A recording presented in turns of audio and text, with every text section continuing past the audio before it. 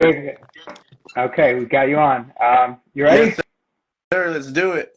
Okay, so yeah, I was saying, so we'll start from the beginning. We'll start from the sub-juniors. We'll like quickly go through some classes, and then obviously talk more about like the more interesting classes. So, Yeah. okay, so I guess let's just start. And whoever wants to join, we'll see who we let on. Okay, so start with the sub-juniors. The 53 kilo class, not really, not such a big class, obviously the lightest classes, but the two lifters in that class I'd mentioned that I was looking at training. One of them is a lifter from Australia. His name is Luke Talley. Mm-hmm. He has squatted 213 kilos in competition as a sub-junior 53 kilo lifter. That's pretty. So just for reference, the sub-junior squat record is 190.5, and the junior squat record is 200. So Okay. he's way over those. So yeah, so obviously breaking the records by like 25 kilos or something like that. And even as an open, even as an open 59, like 213 is like a pretty good squat. Yeah. So to do that as a 17-year-old, like 53 kilo lifter, that's pretty crazy. Yeah, that's pretty So, incredible. I was gonna ask what his age was, but he's 17. I know yeah, we I think he's saw. 17. What was Yeah. that? Yeah, I was saying I think he's 17, yeah. Yeah, that's pretty incredible. What is Do you have by chance the records of what his typical weigh-in weights are? Is he actually I don't, weighing in at? yeah, I think so. I don't have it up right now. I could pull it up in a second. But yeah, I remember looking and like he's an actual 53 kilo lifter. It's hard to like imagine like an actual 53 kilo lifter because like, I mean, it's obviously a very small weight class. Like Yeah. even like, I mean, even for like the females, like 53, like those kind of classes are hard to make. So, which Yeah. would explain like obviously like there 53 doesn't even exist in the open. Like it's a junior and sub junior class only, just because. So I'm looking and he has weighed in like yeah actually under like he's weighed in like 51, 50 like yeah Yeah, that's incredible. I was gonna say, yeah, the sub juniors. I mean, that's a literal sub junior class. Like, right. as you grow into more of an adult, you're not gonna. There's not a lot of adults out there that are gonna be that light. But now that's very interesting and an impressive squat for sure. So it's gonna be exciting to see what that individual can hit. Come Worlds next week. Yeah. I mean, it's an interesting discussion that we'll talk about later, like when we get to some of the like bigger name sub juniors and stuff. But like all the time, you see like these sub juniors who are hitting like really good numbers, like numbers that are like over the sub junior world record, or maybe even like, and people are like, oh, when this person, like this kid's 16, when he's in the open, like he's going to be shattering the world records. And like besides the fact that like obviously how many of them actually stick from sub junior to open, Yeah. also like the top sub juniors are almost never going to be in the same weight class in the open. Like it's extremely Yeah. rare. Like even juniors, like we see like all the successes of like the juniors who like are really good and then like come open and go up like a class or sometimes two, and then like absolutely like destroy it. Like obviously like Joe Bornstein, obviously, right? Like he was like 19, 20 doing his thing at like 75, and then like goes up to 83 and immediately like just has like it's a crazy jump. Yeah. That leaves me. I have actually an interesting question. I'm gonna put down here in the notes because I'll wait till we get towards more the later end of the pod. But I definitely want to bring this question up because it involves longevity and it involves also. There's actually a lot of really good questions here. There was a coach on our team that was talking about just the progression rate of when a lifter starts out in their first meet. And then you look at the historical chain of how they progress, and we were looking at DOTS points and GL points. So it just brings a lot of questions, and those are one of them. But I'll definitely bring up some more questions regarding that later. Right. So then there's one other lifter that I'm going to mention from this class. I don't really know how to pronounce his name. I'll just Alain Duong from France. Okay. Also a 16 or 17-year-old, and he's been like deadlifting crazy. He just pulled, I saw in training, both like a 240 for 5 and then a 255 pull after. That's So insane. yeah, I mean like the world record is 201. Like obviously like that's gonna, I mean, get shattered. I don't know what the junior world record is, but like probably shatter that also. Like we're talking like at 115 pounds, like 17-year-old, he's pulling like he pulled 255 is like 560 pounds. Like that's like pretty crazy. So what brings to mind as well is I think it would be good to have context for, you know how we always list weights and body weights. I think it'd be interesting to also list height, because you're talking about, you know, distance traveled, and those are significant things too when you're talking about, like for instance, it's not to take away from any lifter, whether you're short or tall. To lift a particular amount of load is very impressive, but when we think about, you know, like how far, if you think about a lifter that's 53 keys, right? And let's say they have to travel 5 inches more with that same load. I mean, we would ask the question, which one would be more impressive? So, right. Yeah, I mean that's like the whole like if you talk from like a physics like math standpoint, like work is like distance times load. So exactly. obviously like you see like I mean it's gonna be usually like the top deadlifters are almost always going to have like leverage advantages, Right. whether that be like short with long arms Right. or like short torso. Like obviously it's gonna help. Like you'll have like exceptions of like lifters who are just so freakishly strong that like they have the leverages that you wouldn't assume that they're going to be good for a lift, and then they just like somehow still are. Right. Like the one that comes to mind for me always is like you see John Hack, and like he's obviously built like well for deadlift, right? Yeah. And he's just jacked, so he's obviously the best bencher. But then like he's still like squatting like the best squatter, even though like his squat just like it doesn't look natural, you know, like it looks a little awkward. But It looks just uncomfortable. So yeah. That high bar. Yeah. Yeah. So it's like. It's interesting, but I mean, obviously, especially when we're talking about sub juniors and juniors, you're going to see a lot of lifters who are like kind of specialists just because of their leverages, because they usually aren't like super filled out. They don't have like very muscular frames at that point. I mean, we're talking about like this kid, the deadlifter, he's not even 17, he's 16.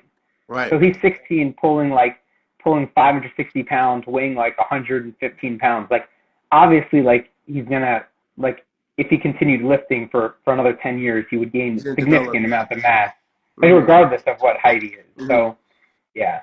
So those are like like it's interesting you bring up John Hack, and then you get to like, I always look at, you know, when I'm assessing lifters, whether, you know, mine or not, I'm always looking at, you know, just their anatomy, their anatomical structure, and looking at their build, looking at how far they have to travel in terms of distance. And you talk about John Hack, like, we always see John Hack deadlift from the front, but if you ever looked at, you know, John Hack's upper back, even before he switched over to the untested realms, it was always, he had just had this incredible development. He just had these mountaintop traps, huge rear delts, rhomboids, like he was just very developed. And it made really like a lot of sense. And I think that was accumulated that just came from just his style of pull. So there's a lot of ways that lifters train and things of that nature that can definitely, you know, over time, bring about a reason why they have a set type of development and appearance as far as musculature goes. So, yeah, it's pretty interesting. There's these, I think 53s, I know we're talking about sub juniors, but there's these 53s at junior nationals, and I think there's these two brothers. They're pretty well known in that class. And, you know, although they are quite short, there was still noticeable musculature. Even though they're quite thin, it was just like it's a interesting. I call it like a skinny buff, if you will. Wait, so I think I know what you're talking about. They're juniors. We'll talk about them when we get to. You're talking about the Lacos. Yeah. They have like one of the most. I've never seen a build like that. They have like literally like the deadlift build. Like some people just think of like long arms or whatever. They have like the short torso, long arms. That's like you look at them and you're like, if I saw somebody like that in the street and like I didn't know if he lifted, I'd be like, get this man into the gym. Like teach him how to deadlift. Oh my god, those two are crazy. 100%. Yeah. Those kids, those two dudes, they're funny. They're good dudes. Yeah, I mean they're strong. I wish they posted more. Like they both don't post, so it's like you only get to see them lift when it comes to like nationals or worlds or whatever, because they literally, and they also don't like do local meets. So it's like they do like nationals, worlds, and then like, which actually is kind of nice, because like that's another thing you see with a lot of times with sub juniors and juniors is like doing like 5 meets a year or something, because like they just always want to like PR, which obviously like that's a normal thing, especially when you're newer. But like when you actually like can do 2 meets a year and like put together like 6 months, like a bunch of good blocks, like your lifts are just gonna go so much better.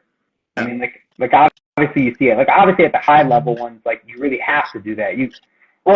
Sure, I can't say you have to, because we see some of these European lifters that it seems like they compete like every week. Like Agata and Pana, like they're competing like every week, and like they're like getting stronger. But like on the American side, for sure, like I mean, Keiko always talks about it. Like Keiko talks about like even 3 meets a year is like kind of too much for him. Well, yeah, I mean, I think a lot that attests to that too is like, just your training maturity, but also just like your youth, right? Like the younger, like for instance, for my case, before I even ever touched, powerlifting, like officially, I had like 13 years of American football under my belt. So, with X amount of surgeries, body beaten up, it's a high contact sport. It really affects durability. But you have these young guns coming into the game, and it's like their first sport that they're exposed to at the age of 14, 15, 16, 17 is powerlifting. So they have these, I don't want to sound like such an uncle or an old man, but these fresh ligaments, tendons, everything's just, and they're also growing, they're going through the puberty stage. And so while they're going through that, they're actually developing and adapting with experiencing a powerlifting stress stimulus. And at the point in time that we're at now, it's like you see more commonly where athletes are able to compete frequently throughout the year. However, I don't necessarily agree with that. I think there's like a set number that they should. You should, in my opinion. I mean, 2 to 3 meets in 1 year is a lot, but yeah, I mean that's another conversation. I don't want to get off topic. Right. But. Yeah, we could have like a full podcast on some of this stuff. But right. Okay, so let's move on to the 59 subjuniors. Out to the 59 subjuniors, there isn't really like anything like as standout. Like there's no like lifter that's gonna like shatter some world records or whatever. The one like the lifters, I guess I would talk about. There's one actually. It's weird. On the nominations, he's listed as a junior, but his coach messaged me, and he's 17, and for some reason they have the wrong date, like on like the IPF website. I hope it gets fixed, because like theoretically, like you can't make changes. I don't think at this point. But which is actually annoying. I don't know if you saw, but for the U.S. The 74s, Tony Wynn, he got hurt, so he dropped out. But like I think it's too late to give that spot to somebody else, which sucks, because like especially on the U.S. side, like you have lifters that don't make the world team that would be podiuming if they got the spot. So like the fact that, I mean, similar to like at Open Worlds this year when Natalie dropped out, and like there were like a list of lifters who, even though it was like so close, would all have loved to take the spot, and then they just didn't. Which honestly, I don't know why that is. Like I don't understand. Like it's not like changing your weight class last minute, which is like a competitive advantage. Like nobody, if your lifter that's nominated is dropping out, you're always like hurting your team a little bit, meaning you're always taking a spike. Like presumably the lifter that's already supposed to be competing is going to be a higher level lifter than the one replacing them. So I don't know why like there's a limit. Like I think they should be able to like put an alternate, like especially because like that's the whole thing. Like there's a reason why, even though you can only bring, let's say, like 8 lifters to open or like 9 to juniors, like you have alternates like on the team. Like they're officially sent to the IPF as alternates. So I don't know why even after a certain date the alternates can't get the spot. Yeah, that's interesting. So when did you hear about the news of Tony? Literally just I think like 2 days ago or something. Like I was like looking I was looking at his page to see how training was going, and like I see his recent post. Well, I could have like suspected a little bit before, because I was looking at his training, like he just was doing like weights that were like way below like what you would be doing. Like not even like things that looked like back downs, like things that like looked like early warm ups. So like something obviously looked wrong. I mean, it happens all the time. Like when you get like you're getting a couple weeks out of like a big competition, like for these kids, like a lot of them it's their first worlds ever, and like people push and they like over push. Like I was like looking, and like not so many people dropped out, but like the amount of people that I looked at and like they're like clearly injured is just very high. Man, that's I mean, we'll talk about it when we get to the junior 74s, but that's big news. Like that changes the whole spectrum of junior worlds for that class now. Yeah, it's actually right. I mean, sometimes it's interesting because, like, for example, like you have like Joe Bornstein. Obviously, he would have been the 83, and like, I mean, even giving everyone else the respect, like nobody would have been close. But like with him not being there, like it makes it into like a really interesting class. Where like you'll have, let's say, like 5, 6, 7 lifters that like all have like a good shot of winning now. And like we're talking about, and still strong lifters. We don't mean like winning because like we're not talking like some years, like, you know, like the year that Taylor was done, and like, and whoever won the 74s won it with like a total that was like 70 kilos under the world record or whatever. Right. We're talking about people that like would be competitive most years, like except for like if you have like a generational talent. Yeah, I mean that happened this past Open PA Nationals with the 66s. You know, we're expecting Brian Lee and Clements to come in the game, and you just saw like consecutive dropouts.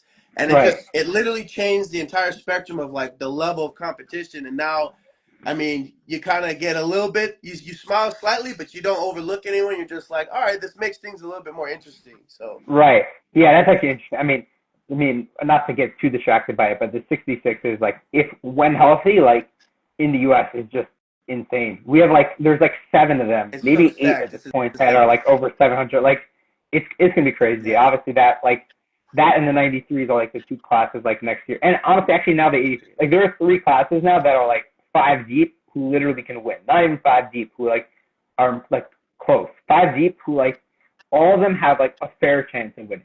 Yeah. But so just so in the 59, so hopefully this Turkey lifter, I don't know how to pronounce his name, like Tugberk or something.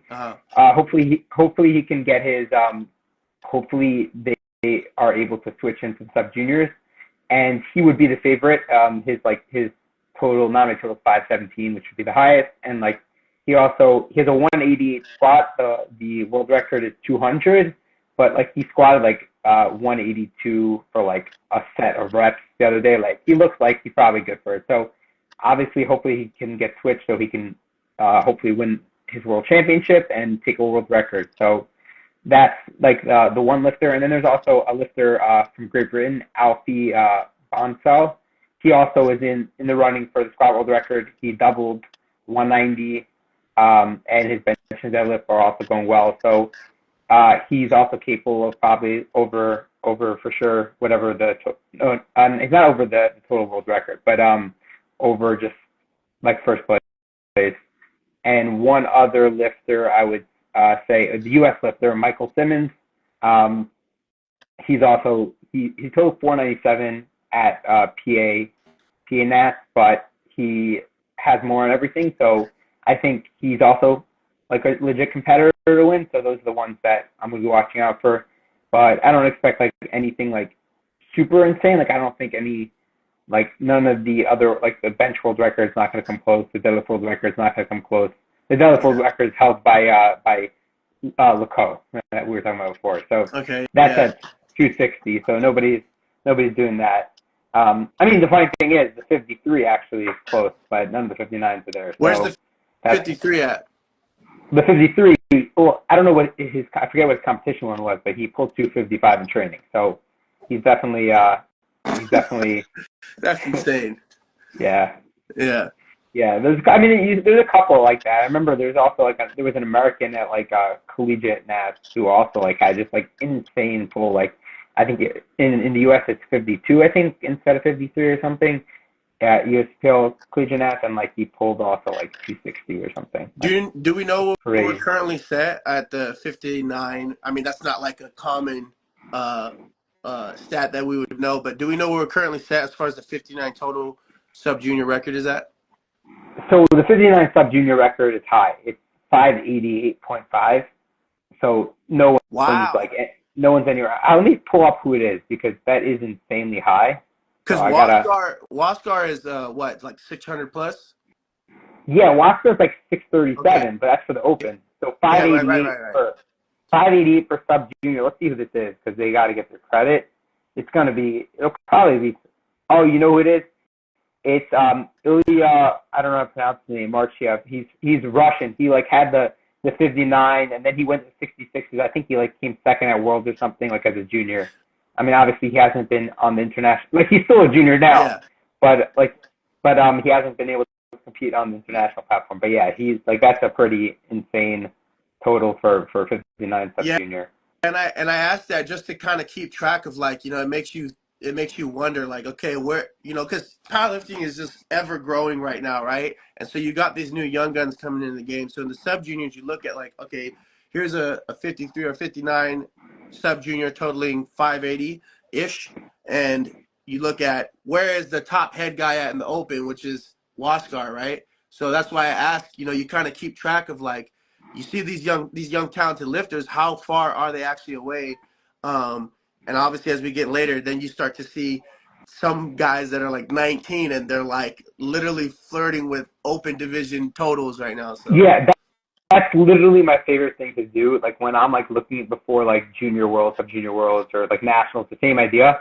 It's like I look at the lifters and I'm like, which ones are like, so you have like the ones like which ones would be competitive in the open, and then like you see like which ones like literally we'll talk about a couple who like are flirting with like actual open records as opposed to just like being competitive. Obviously those are the craziest. Also, you don't see it as much because a lot of times the top like juniors just end up going straight to the open. Right. Like there are some of these lifters that just never competed. Like just never. Like I remember like when he was pulling his crazy deadlifts, he just didn't go to junior world. Right. Like so sometimes when you have like somebody who's just so far ahead of like their competition, like they just don't go. Yeah, I was thinking that's a good point you make. Like Nikolai, I realized this year that he did 3 open nationals before ever competing in his first junior open nationals. And that's actually pretty crazy. I brought that up to him and I was like, did you know that? And he was like, no. And it's just kind of like the byproduct is like when you're so just locked in to like you're trying to chase the open and you just end up realizing like, oh, this is our first juniors. Like, what's going on? So yeah, it happens quite a bit. Well, not quite a bit, but at least at the top levels, you do see a lot of young talent, right, with their nationals. Yeah. Oh wow, Zahir just joined. What was that? You know, is Zahir like the strongest 125 ever? He just joined? Yeah. What's up? I don't know how good his English is, but so I bet he joined. Anyway, okay, so let's move on to the 66s. So the 66s is actually, that'll be like pretty competitive and we'll have the sub-junior world record broken. So the favorite there is the American Daniel Harris. He won this class last year and I think the world record's his. So he, I saw recently he just squatted like low 230s, I think. Okay. So he's going to come, the world record's his, it's 230.5. He's planning on taking that. And then there's actually a lifter from Lebanon. We'll see if he comes, he's going to join. His name is Khaled. His comp squat's 225, but he squatted like 231 in training, like with more in the tank. Yeah. I actually asked him, I was talking to him like, oh, what do you plan on taking? He's like, whatever Daniel takes, I'm going to take more. So he's just. What is he looking at projected total right now, or just what's his nominated total? So Daniel's nominated total is 605.5, and Khaled's 575. So he's behind that nominated total, but they both made progress. So like Daniel, he's gonna squat probably a little bit more than his world record, a couple kilos. Bench has made also a little bit of progress. Like he's coming in with a 140 nominated bench. He just benched 145, and deadlift's his biggest progress. Like he's coming in with 235 nominated, and he pulled like a 245 with more. So right. Like I'm expecting him probably to put like 20 to 30 kilos on his total. So like we're talking like breaking the world record by a decent amount. And then Khaled, he's made insane progress. So his nominated is 225, but he said he's capable. If needed, he wants to go up to 241 on squat. So he's planning on like not chipping the record. He's planning on like taking it. Right. And then deadlift also, he's nominated with 225 and he pulled 240. So I'm expecting somewhere between like a 30 to 40 kilo like increase on his total, like all with numbers that he's already done like to standard in the gym. obviously, I can't really know how much he's cutting. The 66s often are cutting. Yeah. So we'll see like whether he can actually bring that to the platform. But I think I'm fairly confident that both of them break the world record, and we'll probably see like a pretty good battle, and we'll see like how much they break by. We'll see like Daniel already has the experience. He's competed at subjunior world, so like he's already competed on the international platform. So that's right. a big advantage, having already be used to the international judging and all that stuff. So we'll see. Daniel Harris is underweight limit. Oh, he's not cutting. Okay, so he's not cutting. Thank you, Elliot. So that is obviously a big advantage for him then if he's not cutting. That's pretty interesting. The truth is, I think he was a 59 recently actually. So it could like maybe last year or something. So like if it's like his first year moving up, then he doesn't need a cut yet. So that would definitely be a big advantage for him. Yeah. Yeah. So those are definitely the top two people to watch. But then there's also a Great Britain lifter, George A. Weston. He's nominated at 580.5, so he's actually second in the nominations. Yeah. Somebody saying Khaled isn't cutting either. Okay. I'm not sure who said that, so I'll take their word for it. Fit by Leia? Yeah. I don't know if I'm not mispronounced that. Sounds like, let me check. So it's pretty together. Interesting to track really quick, just to point out. So if you look at, the sub-junior world record or the sub-junior nominated totals, we're looking at flirting around 580-ish. And then we compare that to the top open, which is Waskar, we're looking at 630. You go up just one class, and now you're talking about with the 66 sub-juniors, which is like around what, a little over 600? Yeah, 608, so like 100 kilos off. And now we're looking at the open 66 kg, and you see this huge this huge discrepancy of 710.5. So that's just the differentiation already. If I'm tracking, like, you're looking at projections and how young athletes are getting stronger over time and coming into the sport. You're looking at, okay, sub-junior, what is that, around 50 keys? You go up one class, and now there's a 100 key discrepancy between, the sub-junior for 66s and the open. So it's just something I'm going to mentally be keeping track of as we keep going on in this discussion. Yeah, it's definitely interesting, especially because we're going to see some classes that don't really fit the trend. Right. Yeah, right. It's going to be just, huge anomalies, yeah. Yeah, right. And then anyone else? Oh, and then there's also in that weight class as well, there is a Singapore lifter, Wade Castro, who has a 258.5 deadlift, which is the current sub-junior world record. So he'll probably look to take that. Let's see what he says. I think it's because most of the sub-juniors in 66 are people who need to move up and are, I agree. Elliot, I agree. It's hard to be in these classes in the 66s, 59s, like after you're actually the biggest battle paying for the IPF. Yeah. Paying for the IPF hotel. That's funny. That's true. I mean, have you been to Worlds before? No, this is going to be actually, I coached at Sheffield earlier this year, but as far as an IPF Worlds, this will be my first one, yeah. Okay, yeah. So I've been there before, and now, like, you're forced, it used to be you would pay a fine if you didn't stay in the hotel, and now they force you to. Like, dude, I remember. The hotel is so expensive, man. I was in Malta, I was, like, chilling with Bonica, and like she wasn't staying in the hotel, and she just like avoided all the IPF officials, like everywhere she goes, she like avoided them. It was like because officially you have to stay there, and like she didn't pay the fee, whatever. She just completely like ignored everyone. It was pretty funny, but like it makes sense. We were paying like it was.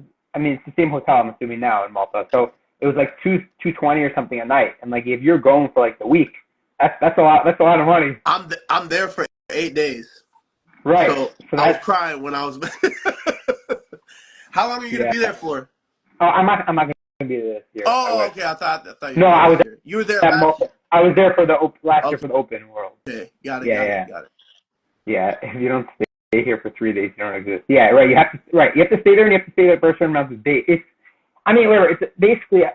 I understand it a little bit because what happens is they're renting out the hotel, right? That obviously costs like a ton of money. So if they rented out the hotel and all the lifters decided we're just going to stay at a cheaper place, like they would lose like a million, like literally like $1 million. Like it is expensive to rent out like a massive, like the Malta hotel is a big, nice hotel. To rent that out for like a week or whatever, or even longer because it's also quick. Like for 2 weeks, like that costs a lot of money. I do, call me, we talk about delusion a lot. I talked about it recently this week. Call me delusional, but this is why we want the young athletes to aspire to keep growing the sport, because I do see a possibility where, just imagine if the sport would be so big and we had so many people, because first of all, people around the world, everyone squat, bench, deadlift, they go to, general gyms, right? Think about a reality where we have coverage on sub-juniors, and the sport is so big to where maybe we have sponsorship that will help out these athletes and these coaches to where, they don't have to go out of pocket. It's just a little quick inspiring fact or notion of thought I want to, trigger to these athletes that are watching or coaches watching.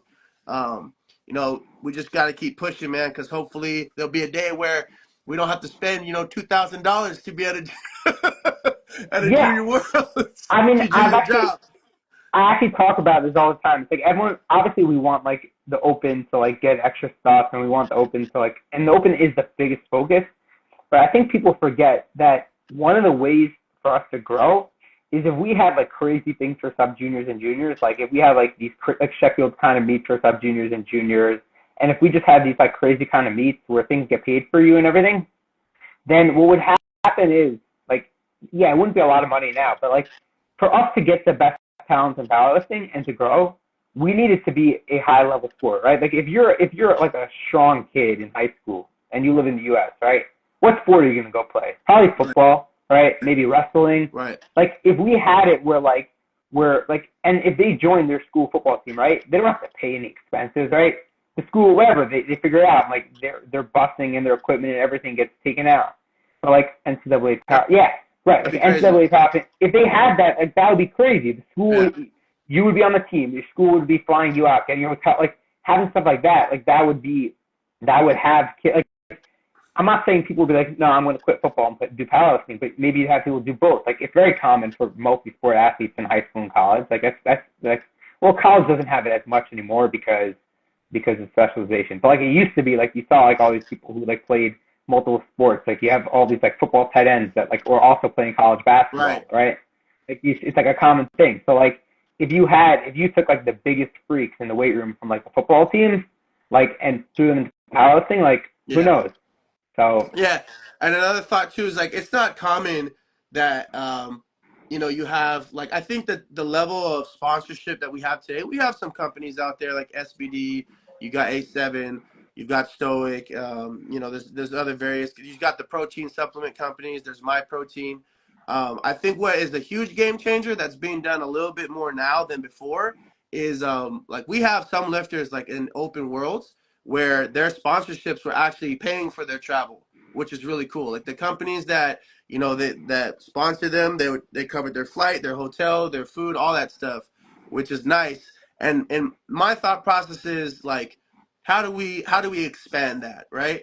And if we could have just, as we have more companies and we support our mom and pop companies in the sport, like the up and coming, if you got some buddies or people that they're trying to grow a clothing brand, or someone's maybe selling knee sleeves or trying to start a supplement company, like 110. Like imagine as 110 grows, right? Shout out to Kevin Papa. Imagine as he grows, imagine what would be cool with him sponsoring athletes and how maybe that company one day would get to the point to where they could also help. So the more companies that we have grow, that could just help more athletes with their sponsorships and maybe pay for their costs too. But that's another conversation for later. Right. Yeah, just something to spark thought too.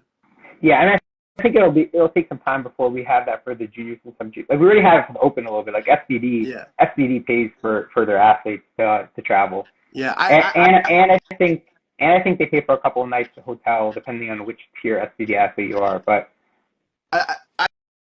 I would like to think that I would say to the young guns who are listening, like we may be closer towards juniors with some sponsorships and stuff than we think, and I'll just leave it at that. So just keep pretty much to say, like, just keep working hard.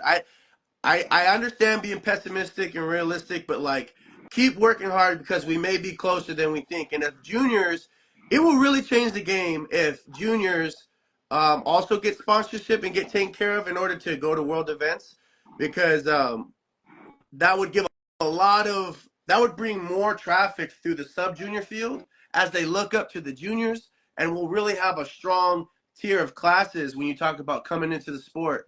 I think right now we're still very like I think a lot more lifters. I would actually like to. I gotta talk to Ina or Pete Spence.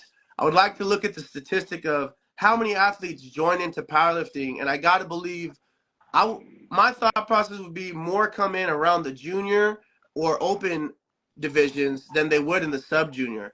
You know what I mean? I could be wrong, but I'm thinking Right. that more find out about powerlifting somewhere around the age of 20 than they would around like maybe 14 or 15. I don't know. So if you had more funneling coming through at the age of 14, 15, 16, it would really change the game for the sport. And you'd have more Right. athletes. We would see even greater development because now you have athletes that are coming in even earlier than ever before now.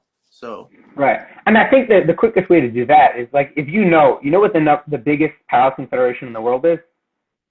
uh enlighten me. I mean I have a thought, but I don't want to. It's Texas high school powerlifting. Oh, no That, doubt. No so doubt. Texas high school powerlifting is bigger than the IPF. Yeah. That Yeah. means so if you think of it from that standpoint, like that means that we already have like a structure for how it can work in high school, right? Obviously, it's equipped now, so it's not ideal for funneling to the IPF. But the point is, like, if you have that structure, like obviously Texas is going to be the biggest sports state. It's just like for every sport, it basically is. But if you start with like other states have, like there are already other states that have high school powerlifting federations. It's not as big as Texas, Right. but like as that grows, like when it becomes a high school sport, now you increase the amount of sub juniors Right. who are in by a lot. Like meaning the reason why it's hard to have sub juniors because unless like you happen to like either happen to go to the gym like when you're young because you're playing football or something Yeah. or whatever, like unless that like you're not even gonna know what powerlifting is. But Right. if your high school has it, now all of a sudden like you'll know what the sport is. If kids will join it. Obviously, like some of them will stick to it, some not. But like you'll have that opportunity. Yeah. So And I think that the reason why, I mean, in the South and in Texas especially, my opinion would be a lot of that contributes to the culture of the state. You know, culturally, like I know with like high school American football in the South in general, they're allowed to just do more, I guess, dangerous things according to the parents' current knowledge of certain sports. Because, like for instance, um, in spring football, athletes are doing scrimmages with full-on pads in Texas or in the South, right? As opposed to here in California, you're not allowed to touch pads until 1 month before you start season. right, So August, you yeah, go all off season. Imagine like in powerlifting where like you couldn't touch the barbell for all of off season, and then like we finally get to specify maybe 1 or 2 months out. Like how crazy right, that would be, right? Now maybe that may make sense for like young guns that are like 13, 14, 15 because their body's still developing. But the point of what I'm trying to say is that I think culturally in the South and especially in Texas, as far as powerlifting goes, it's so big because those parents understand, and there's been more decades of understanding that you can do powerlifting, it'll be healthy, like you can do it correctly, and still be competitive and have kids having fun, as opposed to other countries where the mindset is a lot different. Like here in California, if you were to say like powerlifting in high school, those parents would flip out. They'd be like, "No, my son's gonna break his back or his knees are gonna explode or something." And I think it's just like right, maybe lack of education and the culture is just different. So that brings me to the last thing of thinking, you know, what would we need to do culturally, you know, within our community of powerlifting to help establish more flow through the sub junior fields. I think it's a beautiful thing. I think it's a great thing, and I think we just need more exposure towards like parents and people understanding like we actually have methodology that's safe. We have great approaches, and we actually have eliminated at a high rate, you know, injury risk, and we have, really smart approaches for how we manage stress stimulus and reception. and injuries and things of that nature. So I think the education on that just needs to grow, and then culturally we'll be able to grow the sub junior field more. And if that happens, I think that would really blow the sport up. The kids, I know look, I'm only 31. I'm sounding like an old head, right? But the kids are the future. No pun intended on future of powerlifting, but it's all about the youth, man. If we grow this sport and everything else that we want to open doors to, I think will really open.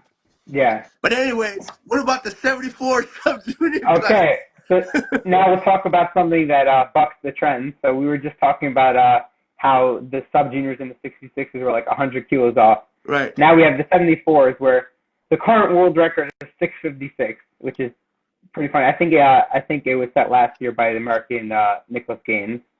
But this year we have obviously Elliot, who is going to break that by only he knows how many kilos, which is going to be absolutely insane. Elliot, it's actually funny. Elliot, let us know how many keys you're going to break it by. Just let us know right now. Yeah, Elliot, you could join. I recently found out actually his first meet was my last meet. I bombed out of the meet that was his first meet, so it was pretty funny. But you got to go back and make it right, man. Yeah. At that time, yeah. See, if I hadn't bombed out of that meet, I would have out-totaled him once. That would have been my accomplishment. In 10 years, and we're talking about the king of powerlifting, I'd be like, I competed with him and beat him once. But no. But anyway, yeah. So I mean, just looking at like what the world records are on every lift. So in that class, the world record squat is 243. If I had to guess, Elliot is probably going to open with something between like maybe 265, 270. Elliot, join if you want, and you can tell us all your plans. But so he's going to open somewhere between 20 and 30 kilos over the squat world record. The bench world record is 170 actually. I'm not sure who has that, but so I don't know. 275.5 he says. What's 275.5? Yeah, he texted at the bottom.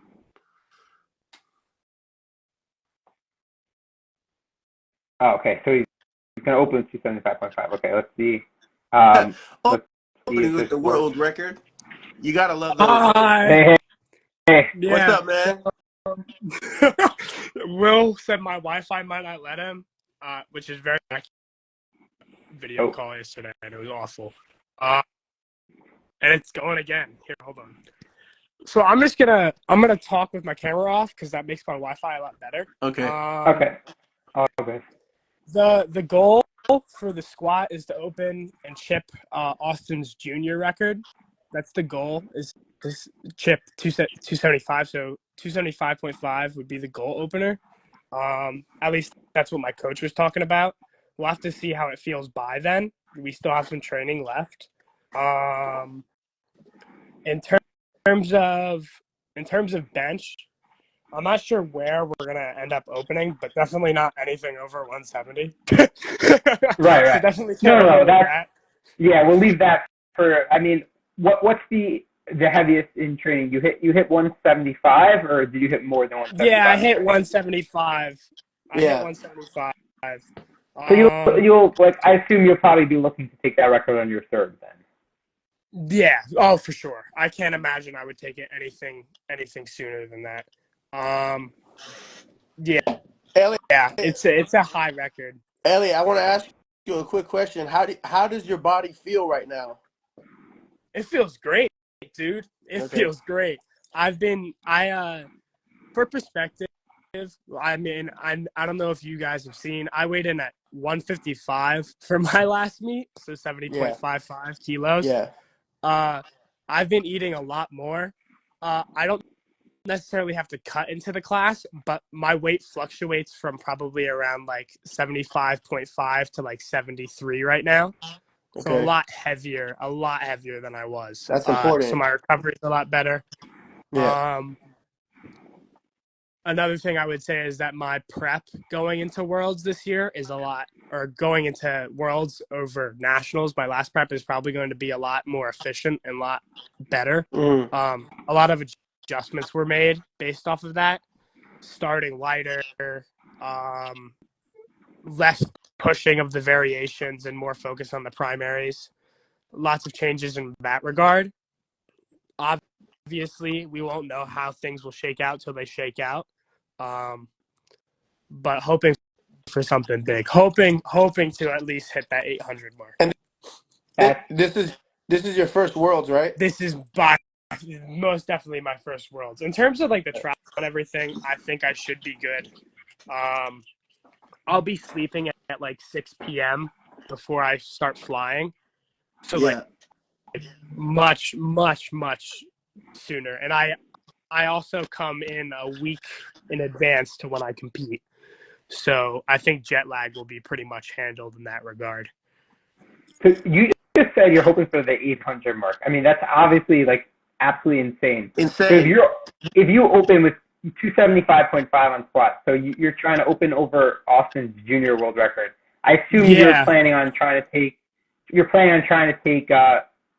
300 plus squat in your third. Is that the plan?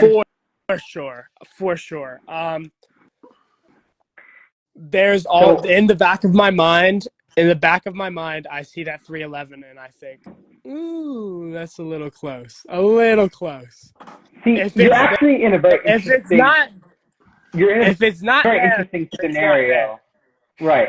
So I think you're in this interesting scenario where you don't have to worry about anything but what you want to hit. Like people say, like in general, that totals come down at Worlds because there's like battles and whatever. But here it's just a matter of you're just deciding which records do you want to take. Like, exactly. And obviously not sub-junior ones because you're taking all those. But it's like what are your goals? And then you literally can literally load whatever you want. So it's 311. That would be obviously pretty crazy. But I mean, even 300. Well, you hit 295, I think. That was your heaviest in prep, or have you hit more? Or I do not plan to hit more than 295 in prep simply because I don't want to push my body too hard. Usually my squat does best on the taper and the peak when I hit probably like an RPE 7, RPE 8 squat before the meet. It'll usually move a little slower as we get to the end. Like for example, for nationals prep, I think the highest squat I hit was like 277. And that moved at probably like an 8.5 or 9. And then, I mean, you saw how 282 moved meet day was probably more like a 7, maybe less. It was very much like easy. So that's my hope is that my plan is probably 290 to 295 for my last single of prep. And hopefully the taper will come in and add a decent amount of weight to that. Insane. So basically, you're hoping to open with Austin's squat record 275.5, then move to like 290, 295, and then either take like 300, or if things are even there, like go for 311. Yeah, whatever's there, I'll take it. I don't have any emotional attachment to the numbers. That's what I'm trying to keep in mind because, I want to put up the most I can put up.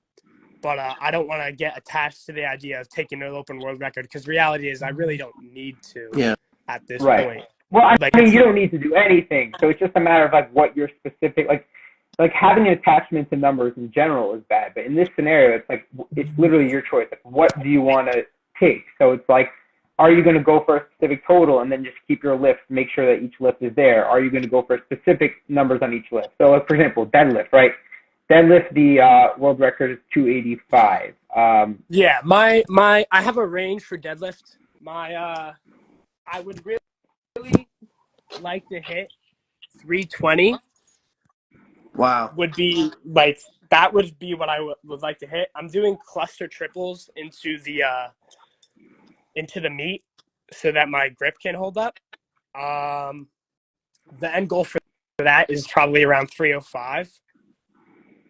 Wow. For the cluster, because I've done 300 before, and that was there's some things about that block I would like to change if I could, and hopefully we'll make those adjustments this block. So I think 305 is definitely there for a cluster triple taking, and then it would just be a matter of adding 15 kgs to that, which would be, I feel like at that point would be a major mental thing more than anything else. Okay, so here's the question. I'm going to say a number right now. Tell me if you know what this number is. 778. 778, 350. Oh, that's Callie Johansson's junior record, isn't it? Correct. Speaking of his records, my top range, if I can get there, would be for that deadlift, would be to chip Cal's record. I don't know if I can do that, but listen, if I'm in the range for it and if I feel like I can load it and get it, then I'll go for it. But I think it depends how the rest of my lifts go. What percentage chance would you say you have of breaking Callie's junior total record? Total record. I would say the chance of me breaking Callie's junior total record is probably like 100%. 100. Wow. 100%. I like the confidence. That's how you got to be. That's the only mindset to have. My goal, for the record, into prep I do SBD days. So my goal SBD day for the end of prep would be 770. And that's with a deadlift cluster triple. So I think the possibility of me getting 778, just adding 8 kilos to that, is super, super big. Diego in the chat is saying 190 for bench, which is not happening. I don't think it's happening. That's a little optimistic. You're pushing me a little too hard.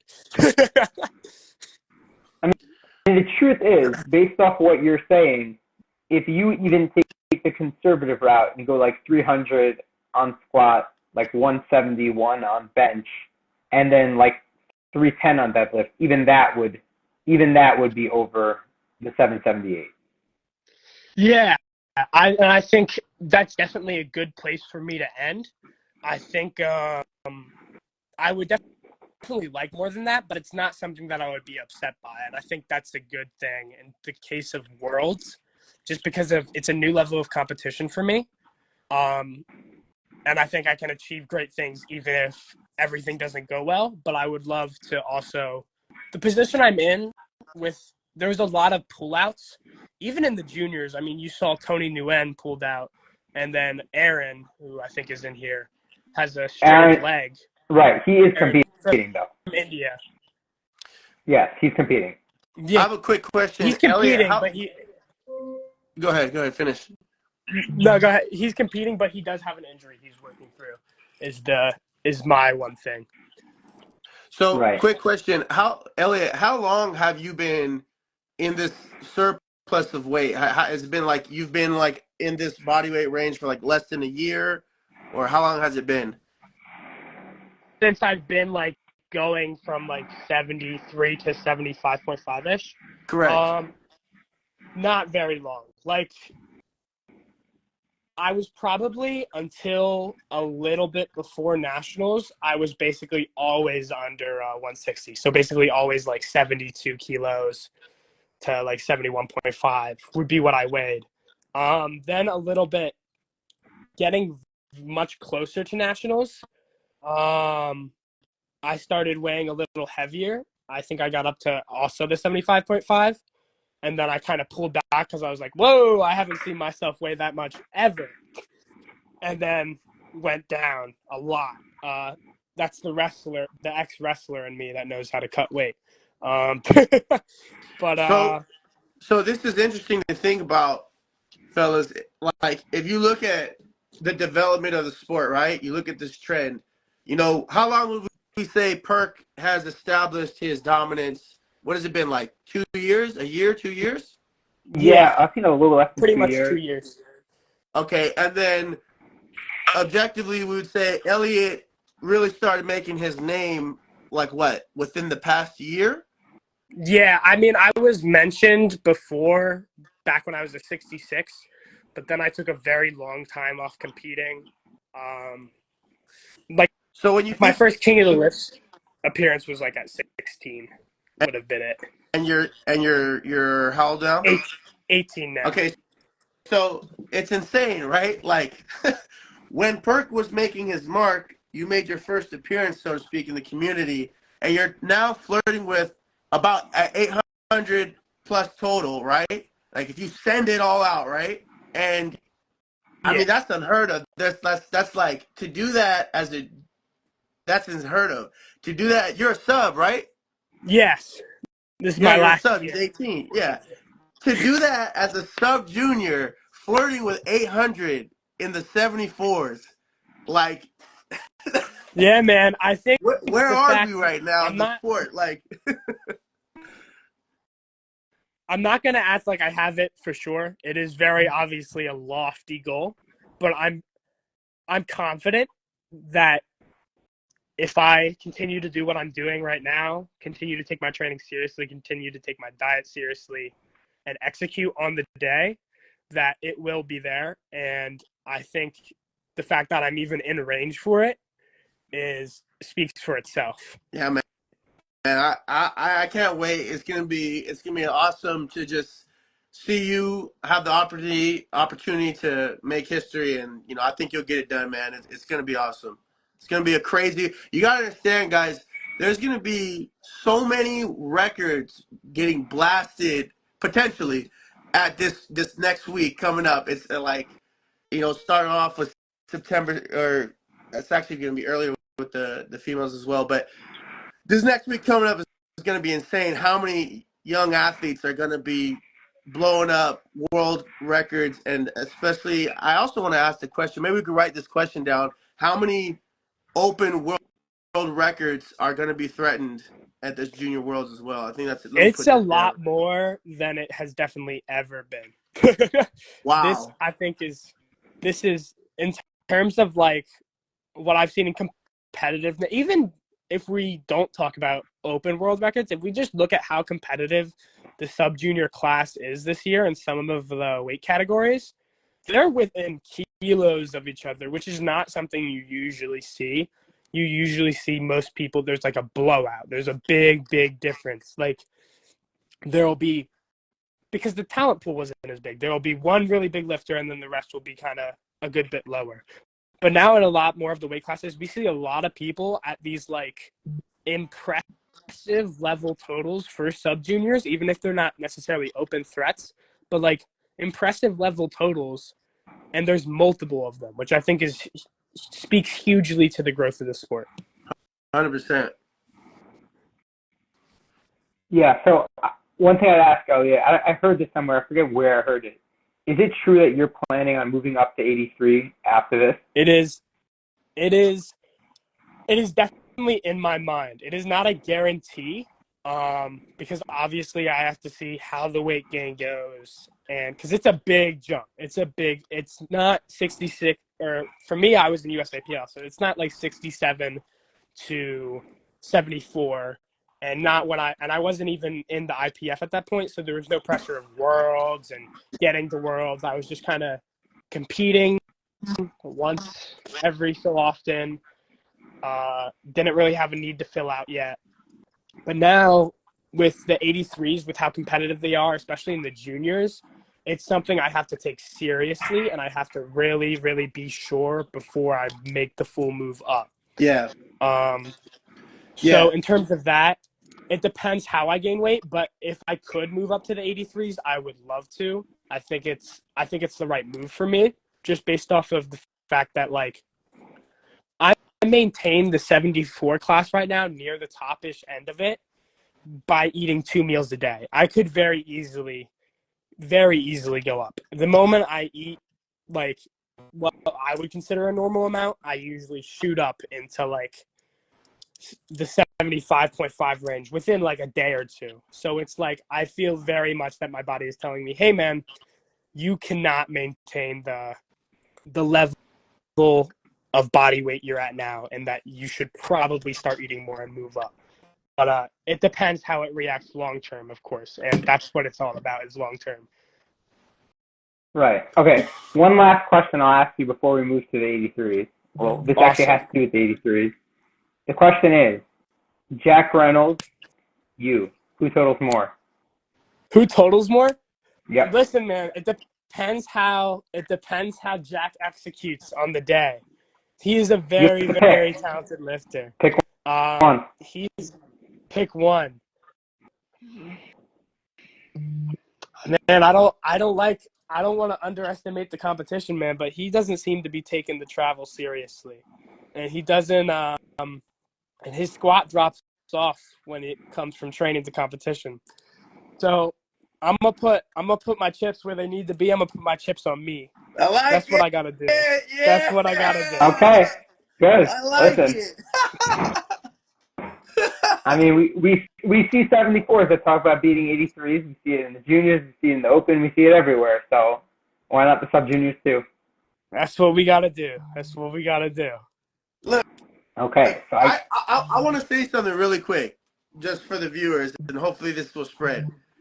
This is just a sport. So, like, for what Elliot's saying, man, like, he's just believing in himself. We're competitive. It's a good thing. It's Exactly. a good thing. It's not like no. There's no personal nothing here. It's just, hey, man, who do you think is gonna out total who? Elliot saying, I'm gonna put my chips where I think they should be. I'm gonna put them all. I believe my prep's going really well. I believe in our process. From what I've seen, it's not that I'm overlooking, but hey, man, I think I'm gonna out total you. It's no foul, no harm. Let's see what we do. And at the end of the day, after the meet, man, everyone just shakes hands and things are good. So it's just about, like, I just want the young athletes to understand, like, healthy competition and, like, challenging each other. It actually it makes everyone ascend to the highest possibilities. So, I just wanted to make sure we touch on that. It's important for people to understand healthy competition. So I love that. I love that you said that, Elliot. Yeah, yeah, exactly. I would never want to wish anything but the best for Jack and his prep. I fully believe in his ability to put up something nuts. And no matter what I total this world, what I do is not going to discredit him because he is becoming an open threat as a sub-junior. And he still has a year left as a sub-junior. So what he does has nothing to do with me. Right. And will be incredible regardless. But Right. I think I got that. Yeah. Thanks for shout out having me on, guys. Yeah. Just giving a shout out to Alan in the chat. He was the 53 we were talking about with the deadlift. Yeah, dude. He joined. The 53s are crazy, bro. I was looking at the good lift nominations, and I was like, dang. Yeah. So we talked about him before, but I don't think he was in the chat then, so just giving him a shout out. Okay, so let's move on to the 83s. I'm not sure which of them are currently in the chat, but we have 3 83s that are going to absolutely shatter the record. The current total record in the 83 sub-juniors is 708. Now we got the number one nominated from Slovakia. We got Jacob Belak, and then we have 2 people who are both 07. So they both have another year of sub-juniors after this in Jack Reynolds and Dylan Johnson. Oh, Dylan's here. Okay. So we got those are our top 3, and then we also have another one from Canada, Bo Churong, who also looks like he's gonna pass the current total world record. I don't think he's going to be in the same category as the first 3, but yeah. So I think 4 people will break the total world record here, and including a couple that will shatter it. I'm not sure who this is that is requesting. Anyway. But yeah, so this is actually another interesting class where we're looking at people that are potentially going to try to total like in the 74s 800 here, which is like insane. Insane. I mean, 800 in the open, 800 for an open 83 used to be. I mean, what did Delaney win worlds with last year? It was like 810 or something. Yeah, it was not high. It was he murdered that total in Sheffield, so it was significant, the discrepancy. Yeah, I mean, like, the fact that we're talking about sub-juniors who are trying, I mean, we'll see. Obviously, all these people have been training well, but, like, their comp totals are, like, miles below this. So we'll see, like, how, like, even if they put, like, 40, 50 kilos on their comp total, they're still not there. So they have to, like, literally have, like the perfect meet. So we'll see who actually. I'm sorry, go ahead. Yeah, so we'll see who actually executes. But yeah, so we have, right, so we're saying, so from Slovakia, Jacob Belak, he's nominated first with 752.5. His training is going phenomenal. He looks to PR, he's going to PR on every single list. Then Jack is nominated second with 741. Most people at this point have probably seen his training. That's also going phenomenal. Like, he's shattering everything. And then Dylan is nominated third with 7:15, and he's also like been putting up like PRs in training, so on everything. So all three of them are obviously going to shoot past what they currently are at. We'll see which one like does the best. I would say I would personally put them the way I'm viewing it now. I was actually just telling Dylan this the other day is that I think Jacob and Jack are like the two favorites. Like both of those on a good day will be close to 800. I honestly don't think any of them actually crack 800. It's just so hard. Like just it's such a high number. Like it really takes a perfect meet, and after traveling, and I don't know about the cutting situation for them, but like to actually have that perfect meet, we'll see. But I think people will get close. So I think those two have like the highest top end, and then I think Dylan is a little bit lower in his top end, but he's gotten insanely strong. He squatted 287.5 in training. The world record is 290, so he's right below it. He benched 182.5, which is the current record is 170.5, so way over the record. I mean, it's not going to be over the record by the time we actually finish the day, and his deadlift, he pulled 283.5, which is 18 keys more than he did at national. So he's hit. I think if I did the math correctly, that is a 753 training total. So let me clarify really quickly, just to go back to the beginning. You said we have about 4 potential subjunior 83s flirting with 800. No. We're 4 that are going to break the current record. Okay. I think we have two of them. I think Jacob and Jack are okay. flirting with 800, and then I think Dylan like is going to be below that. But like I think he's gonna if he has a good day, really good day, then depending on how things fall out, like he can win. Like he's not. I don't think he has as high of a top end, but like both of the top 2 competitors like have things that are a little shaky. Like and then we have like Elliot Jack in the 74s who's flirting. He could potentially flirt around 800 as well. Yeah. Okay.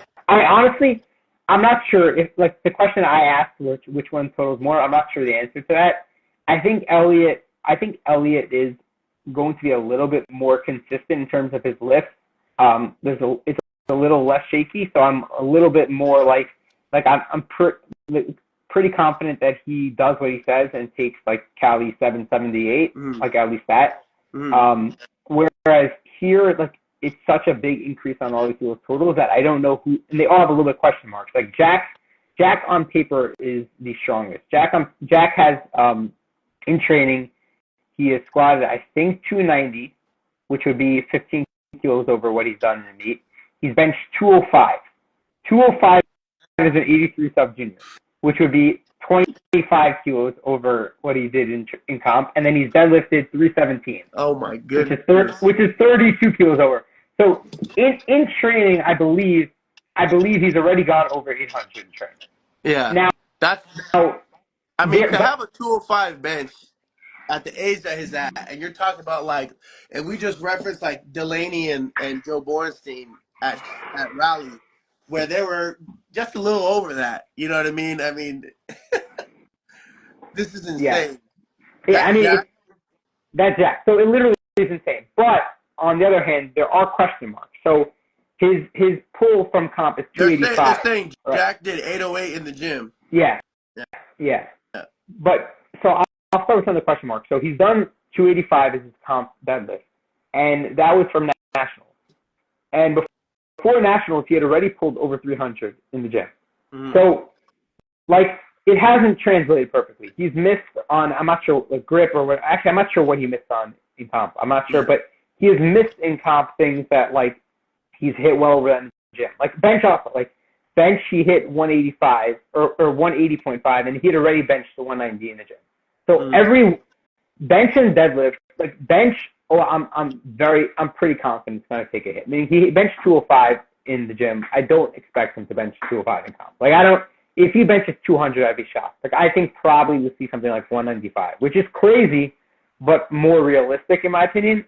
And then squat, like, he's made a lot of progress.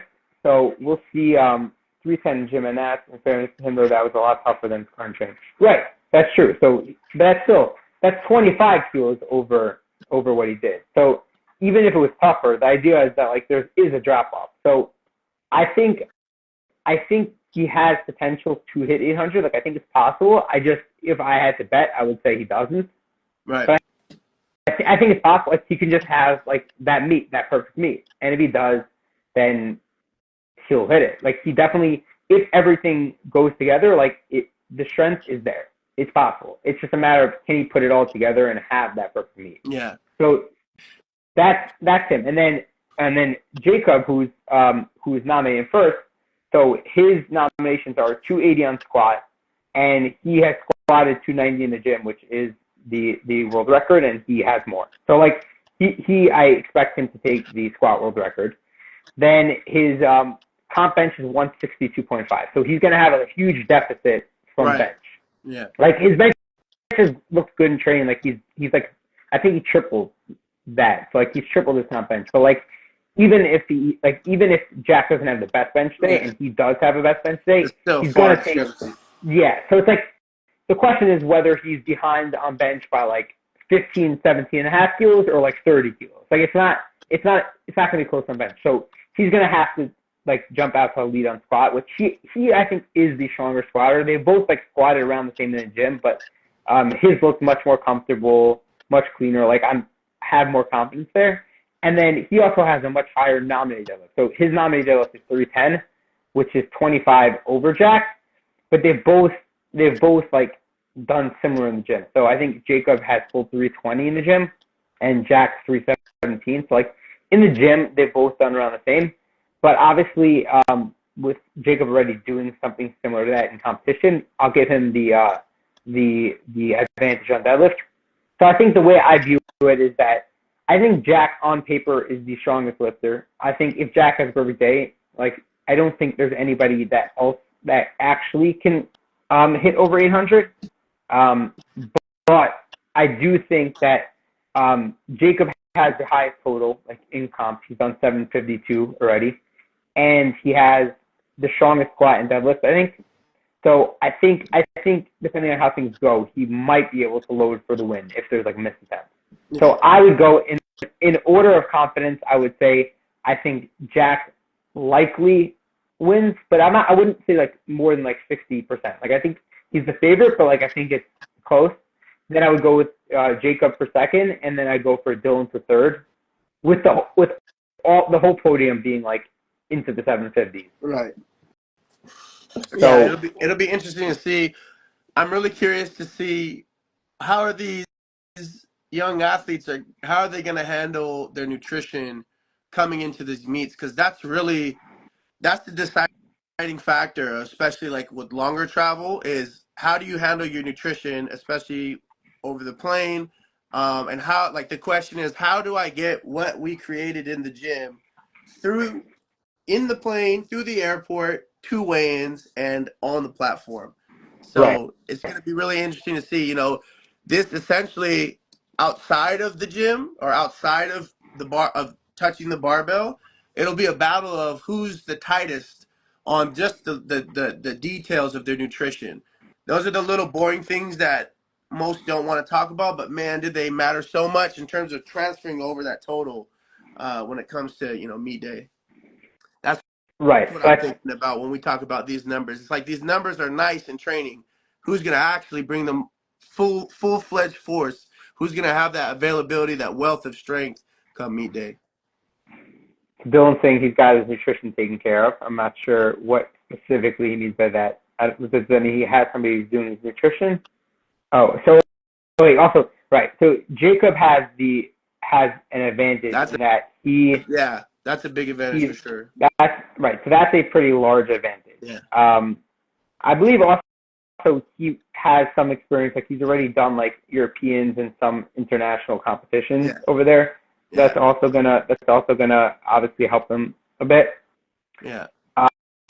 Whereas for Dylan, this is his first international, and Jack did international last year, but it was at 74, and he was like, he was basically a different lifter at that point. He was a weight class down. He was like 100 plus kilos, like below on his total then. So we'll see. We'll see how he turns this. I'm a 24-hour flight. Oh wow. I mean, that means just stopovers, obviously, because it's total travel time, I guess. Yeah. With the layovers and stuff. Yeah. Yeah, you can't really fly direct to Malta, I don't think. From like you probably stop in like Italy or something first, and then unless you got your private jet. Yeah. Where you did you have a stopover? Yeah, for me, I stop in Frankfurt. Oh, okay, yeah. Yeah. So that's definitely right. So that's a big advantage, having the like a short flight and same time zone. Like theoretically, if you're a 2-hour flight, like you come in like 2 days before, and you should be totally fine. Like 2 days for a 2-hour flight with no time zone difference, like that's nothing. Like if you were flying from that's like flying from like I don't know, like LA to like, how far is LA to Texas? That's probably more than 2 hours. It's about 3 hours. Right, so it's like that's even less than LA. Yeah, so it's even less than like LA to Texas. Right. That's like that's a hop and a skip away. Yeah, so that should give him that should give him the advantage from that standpoint. But yeah, I mean this will be a really exciting clash, just because first off, like all three of them are like capable of the squat world record. Basically, they've all like hit right around that in training. They're right on the edge of that. Right. So that might get passed around. Like I expect at least one of them to break it, maybe to get traded around. Jack and Dylan. Dylan is well over the bench world record, and Jack is like miles over the bench world record. So like, crazy. Like they'll both. He like, said, to be honest, you can fly in the night before if the flight is less than 3 hours. Yeah, you could. I mean, I wouldn't advise that, just because. From a coach's perspective, I'm like, listen, I've had enough experience with lifters flying in the day before or 2 days before. I'm like, get there as early as you can.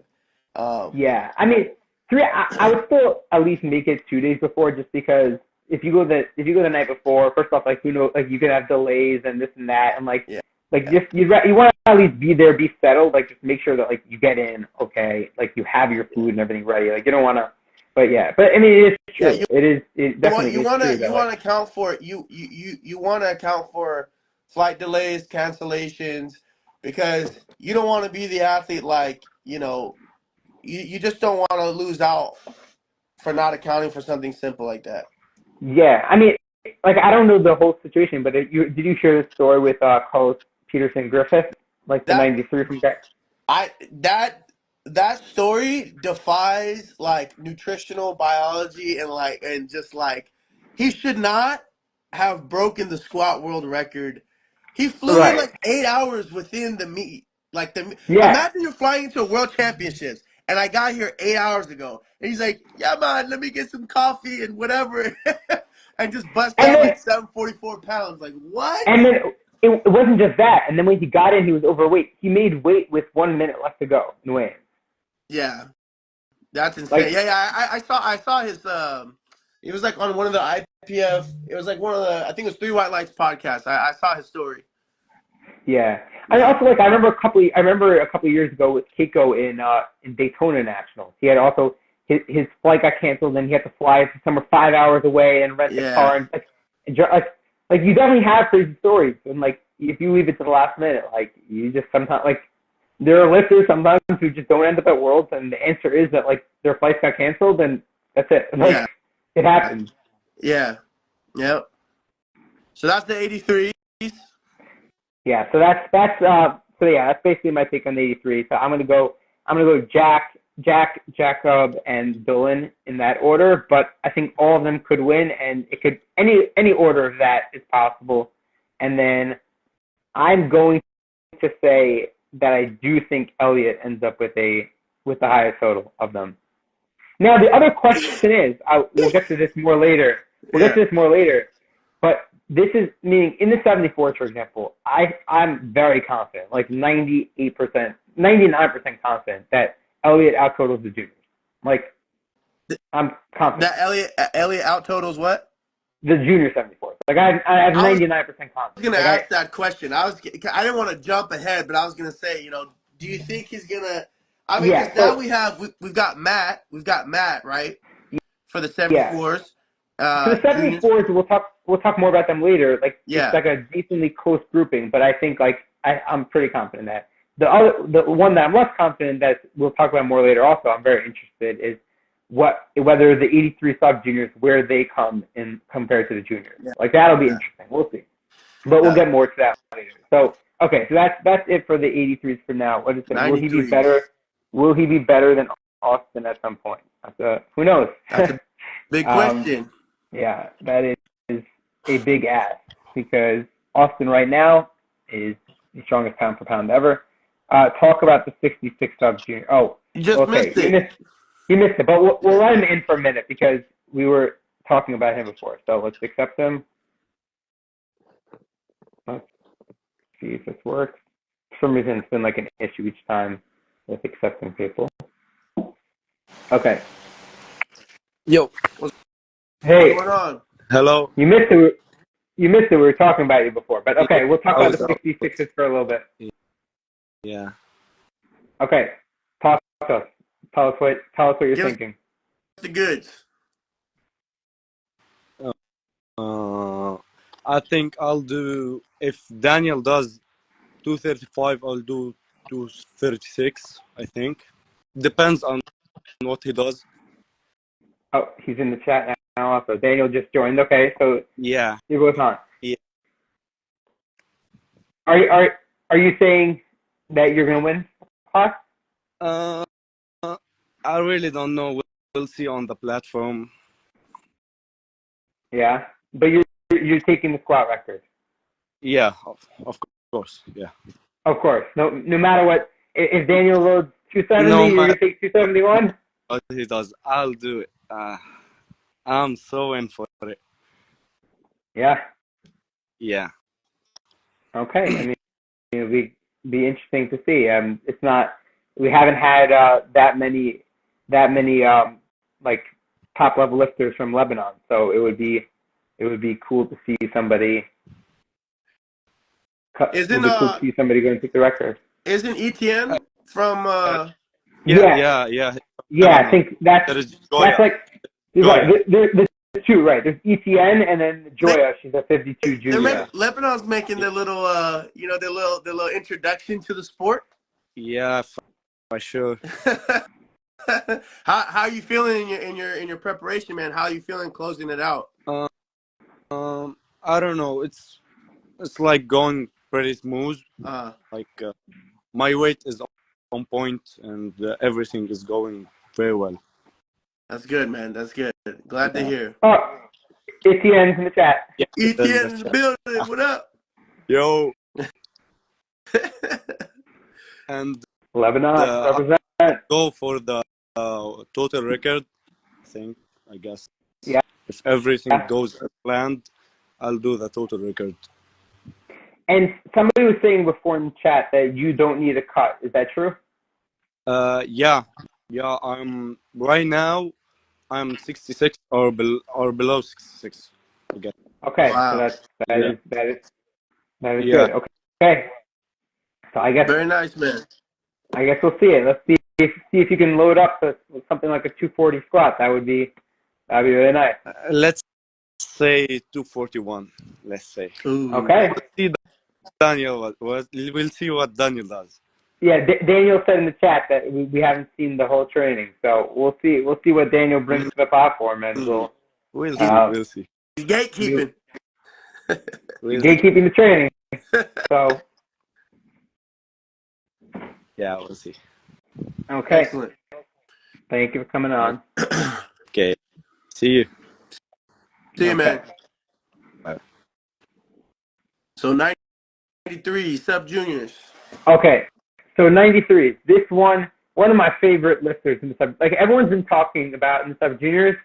No gatekeeping, just no recording at his gym. Oh wow, I can't. There's still gyms out there that don't let you record. We gotta talk to the gym owners, man. Yeah. We gotta talk to the gym owners, man. Yeah. You gotta show them your gold medal and be like, I'm recording in the gym. Okay. So 93 is one of my favorite lifters. So everyone, in terms of the sub juniors, the two that have gotten like the most talked about recently, like I've heard about them on like all these like you'll have like the top podcasts. Everybody's like Perkins been mentioning them. Ross, everyone's mentioning these lifters, which are the two that we were talking about, were Elliott and Jack. Those two have been the most mentioned. Mm-hmm. But underrated, 93, William Ball. This kid is insane. So I've been watching him for a while now, and I mean, he's just nuts. So the world records in this class is 288 is the squat world record, 210 is the bench world record, and 311 is the deadlift world record, and the total world record is 800.5, which actually is pretty insane. For reference, I believe the total world record is held by what's his name from France, Malik. He's a crazy bencher from France. Okay. So he took the record, and at the time when he did this was I think 2 or 3 years ago when he totaled 800.5 at 93. Not only was that the 93 record, that was the heaviest total by any subject. Okay. He was like the first one to total 800 or whatever, I think. Okay. Yeah, I believe so. So obviously since then there's been progress in the heavier classes, but so this is a pretty good world record total, 800.5. Like that's already like even in forget the subjuniors, even in the juniors, 800 is already like competitive. Like we're talking one of the higher lifters. But so William, he's coming in with a nominated 295.5 squat. So he's nominated over the squat world record, and he just did a 305 squat with maybe a little bit of tank. This is Willow lifts. Yeah. Yeah. That kid. I don't know where he came from. I was at junior nationals, and I saw him lifting, and then I was told that he's coached by Trey Ricard, who's actually coached by my brother. And I was like, who is this kid? Where did he come from? And ever since taking notice to him over the past couple months, I've just seen his training explode. So, yeah, I mean, this William, man, it's going to be really exciting to see where he hits. But I'll let you continue. Yeah. No, I mean, I remember, like, I didn't know who he was last year, and then I was doing my end of the year, like, subjunior ranking, and I had some people in mind, like, the people that I saw at Worlds, right? And then I'm like, all of a sudden, I'm looking at some numbers, and I'm like, wait a second, who is this, like, kid, like, American kid? He didn't do IPF last year, so, like, he didn't compete at Worlds. Yeah. But, like, and since then, he's only just, like, gotten crazier and crazier. So, yeah, so he did a 305 squat in training. So I just saw that, actually. It was a fast 305. Yeah, like he has a little bit more. Like, yeah. So that's already 17. He's over the world record. Then he benched his nominated bench was 188. He benched 190 like pretty easily. Like he might be good for like 200 or something. Like his bench is also making progress. And then deadlift 310.5 is nominated, and I think 315 was the heaviest he pulled in the gym. But in general, he makes attempts. Like he's done. Like every time I've watched him compete, it looks like he's sandbagging. Like honestly, it kind of reminds me of like 3 years ago, Cali. Like he kept competing and like hitting these lifts, and it's like he looks like he has more on every lift every time. Yeah. So yeah. So I mean, like putting those together, if he does like what I think he's capable of, like he could potentially squat like 310, bench like 200, pull 320. That would be an 830 total. Yeah. Which would have won junior worlds, like, I think basically every single year. I think he's in here. You want to get him in? Yeah. Hear what he's got to say about his prep? We'll join if you're in here. You were in here before. Will, jump in here, man. Let's see. How do I... Okay. He's joining. Yo. Hey. What's up, man? Good. How's training feeling? Training's feeling all right. I mean, I haven't had much hiccups. I have like really bad pecs. You know, they give me some problems, but I get through it. Training overall prep's been great. I like how everything's moving. You know, I got some plans, but I gotta gatekeep them. But you know. So okay, I have a question. I understand gatekeeping when you have like a competitor, right? But you don't really have a competitor. Right. So Why not just let the world know what you're gonna do and then just put your words out there and back them up? Like call your See, shot. Like say see, 816 won't be enough, and then prove it. see, I don't know. I'm not a big fan of speaking before acting. Like I like uh to have my actions kind of prove my worth, and not just have just a big mouth and have to live up to what I've said. You know. Do you, Okay, that's I have a question. I want to mention something on that. I want to ask you something. Will, do you know, out of another sport, do you know who Floyd Mayweather is? I do. Yeah. Okay, so for the people watching, it's very it's very rare that you'll see this in sports, right? But with Floyd Mayweather, some people say that he always fought easy lift athletes, and other people said that he's the GOAT of all time, 50 wins in a row. And along his course of making his legacy, one of the things that I really respected about Floyd Mayweather, which you don't see in sports a lot, is when someone says that they're going to do something, right? And they have the courage, or they have like I guess you would say the the balls to say something and then make it happen. Like, you don't see that often, right? So my question to ask you, Will, is what are your thoughts on that? About, because you said for yourself the alternative, or you're talking about, I like to be reserved. I don't like to say much. I don't want to go out here and just say I'm gonna do something and then I just fumble the bag, right? What Yeah. are your thoughts on the alternative of the athlete that talks a big game, and maybe people don't like them because they'll be like, oh, this person's really cocky, but actually delivers? What are your thoughts on that type of other side of the coin of an athlete as far as mindset goes? I think that's super respected, honestly. I think you could also mash up what I've just said into reserve words for until after you've Hmm. performed, and then start talking. Obviously, Hmm. that's what a lot of people Hmm. do. Right. But That's very common. yeah, but I mean, I don't know. It's just certain things you can't really account for, especially with how things are going to go with sub-junior and junior worlds. I can't really say, oh, I'm gonna wash, I don't want to say this and then have to like contradict it, but I'm not gonna be like, oh, I'm gonna wash everyone Right. there, have unwavered confidence about best lifter, and then get slammed by Right. Jack or Elliot. Right. I'd rather just let the kilos talk. Right. Right. Right. And it's funny because a lot of that's like, for sure, in the older generations, the reason, just to let people know where that comes from, is it was a high level of competition, and it came from like mind games. So like, athletes Hmm. would try to throw each other.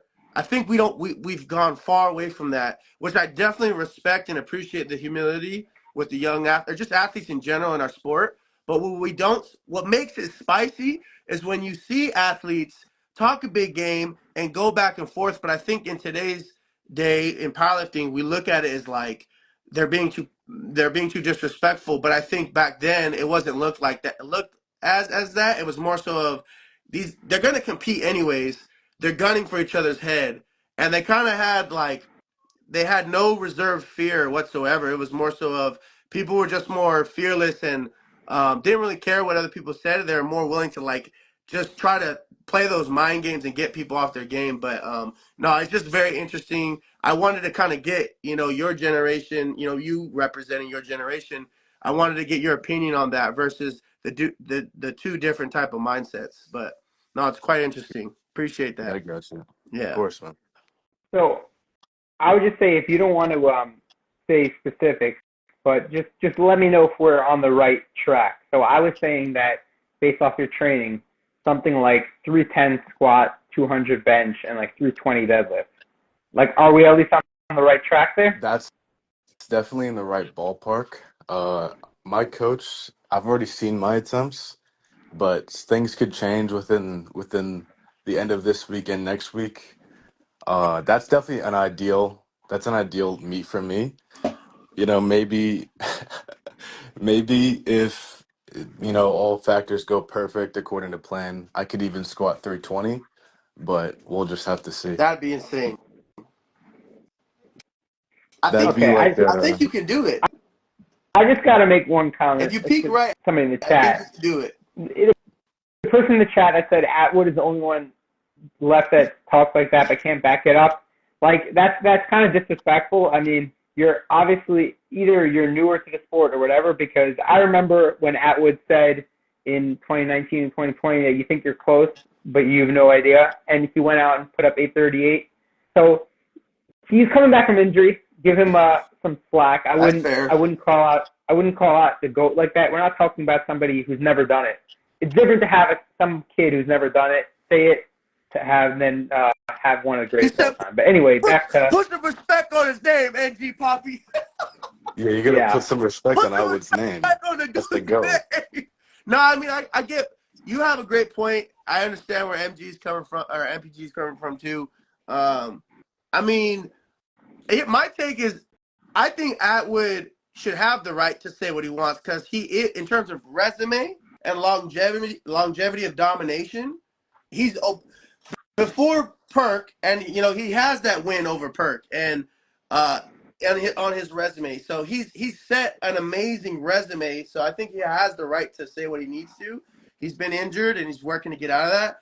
I really, really hope that we get to see Perk at Atwood because regardless of what happens, that's the official passing of the torch, if you will. But yeah, that's my little take on that.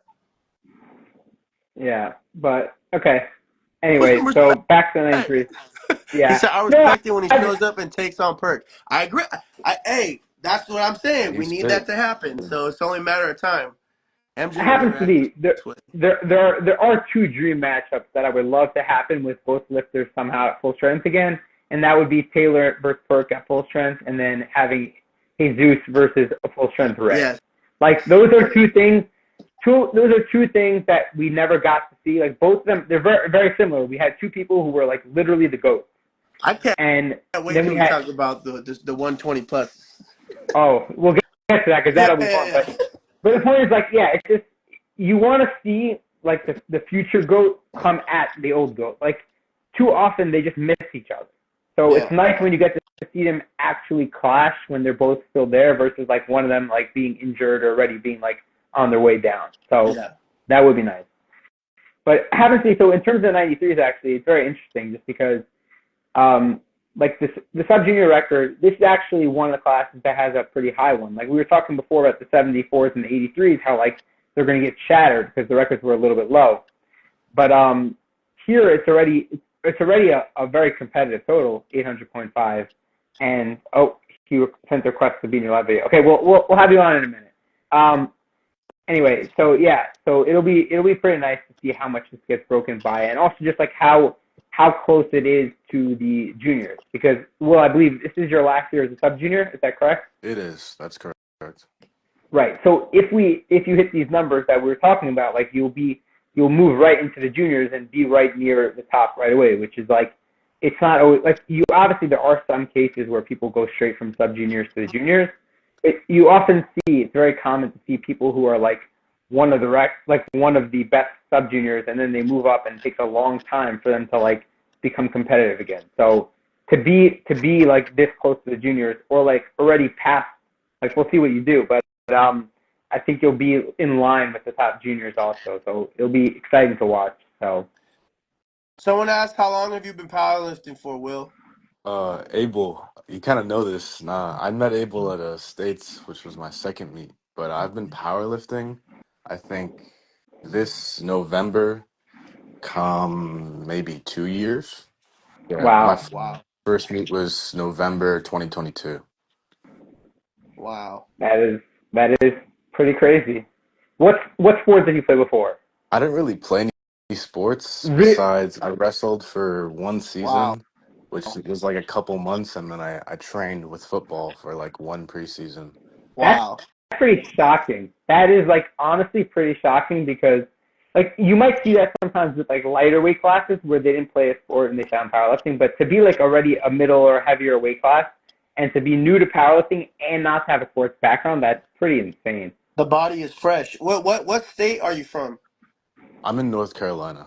Wow. Oh, Not Yeah. playing football, you're from NC. That's Yeah, crazy. everyone around me was kind of shocked when I was training with the guys, and then I just started, "Hey guys, what if I did powerlifting instead?" Everybody was like, "What's wrong What with what, you?"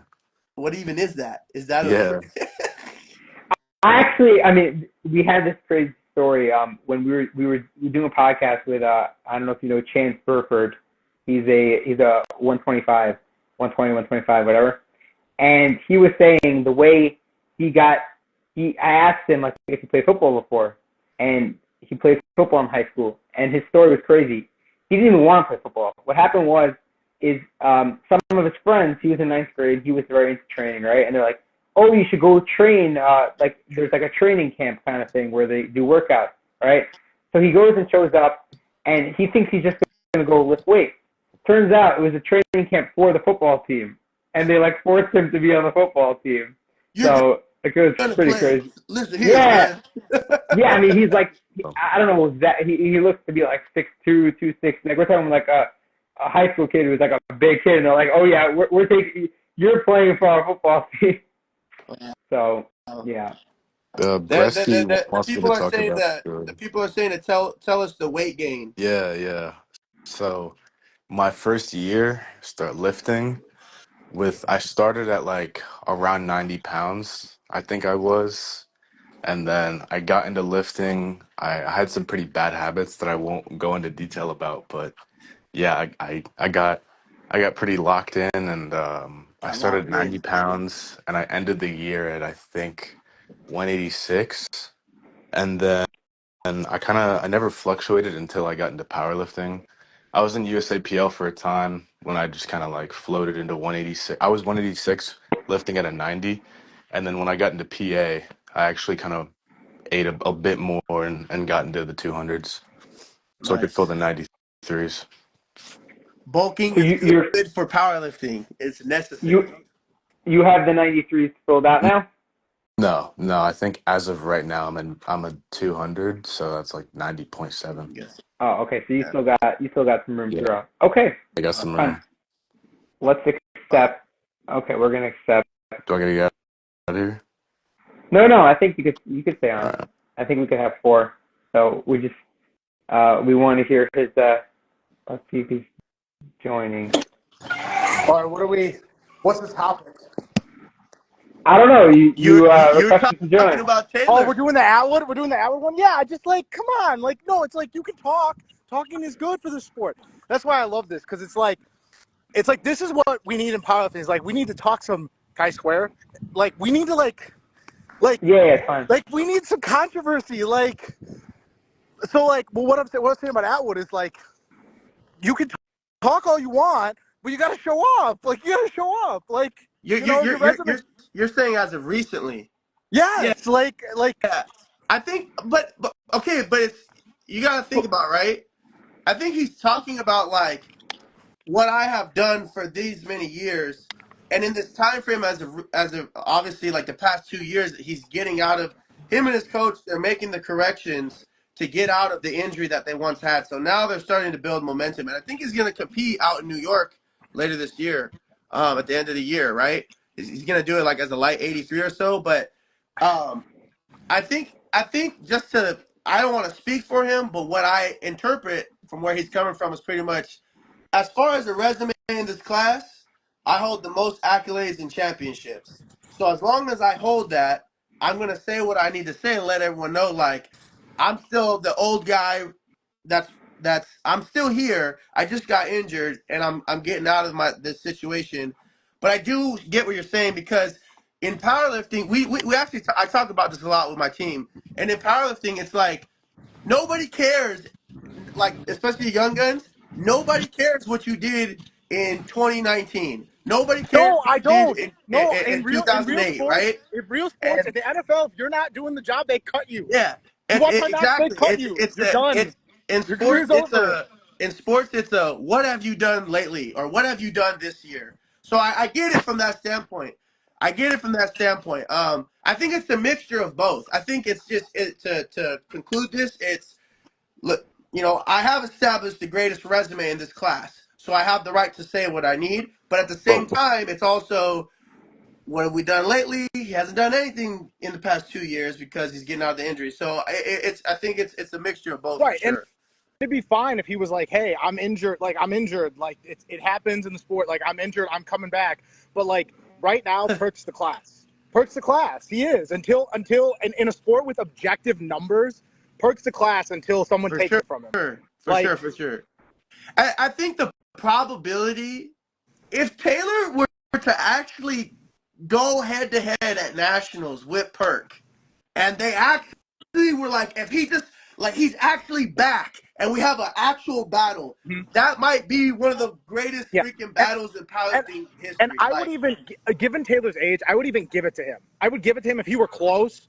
I'd give it to him because age is a serious thing. It's a real thing. Yeah. You know, you look at Ray Williams, like it's hard for Ray, for what Ray has done right now, to even be squatting 1,000 pounds at a couple past meets. Absurd. I have so much respect.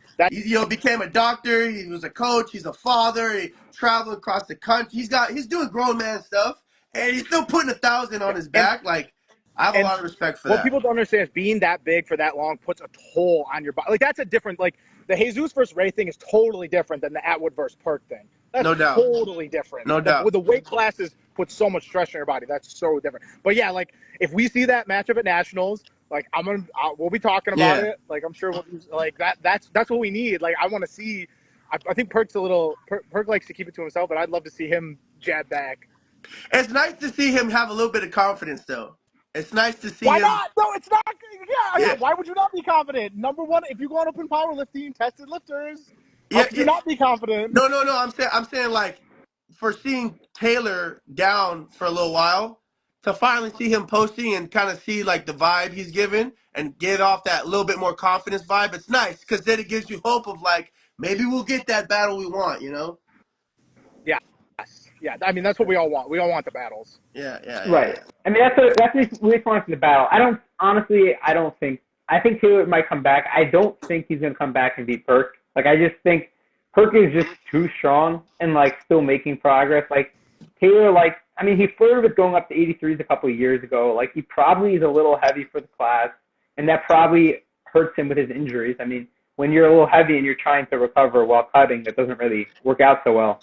So I don't think I would be surprised to see him actually come back and beat Perk. But yes, I would like him to see them compete together and at least be like close. Like even if he does like 825 and Perk does like 850, like that's at least where he's like in the range where like he's number 2 versus just like being out of it. Okay. Yeah, but it's the talking.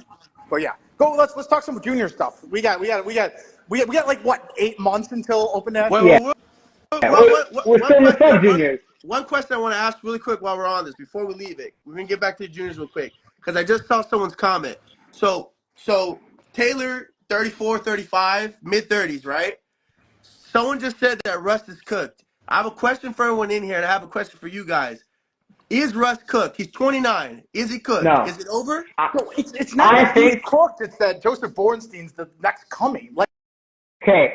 Also, I think the answer is that Russ could be the number 1 lifter right now if he goes to 93. I think Russ is a 93. I was gonna say he's been too big for 83 for so long already. Like you just look at him and look at the other 83s. Like and he made his famous comments about calling like Jerns and all those people the small 83s. Yeah. Russ is just jacked, and like I don't know what he sits at in the off season, but his off season training looks like insane always, and then he has to cut like 12, 13 pounds, and then it's hard to replicate that. So I don't think he's cooked at all. I think he still has a chance even at 83, and I think at 93 he would just be like next level. Yeah. Willow, what were you gonna say? I was gonna say I feel like a good battle would be 93 Russ. Filled out 93 Russ and Gavin Aiden if he didn't miss weight. And no shade to Gavin Aiden again. I feel like that's the second time I've talked about this.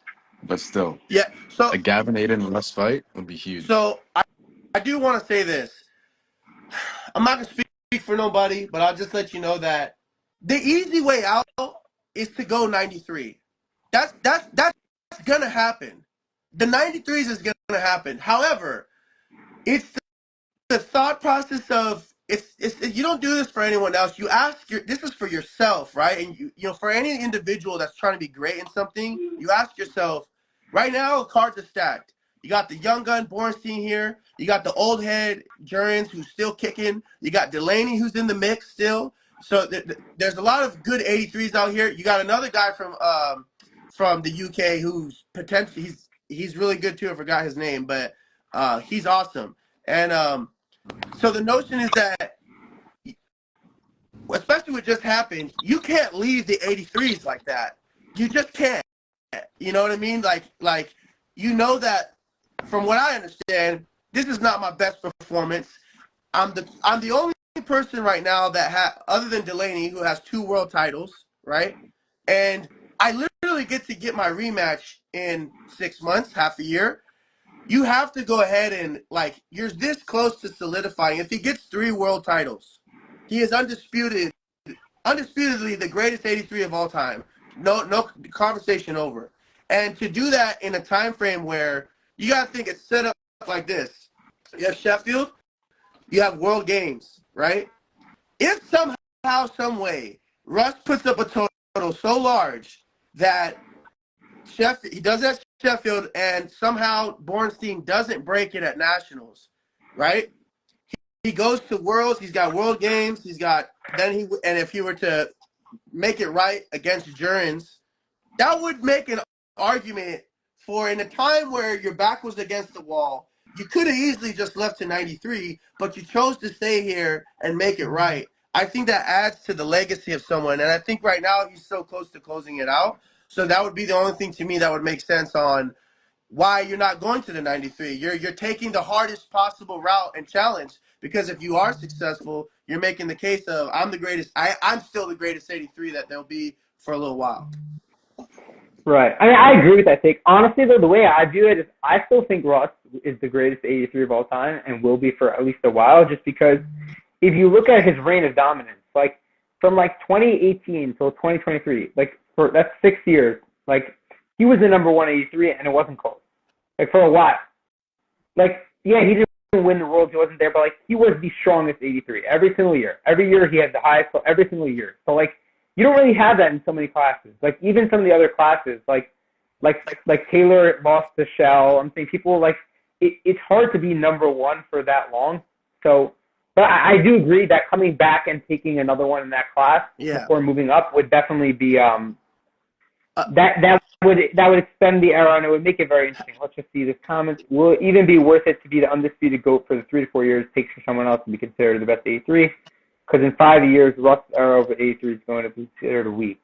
I mean, to answer that question, it's weird because we're at a point in the sport where we're still new, where in 10 years, every single weight class will have a new world record. Every single weight class will have people who are the new GOATs. So I think, but still, having an era that lasts for 5 years to me is still more impressive than having the number 1 total. Like what I said was, I remember saying that, like, after Jesus, like, shattered Ray's record, I'm like, obviously it's the number 1 total, but I'm like, he's not there yet. He still needs to do more to pass Ray, just because Ray had, like, an 8-year period of dominance.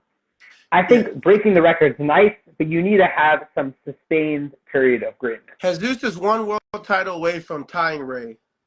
Right. No, so I think at this point, like, it can be switched maybe, but, like, right after just the first Sheffield, I'm like, that's not enough.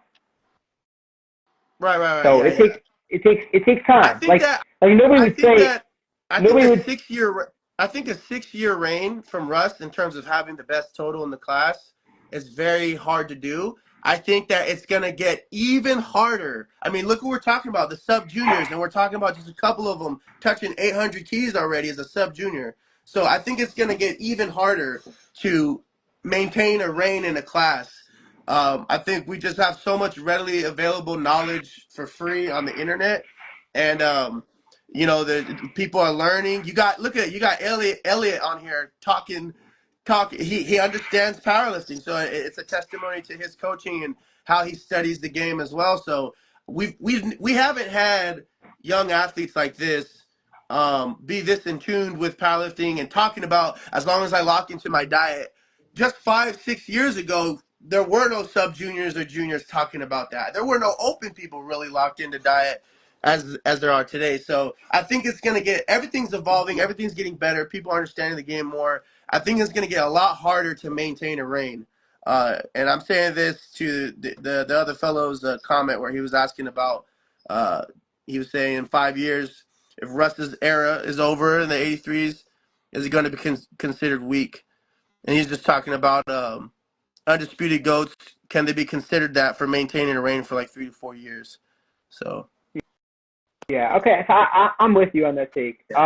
Now, before we move on, I just want to shout out 2 other people in the 93s that, I mean, it's not close for who's winning, but just in terms of deadlifters, Denise Gorin, who we just posted yesterday, he hit a 310 deadlift, and as well as Samuel Galhout from France, also like 310. So they're both, the deadlift record's 311. They're both right around there, so they'll both be taking a shot at the deadlift world record as well. So just giving them, and they'll probably also round out the podium. So just giving them a little shout out before we move on. Now, Will, is there anything you want to add before we move to the 105s, or that basically covers everything?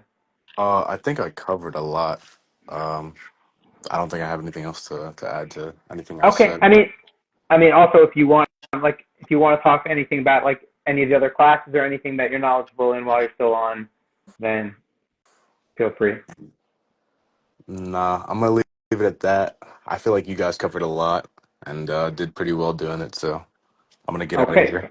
Appreciate you, Will. Appreciate you coming on. Appreciate you, man. Thank you for having me. Okay, let's see if MG's internet actually works this time.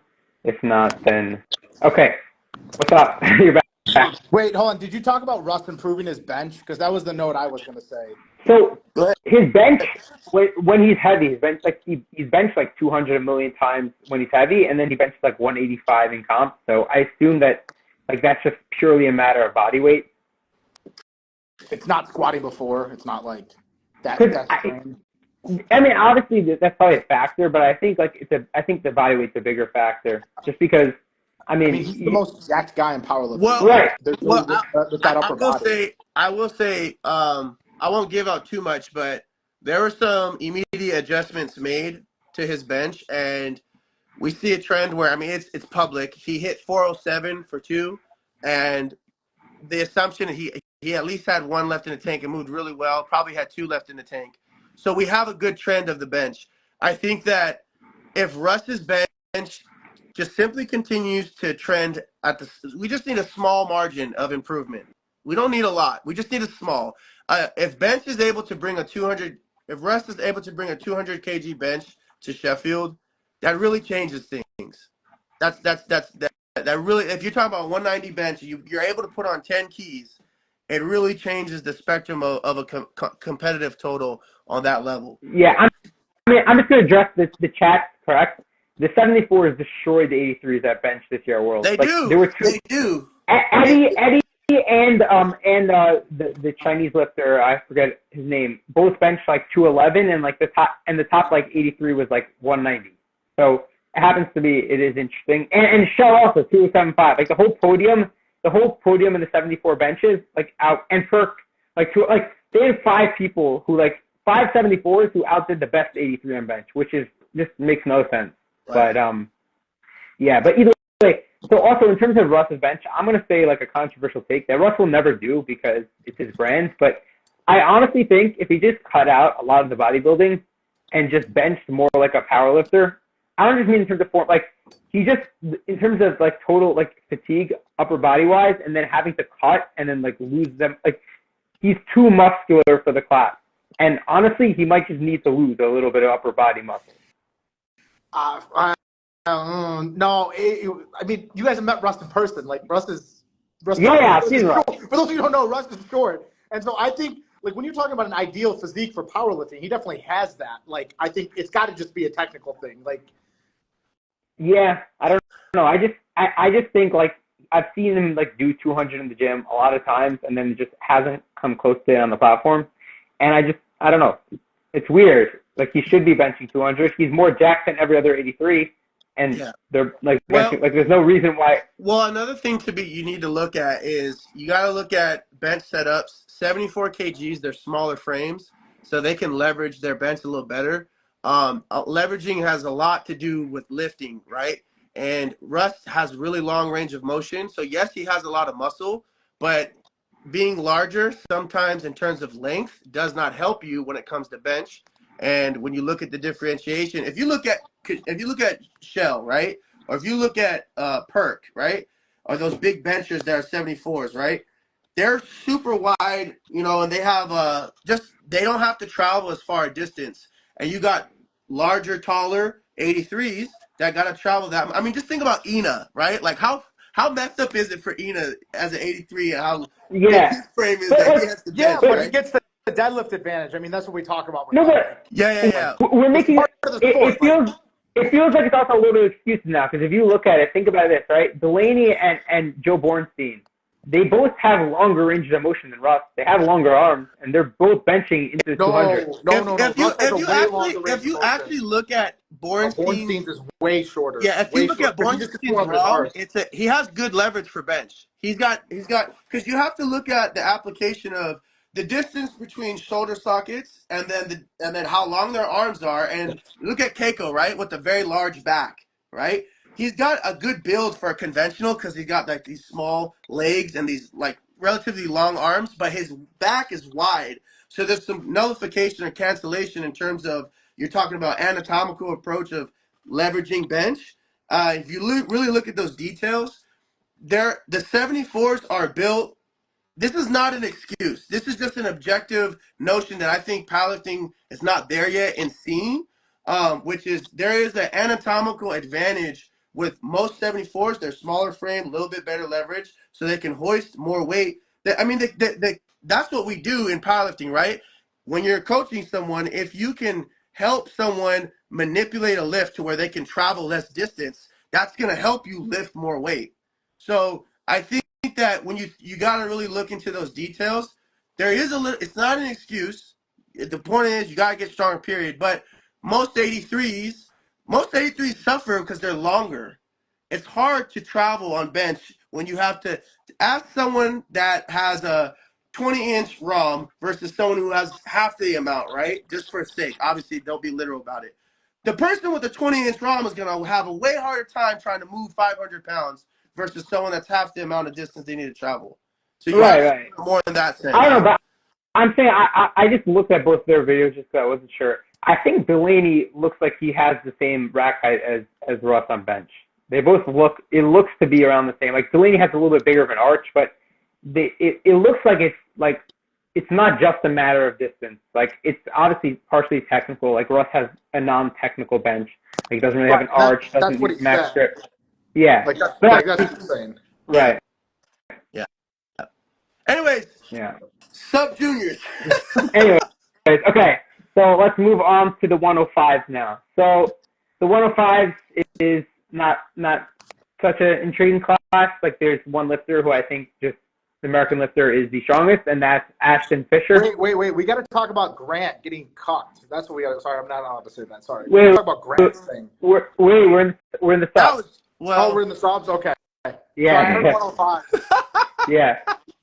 So in the subs, the strongest lifter here is Ashton Fisher. It's like pretty clear. He's coming with an 800 nominated total, and that's like 65 kilos over second place. The squat world record in this class is 311.5. He has done more than that in the gym like a bunch of different times, but his squats are all borderline at best. Ashton, are you in here? I think he was in here before, but I don't know. But his squats are very borderline. So I don't know if he's going to hit depth. I think it comes down to depth. If he hits depth, I think he takes the squat world record, but I'm 50-50 on that. And then bench also. The bench world record is 214, and he has benched that in the gym as well. So he, on a good day, can take the squat world record, the bench world record, and he could potentially be around the total world record, but he could also just not get any of those three. Oh, he isn't here. Yeah. But either way, he's going to win by a lot regardless. So it makes it easy. When you have like a 65 kilo lead, you can just load what you want and then just try to execute. Like put on if I were him, I would probably just take the squat world record on your third, take the bench world record on your third, and then pull for the total world record on your third deadlift, and you go 9 for 9 and you take all three of them. But that's really like, honestly, that's it in this class. Like, there's nobody else. Second place Smooth nominated. sailing. See, this is where they got to do more like best lifter stuff, because there are a lot of cases where like you're alone in a weight class. Like, there needs to be like almost another tier to make everything a little more compelling. Like, right. I mean, the truth is, we know who the best lifter is. Like, I would put down all my money on Elliot winning best lifter. Like, I was like going through the numbers like with my projections, and like there are other people who are going to have really good like scores for sub juniors, but like Elliot is just so far ahead that it's like, I mean, yeah. See, if Elliot, we need fantasy powerlifting. Like, yes, I agree. Like we could draft. We know we're just gonna do it. I'll help organize it. Like the four of us, we get to like maybe like 8 people together, and we draft. You can draft anyone in the world. Okay, so I actually did this. I did this with Angelo, Steve Denovi, a bunch of people a couple of years ago for Worlds. I won, where we had like an 8-round draft, and it was like 8 people, and we each had to take, or it was 6 people, I think, maybe, I forget, 6 or 8, and we each had to take one person in each class. And then we made up a scoring system, and it was for open world. And yeah, it works. If you're like 8 people, and then there's like 8 classes, everyone's got to take one person. Like, you make a snake draft in terms of how you're doing it. And yeah, it actually will be fun. Yeah, that would make it, because then you have to learn about all the athletes too. That would be so good. I have a spreadsheet from that year's Worlds. Like, I've never it's not just like, normally like if you're doing research, you're looking at the top few, but like no, we went like 8 deep. So it's like I have to like be looking. Yeah, I have to be looking at like who's the number 10 ranked lift. Like, is the number 10th ranked lifter in this weight class really stronger than the 6th and just hasn't been? But like, it's actually pretty hilarious. But yeah. So anyway. So basically that's it in the 105. It's Ashton's class, and we'll see what he does. Looking forward to watching that. Then the 120s are next. So the 120s also another class where there's one like kind of runaway, which his name is Pavel Benda from Czechia, and he's pretty insane. His nominated total is 850. And the world record is 868.5, which is Nonso's from last year. Who has since gone crazy. We'll talk about him later. But yeah, so he has a 310 squat. The world record is 313. A 210 bench. The world record is 208. So he theoretically is looking to take the squat, bench, and then maybe the total if everything goes well. But that's a little bit shakier. And then besides for him, we have like a couple other people, I guess, like fighting for the podium. We have the American Ryan Musto. He has a 287.5 squat. He's made a little progress on that. And then a 307.5 deadlift. He has gone up on that. So he's coming with a 780 nominated total, and he'll probably be looking to push like 800. And then the other lifter, Finn O'Farrell from the Great Britain, he told me he's planning on taking the world record squat. He's coming with a 290 nominated total, but he's going to go for that 313 world record. How many people have you talked to, like, putting this together? I'm like, a lot. That's crazy. Over under. So I over under on how many? How many people have you talked to? Yeah, like guess. How many people have you talked to? So I sent messages to probably 75. Not everyone did actually. That's great. Not everyone responded, but like, I mean, I sent messages to tons of people, and then like some of them responded, some didn't. But yeah, working. I'm like, wow, he's deep. Like, he's deep. I'm like, yeah. Yeah, I spoke to a lot of people. But yeah, so he's made progress on everything. So I think it's going to be a battle for second between Ryan Musto and Finn. Those are going to be, and then that'll be the podium. And that's really it in the 120s. Then the 120 plus is also not much. There's Trevor Klein from US. He was supposed to be in the 120s. I'm not sure what happened. He initially was in the 120s, and then he moved up to the 120 pluses. That's probably a good thing. That's probably a good thing. So that is what it was. I mean, he has a crazy bench. He's benched like 235 in the gym. The world record in this class is 210.5. No, he's burned in my brain because I was like, that is like an insane. I was emceeing that session. I'm like, that is a massive bench. Yeah, I mean, it is pretty crazy. Like he will like, yeah, he's going to break the bench world record, and he's going to have the heaviest bench of any sub junior ever. So that's pretty cool. Which is what? What's the range? I mean, he's hit 235 in the gym.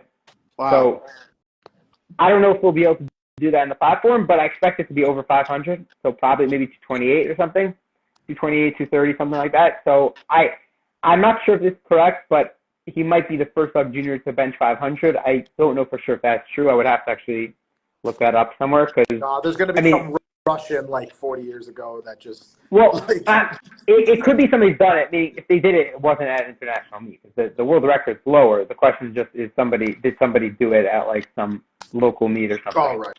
So right. So that's basically a roundup of the sub juniors, and now we will move on to the juniors, which is what probably a lot of people that are here are waiting for. So hey man, respect to I've seen some people who've been in here for a cool minute. Yeah. We're going on like 2 hours and 15 minutes. All right, juniors, let's do it. Okay. So on to the juniors. So juniors, there is a 53 class here also, and that is not going to be competitive. Justin Chapa from the U.S. He's going to win. He's good. Yeah. He's good. I don't think he's not in range for any of the records, but he's going to win, and it's not going to be close. And that's really it for the 53. So, okay, we'll move on to the 59s, which is the first extremely interesting class. So, the 59 juniors, the world record currently is 602.5, which is Ivan Campano Diaz from Spain's record. And he is competing here, but we have a bunch of like this class is actually like underratedly going to be really, really competitive. So he's the strongest lifter here. Like definitely on paper, he is number one. Quaco, if you're still here, join. So on paper, Ivan in the gym, he did like an FTD doubles day like recently where he totaled 620 on doubles. That's crazy. So the only thing is before Open Worlds, he did something similar and then like totaled like 600. So like coming into Open Worlds, on paper, he had done like very similar numbers to Wasker in the gym, but then it just wasn't close. So in terms of transferring over to the platform? Yeah. Wow. Interesting. So we'll see what he can do. But he's obviously is Quaco joining? Yeah, he's there. Okay. Hey. Okay. Hello. So what's up? So you can give us a little intro into the class since you probably have more knowledge than me, and then I'll say anything that I missed. 59 juniors is a very interesting class, like you said, especially on the podium. So you have Ivan Campano. He's a defending junior world champion. He's also been to Open Worlds where he placed third this year, second last year. So he's very experienced on the international level. Obviously, very strong lifter. I think that, like you said, like his training numbers don't always seem to translate to the platform.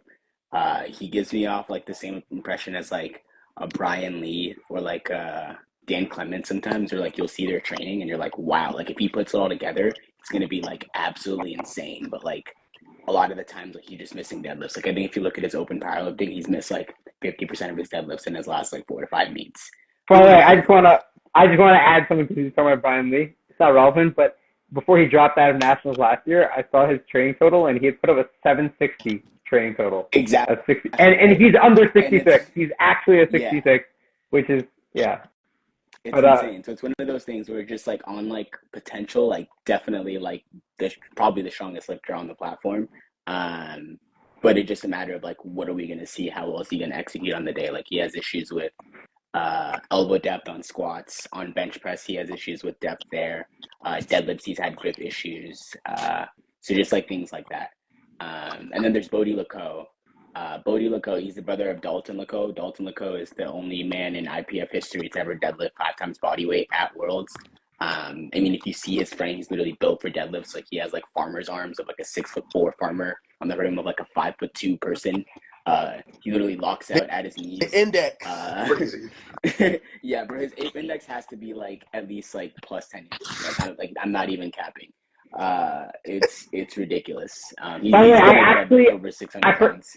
I forget the kid's name, but I saw a kid recently he's the first person who I've ever seen with better leverages. He doesn't compete in the IPF. Oh, I know what you're talking about. He's 60 kg and he pulled 325. Yeah, I think I've seen. Was it on the noodle bar? Ridiculous. No. It was on a stiff bar. I'll find it and I'll send you the post if I can. That's crazy. It was with pound plate. That guy, right? Yeah.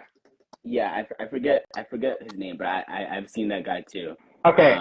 But yeah, I found the one the one I found first was on a noodle bar, but it was 350. You said 350 kilos? He said 350. Yeah. Bruh. I need the Modern Warfare 2 energy in here. Come on, let's go. Yeah. Okay. So okay. I have a question here.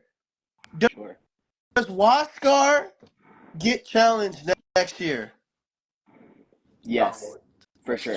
It's too hard for grown men to suck into that weight class. Who's gonna do it? Who do you believe is gonna do it? With all due respect, I think that him and his coach have been talking a lot on like podcasts and stuff. Like he's not going to be challenged, and I think there's going to be multiple people coming next year. Who? The names that I'm going to call out, I'm going to say myself first of all. Yeah. And secondly,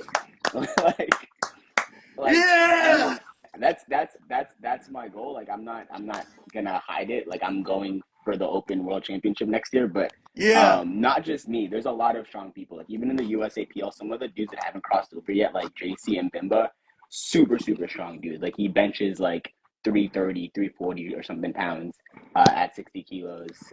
Also Kenny Imperial, he has the same coach as Wasker. Yeah. Incredibly strong dude.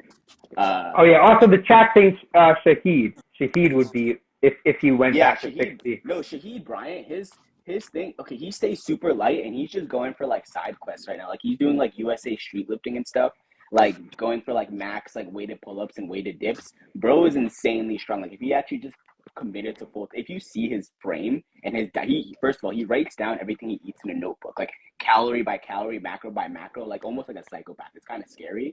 And his back looks like a ninja turtle. Like it's just so striated and muscular. It's actually like he's insane.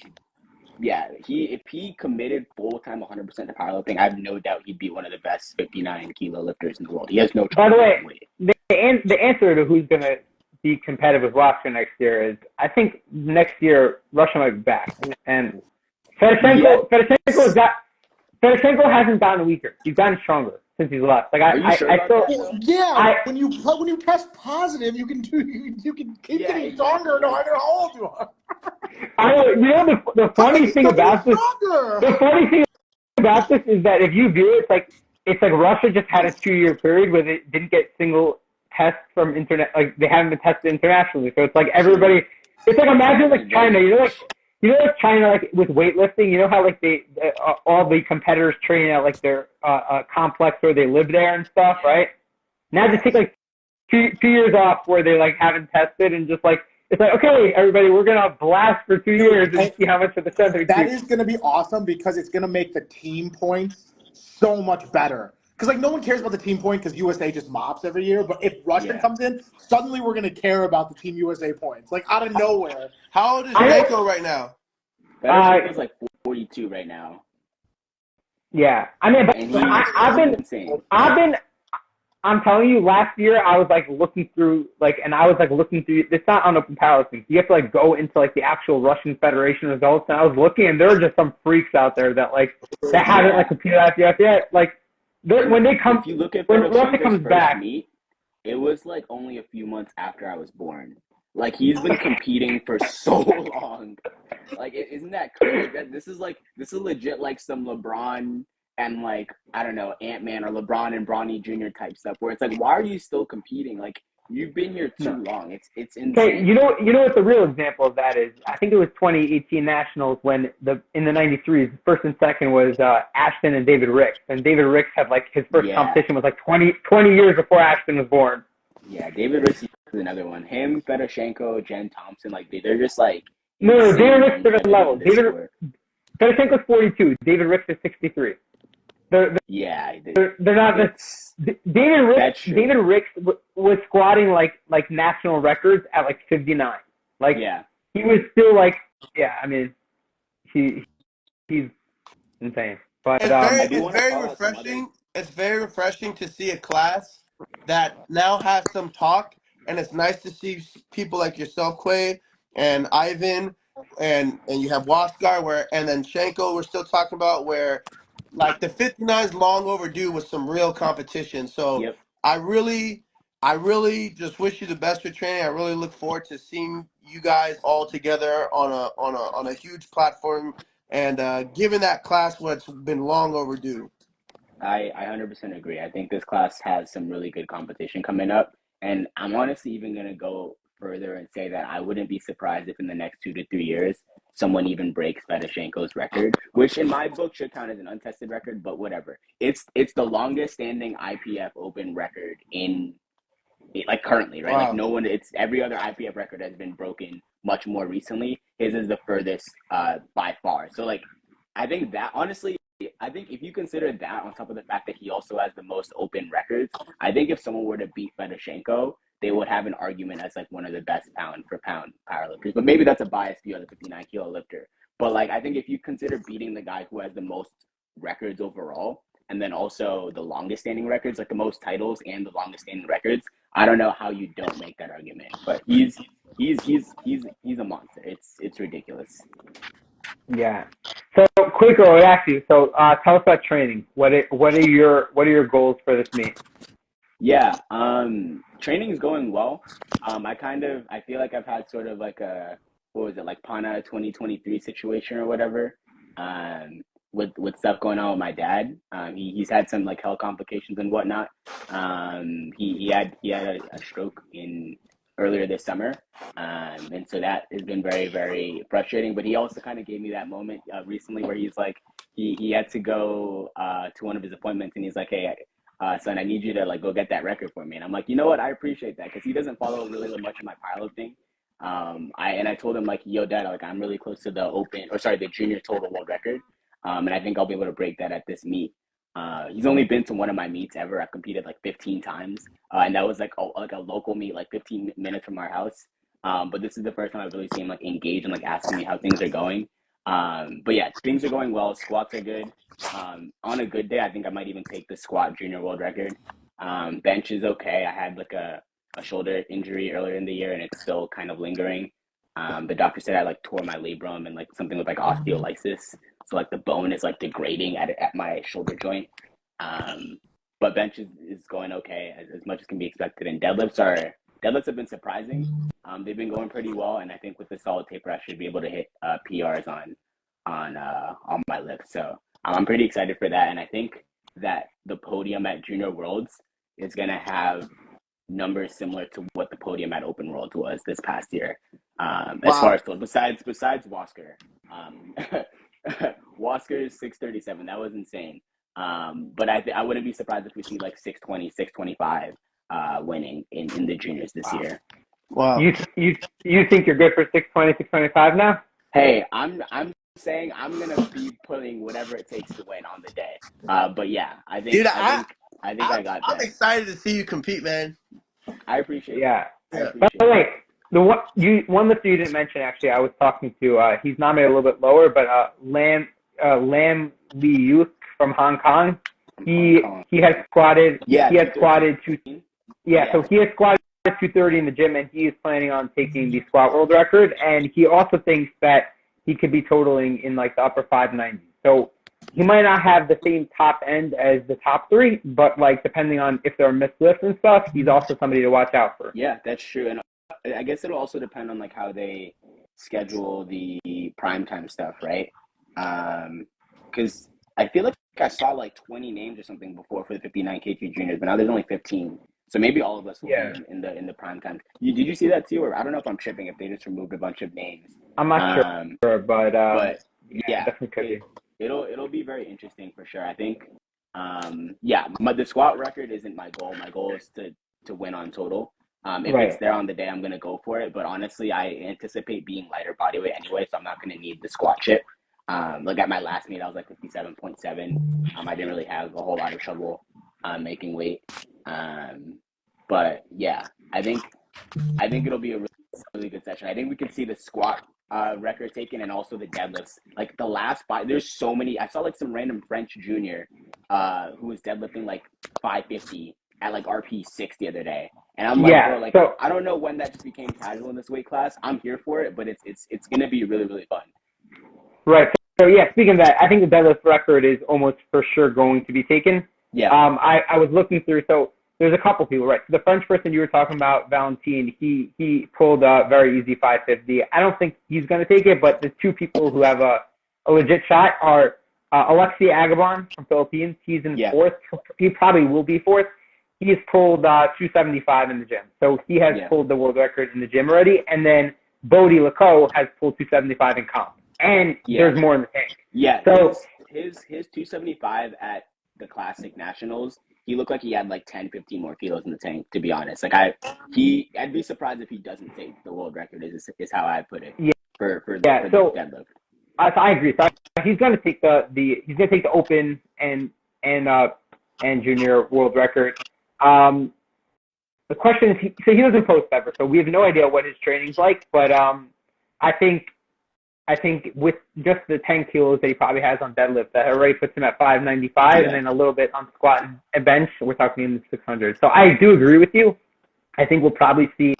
Well, I don't know about 620, but I think we'll probably see a 600 plus podium, potentially, and then we'll see. I mean, I don't know. That's insane, man.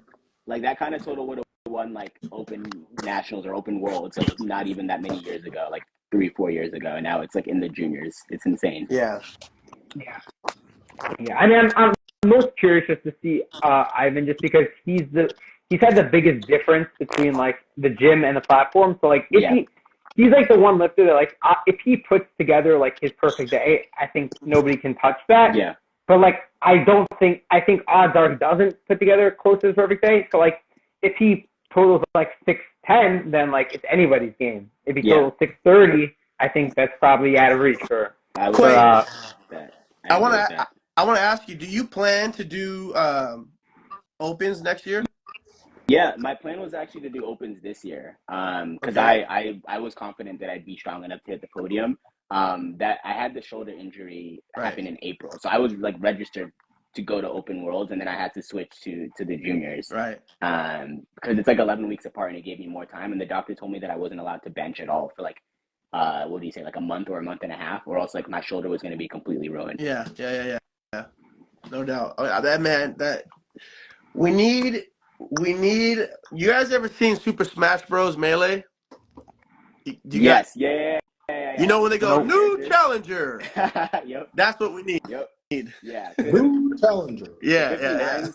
Have so much potential, and there's a lot of people coming. Like even like Antoine Garcia, for example, like his performance at Worlds, he got second, but it was so underrated because his progress, especially on deadlifts, was insane. Like he's another one where I think like next year, if Antoine could beat him, beat Wasker, I think I could beat Wasker next year. JC, I think Kenny if he switches over. Wow. Like next year is going to be really, really exciting if people like dial in on their training and lock in. I just want more representation and more eyes on 59s. Like I like all respect to Wasker, but I don't want it to be the class where everyone's like, oh, all right, 59s, Wasker's going to win, like move on to the next show. Like I think what we had in the 66s this year was a great example of like what happens when we have high level athletes at lighter body weights executing to like the extreme level. Mm-hmm. And I think honestly, all of us could rise to that level in this class. Yeah, I think it's here. I think you got next week coming up, and I think 2025. I'm not going to get ahead, but you already have someone like Timur who's like Jesus can't sleep, right? And then you got a lot of you 59s now coming out of nowhere, which is great. Yeah. So I think we're at the point now where you might see almost, we'll see what happens with the 74s, but damn near almost every single class there's going to be at least 2 top guys. Yep. And with a lot of them, there's going to be like 5 or more. So. Yeah. Yeah. So also, my question. Sorry. Yeah. Go ahead. No, I was just going to ask. So, are you planning on staying USDI? At the moment, yeah. Mostly because the scheduling for nationals messes up with my like midterms period. I'm in Princeton. I'm studying econ and computer science, and like legit, we get 3 hours of sleep for like 3 weeks around midterms. Like it's just not conducive to any sort of training.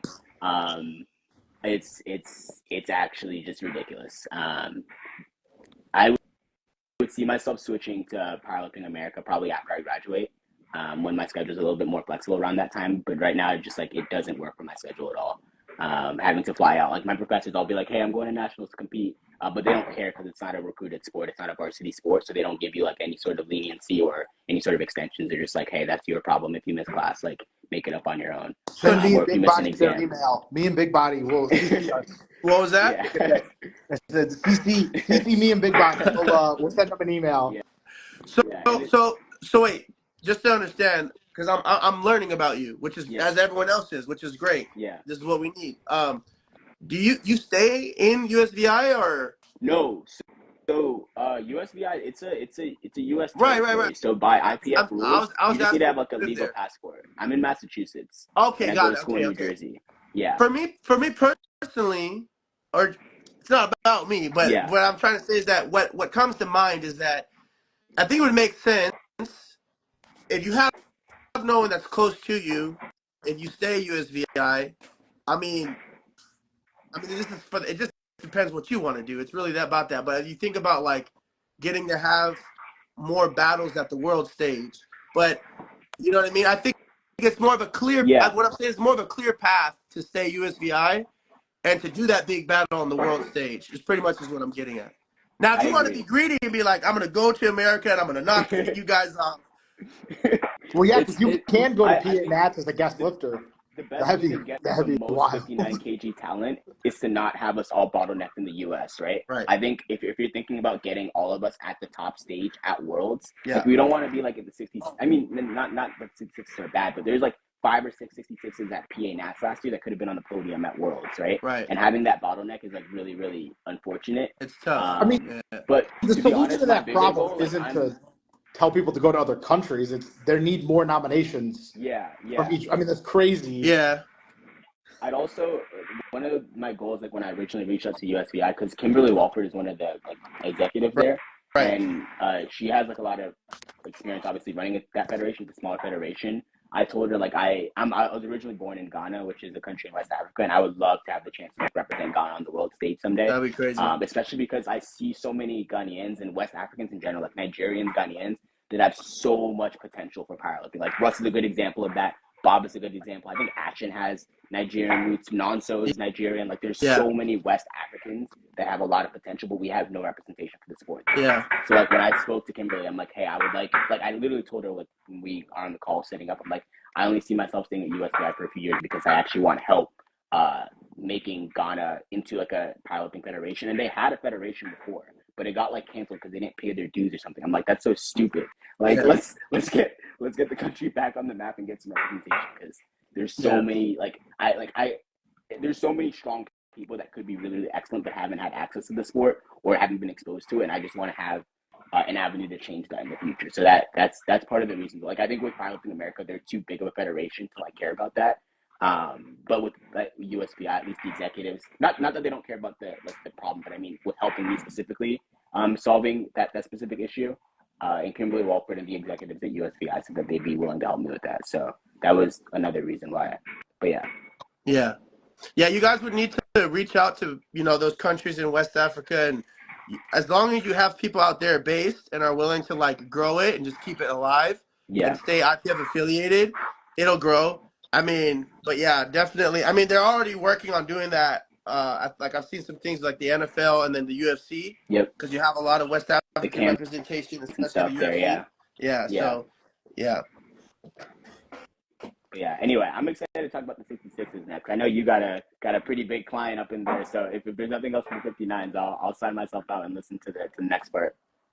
Okay, so I guess we'll head to the 66s, which is another one of these classes that is not going to be a battle for who's winning, but rather a battle for how good the lifter can be. So we got Austin Nikolai, and I'll let you start from here. Give us a... Yeah, so, well, first of all, we're very grateful to I started working with Austin when he was 16, and he was just this like rosy cheeked, blonde haired kid that I saw at Colorado USAPL Nationals, and I didn't know what he was gonna be. I just knew that I'm trying to prove myself to him as a coach, and let's just see what we could build. Right? That's typically the starting phrase is let's. That's all you can do is let's see what we can build. You fast forward now over 3.5 years, almost 4 years, or I think it's been 4 years, and at the age of 20, just to see his development, it's been amazing. We had a really good year last year, and then there were some things that we needed to understand in terms of diet. And then for the first time in like 3 years, he had like a tweaked sacrum. He had sacroiliitis at the beginning of this year, and that was preparing for Open PA Nationals. And he did 702.5 at USAPL Nationals in September. Then he did Open PA, and we did something around 690. And then I think we did like 692.5 at Junior Worlds. And I just knew during this whole time, you got to think this is our third. I've been saying this a lot amongst my team. This is our third preparation since the year started. So we've been in prep this entire year. We haven't had an opportunity to like actually have a solid off season where I've been waiting to get him really, really heavy. I wanted to bulk him up to 160, but you can't do that, right? Because we cut him from around 153, 153.2. That's where we cut from. And like I try to ride that line of the 5% marker to cut body weight. And I was asking during this, I was gaining a lot of data throughout his preps, and I was just learning like, okay, we're gonna be in these preps. We're trying to push for greatness. It's a long shot, but like when you're this strong at this young, you got to just try, right? And during that, I was asking the question like, how can we get him stronger during preps? Because usually what you want to do is you want to have a solid off season and a lot of time, and from there you can then build off of that and kind of, I like to call it throwing the alley-oop, where you peak off of a strong off season. But we never had an off season, so it's almost as if we had to create an off season during this entire 9-month, 10-month span of preparation, and from so much trial and error in 3 preps in 9-10 month span, we learned so much about his training, and there's so much communication that's gone into it. And I'm really excited about what he's gonna do now. Setting him up he's not at all-time squat strength level. His best squat is a 275 in the gym. It was at Madison Barbell when John Hack was fighting him. Grant Iverson was there too. His best bench in training ever was 150 on a fat pad, and he did 147.5 the other week. So we're close to all-time bench strength level, and we saw some really good. I thought he was capped out, but obviously we worked some magic with some food and some dieting, and we were able to help with the bench a lot there. So we gotten his bench back up, and then deadlift-wise, it's just taken off amazingly. And I think with just a couple more blocks, like 1 or 2 more blocks, I feel like we could hit 700 plus. So, I mean, I'll leave it there for now. You let me know what else you want to know about him, but that's kind of like the preface for how his prep has gone and just a little history on him. Right. Okay. Can he get a wild card? So, okay. So I don't know if future of powerlifting, I don't know if you plan on, I don't know if you're gonna like post this on YouTube or whatever, but like, here's something that I just want to respectfully make a case for. I'm gonna say this straight out. I believe that there's a notion about like they're going to be considering international level lifters, right? I don't know. I mean, that's what I'm hearing is the circulating news, right? I think Joe Borenstein deserves it unequivocally. Like if you could consider like a local meet or whatever, right? Because SBD is like a pro meet, but it's a local meet, respectfully, like just objectively saying. But if he could be considered, I think Borenstein deserves it. If they don't count that, and you're counting only international level lifts, so an international IPF lift, if Austin is able, we're planning to break the world record, the deadlift world record, and the open world record, open total world record on his second deadlift attempt. Tentatively, we're planning that right now. Now, things could change, things can happen, but that's what we're planning. We're planning to push that record on the third attempt. All we can do is make a case as best as possible to convince them that this young 20-year-old phenom deserves to be in that dance. And I hope we can. But at the end of the day, all we can do is post the heaviest total possible and make a case. But I feel like my gut feeling is you got to think about the other considerations of possible Timur could do something where he makes a case in this IPF world, because you got to think about that'd be a great battle for people to see at Sheffield, Timur versus Jesus. Another one is Gavin Aiden at NAPFs. I was there. Yeah. I gotta think Gavin's a lock, right? I would think he always gets an invite. He gets it. This will be his third Sheffield wild card.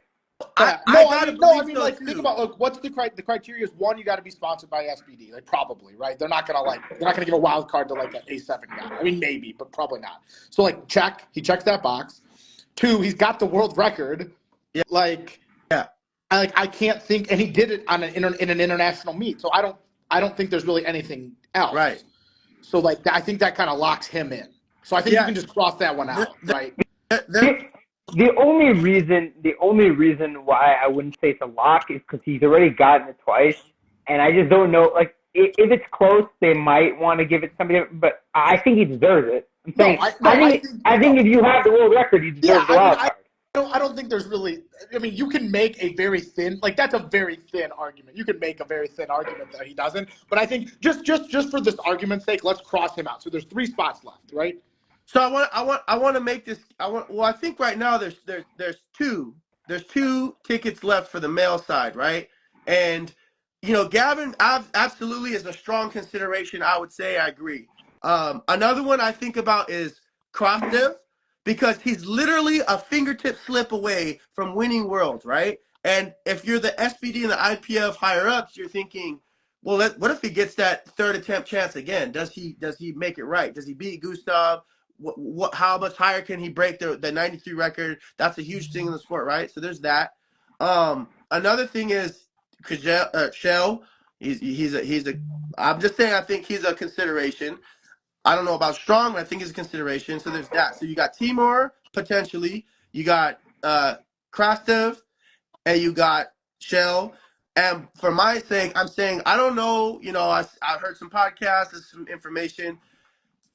Bob, are you going to do Sheffield? Are you going to not do it? If Bob doesn't do Sheffield, which it doesn't make sense to me why he wouldn't do it. I heard their reasoning for why he wouldn't do it, but if Bob doesn't do it, that opens up a third spot. News? Hold on, is that breaking news? Why is he? No, that. Oh yeah, Bob. Yeah, people said that Bob might not be doing Sheffield. Yeah, is that a sponsorship thing? Because he's the only non. No, because he's he's trying to bulk up to 120. He's claiming to try to actually fill out 120 because he wants to beat Rondell, and he just doesn't really care. He just doesn't really care about Sheffield. That's gamesmanship. It's not going to happen. I know. I agree with you. Oh my gosh. No, I agree with you. I want to sell you guys. If you think that. Hey, I'm with you. Hey, I'm with you too. When I hear that, right? Josh, when I hear that.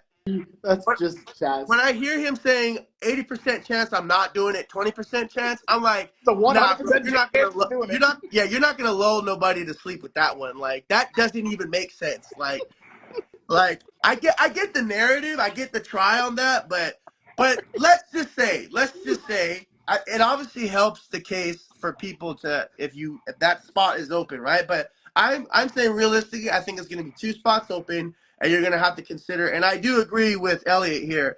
You got Nonso also to consider. You got Timur. You got, and I wouldn't count out Juice. The other 120 kid. I met him at PA Juniors. That kid's cool. We'll talk about the 120s later. I'm not breaking the 120s down. I'm clarifying for potential juniors that could break the record so high that they might make a consideration for Sheffield. So just to clarify that. I think I think of the juniors, Austin has the highest chance because like he could actually break the record by like potentially like 1% or whatever. Like he could actually break it, not like by like a chip. He can break it by like 7. So if he does, he has to get the spot because I think so. It wouldn't, like, regardless of how good Joe is, he just doesn't meet those. He doesn't meet the check boxes, right? You know, checkbox 1, sponsorship, checkbox 2, world record. Like, those are the 2 check boxes. And then it's probably like social media stuff. But like, yeah. But with Quaker, I agree with you. I think SBD should make. I think there should be like a junior Sheffield. I would. That would be awesome. That would be insane. That would be insane. That's a good idea. Yeah.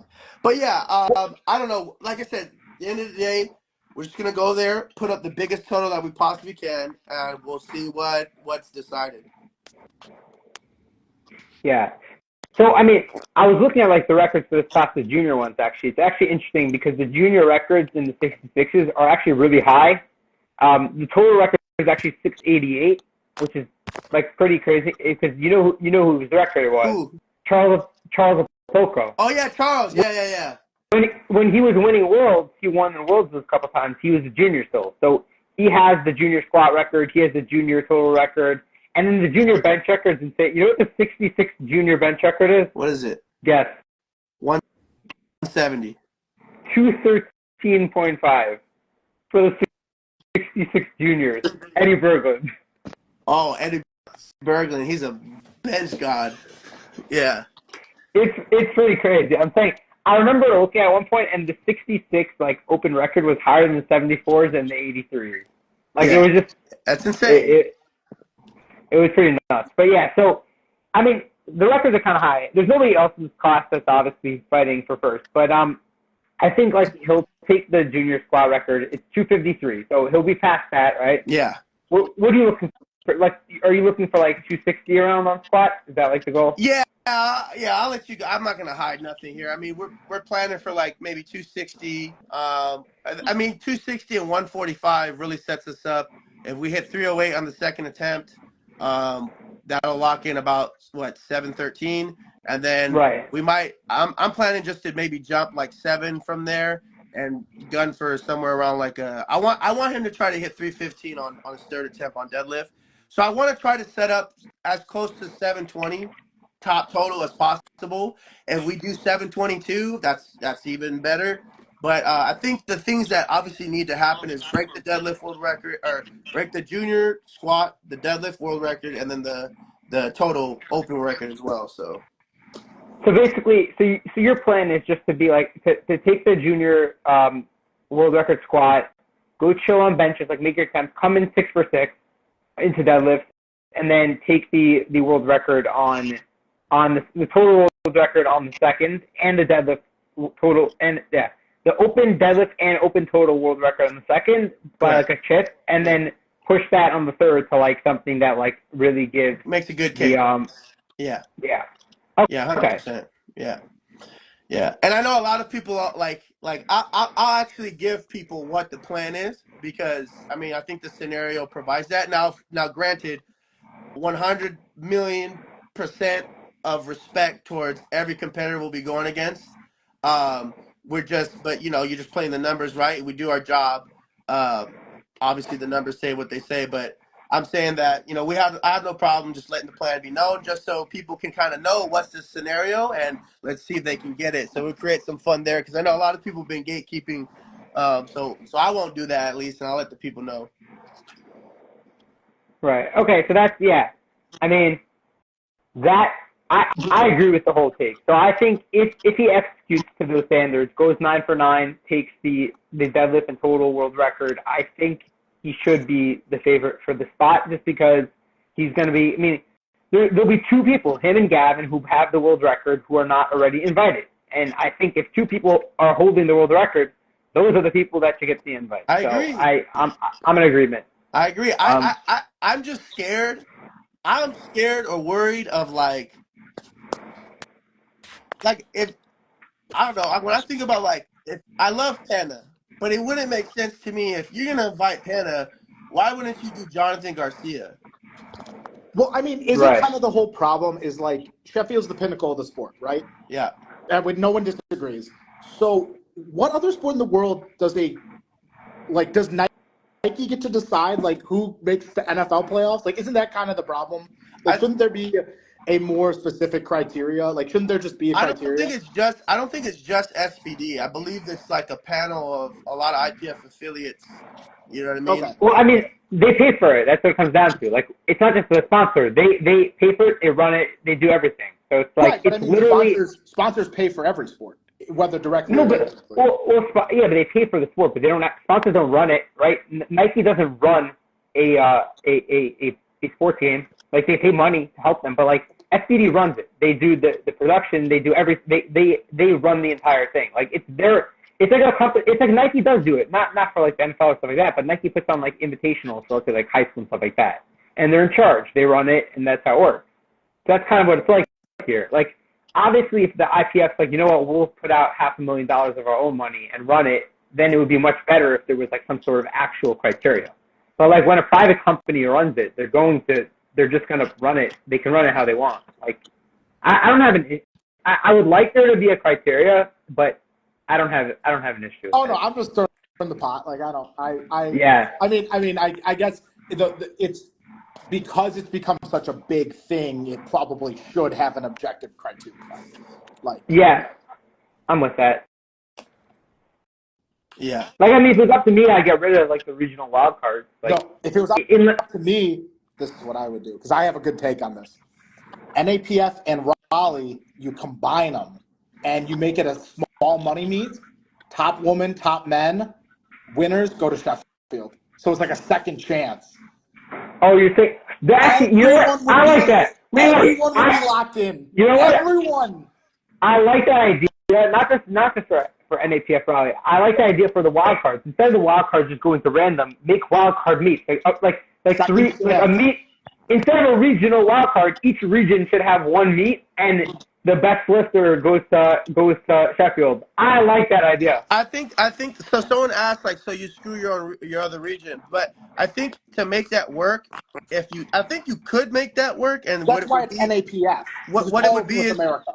What would it be? Yeah, so I think for each region should have one wild card where they're like if SBD ran like SBD Rally, so that would be combined with all the for US. It'd be all meets. Yeah. Yeah, so like, and then for Euros also, like instead of having just Euros combined with Euros, they would have like like this year they had like the Euro Muscle Show. It was like a money meet. So like have like an SBD meet that's in a wild card for Sheffield for each region. Right. That would be crazy. I mean, I think that's not common sense. Like, that's the first thing I thought of is like, because I obviously I heard rumors that like they were going to do Raleigh, and like I'm like, oh, they're going to make it a Sheffield qualifier. That's going to be insane. But my thing is, I think to do that, you would have to like, you still have your high level competition for the countries, but I think I don't know, like how would you do that, right? Because you'd need to have like a prime time of the best lifters from the region.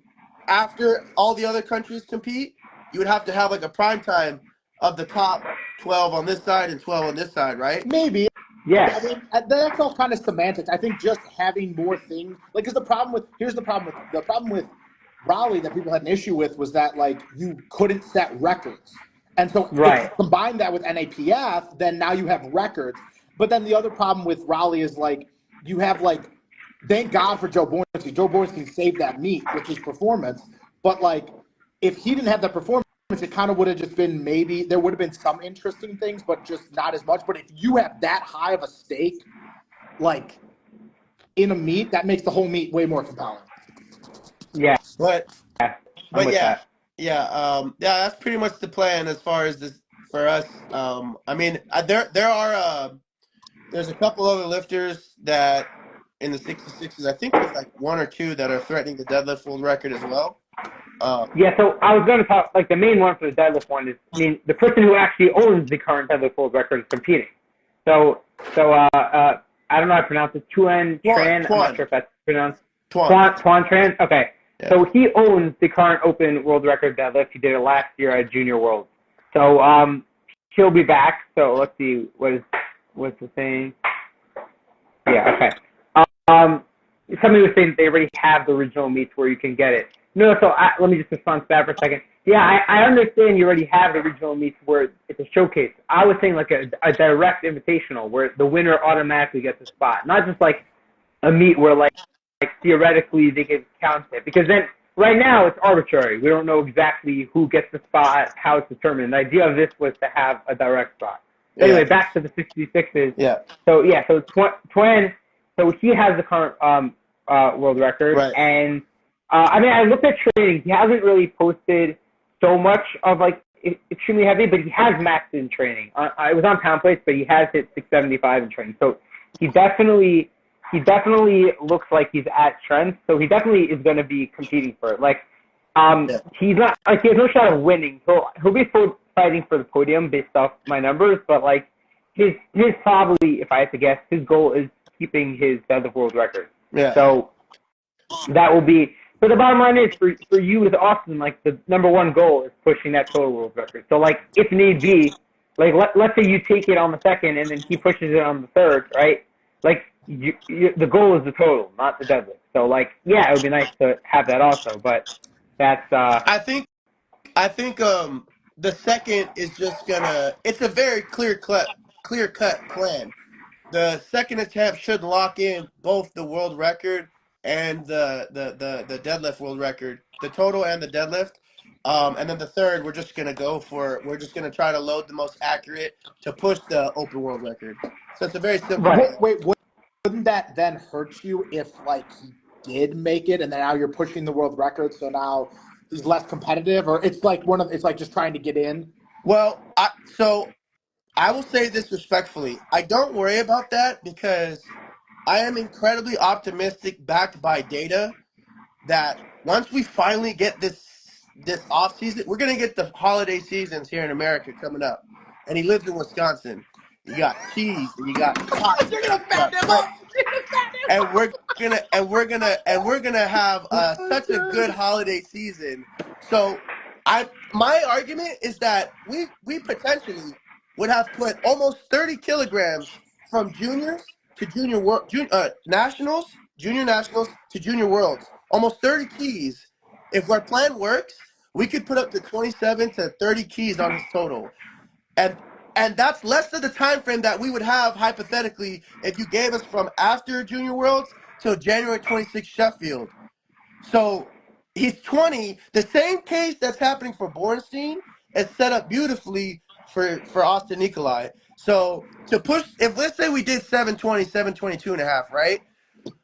I don't want to say nothing, and I'll reference my man Will, but I think we can do something with enough time of bulking in the off season that is absolutely disgusting. What time will tell. All I can do, I say all this just to say, I'm not worried if we beat the world record and push it a little more, because what we're planning to do after that, it's going to be such a large percentage that I think it'll give us a contending shot. Yeah. I like it. Also, I mean, I think if you just chip the world record, I think that might not be enough to get the wild card, even if maybe it should be. So I think you have to do stuff. Like, the goal is to make sure you do enough where SPD is like, okay, we're giving him the spot. Right. And then you'll worry about what comes next after that. Right. We really have to make a case. Yeah.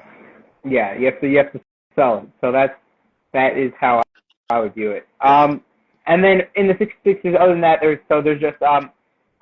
there's Twin battling with the deadlift, and then for the podium, like Twin will be, there's also Tristan Ho from Singapore. I think he came second last year. Also, he's put up some decent numbers in training. Like he'll probably be the favorite for second. And there's another Singapore lifter, Samuel Kwan, who's nominated in third. And then Twin is nominated in fifth, but he's gotten stronger. So I would say they're going to battle for the podium, and that's basically it for the 66ers. So let's move on to the 74s. So Tony. So yeah, that was obviously that was big news. Tony dropping out of what happened with Tony? So he actually trains at my gym. I think he's actually here right now. We got insider information on all ends. Let's go. Yeah, I mean, there's nothing really. I mean, he got hurt. He hurt his back and couldn't come back from it. He's young, he'll be fine. He's very, very motivated. He's here. I see him every day, same time, like a machine. He'll be fine. But yeah, that's all I know of it. Yeah. Well, I wish him speedy recovery. Yeah, he's a good kid. He'll be good for powerlifting. Who do we got in here? It's me again. Elliot's back. Hi, Mr. USA Singlet. Yep, I've been staring at the 74 nominations. I was really upset to see Tony dropped out because I feel like the way I look at it, the one subjunior in the class dropped out. That was from Great Britain, and then I was like, okay, so I'm gonna challenge the juniors, and then Tony dropped out. And so he was at what, 727 for his qualifying total, and that was pretty easy. It looked like, at least to me. I don't know if you guys have seen that meet recap, but I mean, yeah, I think I was sitting 2 feet away. Elliot, His girlfriend's breathing in my ear. Elliot, do you know the other 74s? Like, do you have experience with the class? I know Aaron from India. He's pretty strong. He strained his abductor recently, I believe. He was the second nominee. He was at like 712, I think it was, or something of the sort. Who do you think the favorite of the competitors that are left? That's tough for me to say because I think if it had been down to Aaron, because it's just the top two right now is Aaron and Matt Fodrell, right? Yeah. And I think if Aaron hadn't been injured, the way his training was going, he was looking to total a lot more than he did, at least in my eyes. Like he was moving like 310 or 305 like very fast, or actually I think it was more like, I think it might have been more. I forget what it was, but it was a big number. It was like close to a junior world record. Right. But because of his injury, and since it's so close out, it's like, I mean, when it's like maybe 2 weeks out from junior 74s? Not even? I don't know. But very close. So it's really unsure. It depends how he goes from the injury to his prep, especially because it's in the middle of his peak. So I don't know how well his taper is going to go, how well he can build up. So I might actually give it to Matt in that case, just because he's not injured. He seems to be training pretty well, and I can't see someone putting up the same numbers with the strained adductor. But especially when his best lift is deadlift. You know what I mean? Yeah. So I'll tell you, I did a lot of research on this class, actually. I think it's actually going to be a pretty competitive class. Like, I counted 6 people that I think all have a shot. There's a lot of people in, like, the low 700s. So actually, the person who I think who has the biggest total of any of these lifters is nominated in 10th. Kian Strato from Canada.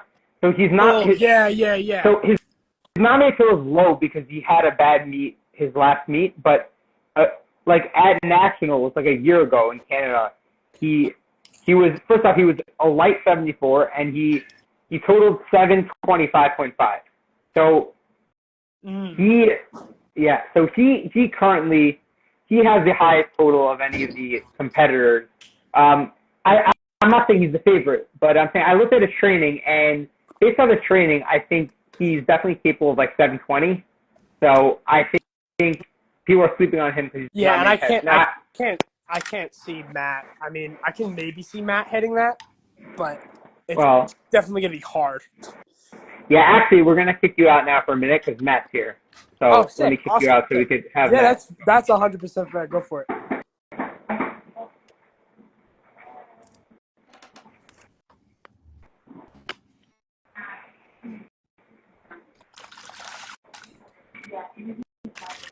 Oh, you can kick me out too. I gotta, I should probably do my job. Yeah. Thank you, guys.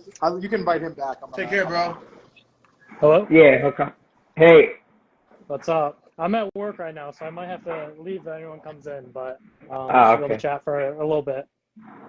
Okay, that's good. Yeah, so we were just talking about the 74s in general.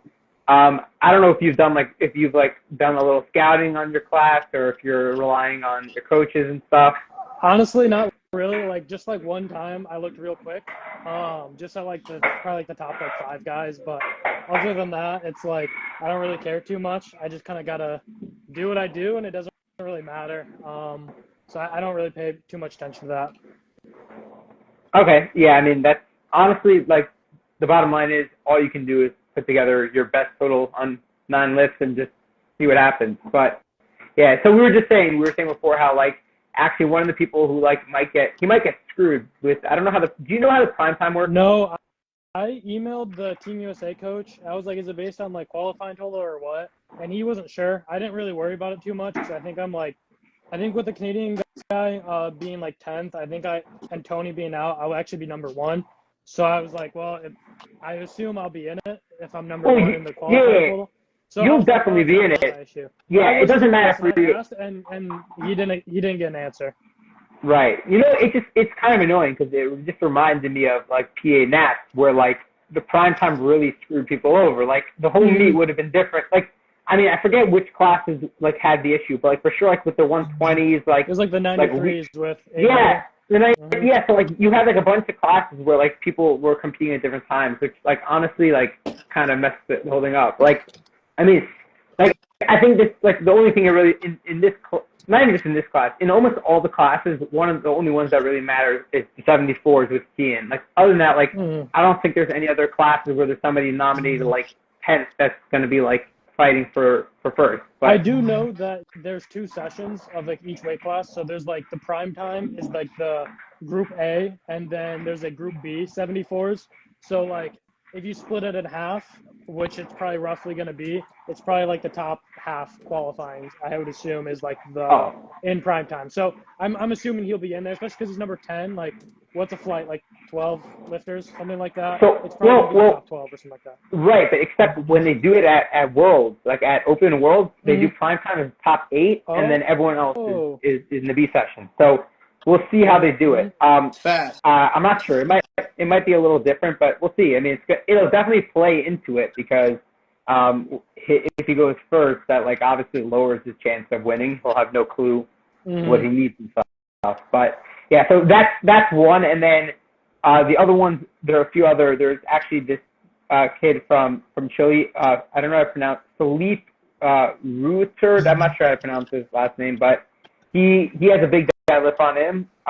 He's pulled 315 in the gym, and his squat and bench are behind most of the other top lifters. But with a 315 pull, he's definitely looking to be into the 715, 720 range. The guy from India too, who I think's injured, but I think he pulled 320. Yes, I'll get to him. And then also there's a Spanish lifter, Marcos Soto. I've seen him. And yeah, so his squat has been very good. He squatted 270. He benched 163, I think, and he deadlifted a fairly easy 280. So he's also potentially in the 720 range. And then there's also an Italian lifter, Dario, who pulled 300 and squatted 270. So he actually in terms of training totals, he's put together the highest one, but we know that doesn't really mean that much. It just tells you that he's at least in that conversation. And then there's Aaron, who when he was healthy, his training was going crazy. Before he a month ago, he put together a 750, I think, or 747 training total, but he's been dealing with injuries. So he said he's going to be competing, and he said he's back to feeling 95%. So he thinks he'll be pushed. He thinks he's going to win, which is good. Everyone that's at the top should think they're going to win. Yeah, I think this will be one of the most interesting classes, in that I think really there's 6 people who I would not be shocked in any order of 1 to 6. And then there's a couple other people who are nominated around 700 that could definitely also sneak into the top, depending on how their training's been going. So there are people who could if they do well, could win, and if they do badly, could finish 8th. Which It's is like actually lining up it's to so look rare. like a good battle. Yeah, Oh, yeah, for sure. yeah. It'll definitely be interesting. Yeah, almost within like a 17, 20 key range among 6. Right. Yeah. Even more than 6, like 6 for sure, and then like potentially more. Depends. Like Right. who knows? There's always like some kid out there who like Massive had a good gains good prep. yeah. Yeah. And the weird thing is like there might be zero like none of the junior records are gonna be threatened, but it's still gonna be just like crazy. Yeah, no, for sure. I mean, with Carl. Yeah. Like no, I think he did like 780, something like that. Yeah. We'll be within like 60 kilos, like maybe. No, but I'm saying, none of the individual. 275. 275 is like the squat record, and like maybe Marcos from Spain, he's the closest, but I would be surprised. 328 deadlift, like I don't think any, like if Aaron was healthy, maybe, but he's not like 100%, so I would be shocked. And then 195.5 bench. There's actually there's a lifter from Finland. I saw him. Anton. He did like 188 or something. Yeah, so and he's done a little more in the gym. So like maybe he could take the bench. Like I don't think he has a shot at like the total podium, but like he might be able to take the bench maybe if like things go well. Yeah, because I was looking at how I would medal like individually, and it's like even if I won, it would probably only be bench. I'd have a lock on actually medaling as like an individual lift, which is funny if I had like the perfect day. Because I saw that guy when I was looking at like, you know, if I was trying to get like a gold bench medal, but he did way more than me, and I was shocked by that. So I haven't heard of him.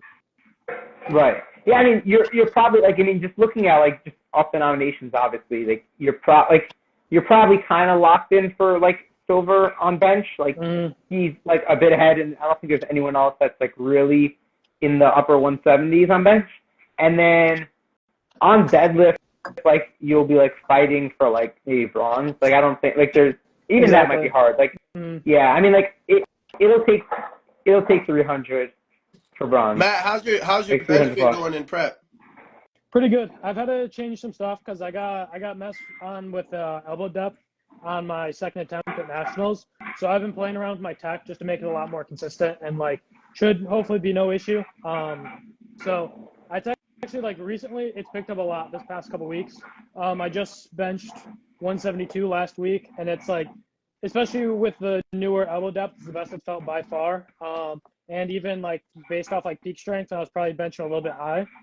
It's pretty close to there, I'd say. Very nice. So it's mainly just getting used to like the new form, just to make sure I don't miss like my second squat again, my second bench, because that's what happened at nationals when I kind of had to jump up after missing my seconds. How many? And just locking in standards. How many weeks have you had with that new setup? Oh, I was playing around with a bunch of different things directly after nationals, but I haven't changed anything for a good month now. Got it. Okay, so that's definitely good to have that down, because they'll be strict on it at Worlds, and you don't want to end up with like one bench and then there goes. Or I have to like sink it on my third attempt again, or just something random. Yeah, are you gonna open kind of like a little bit lighter, just whatever, just to make sure that the judges are? I have no clue, honestly. Just whatever's on the sheet from Brad Couliard. Well, I mean, it's a combination between your coach and then the team coach. So I do relatively big jumps, anyways. Like I've been jumping like 10 kilos from my opener to my second, which for bench is decent size. So I think just naturally I'll have a little bit of a lighter opener just from the way I jump.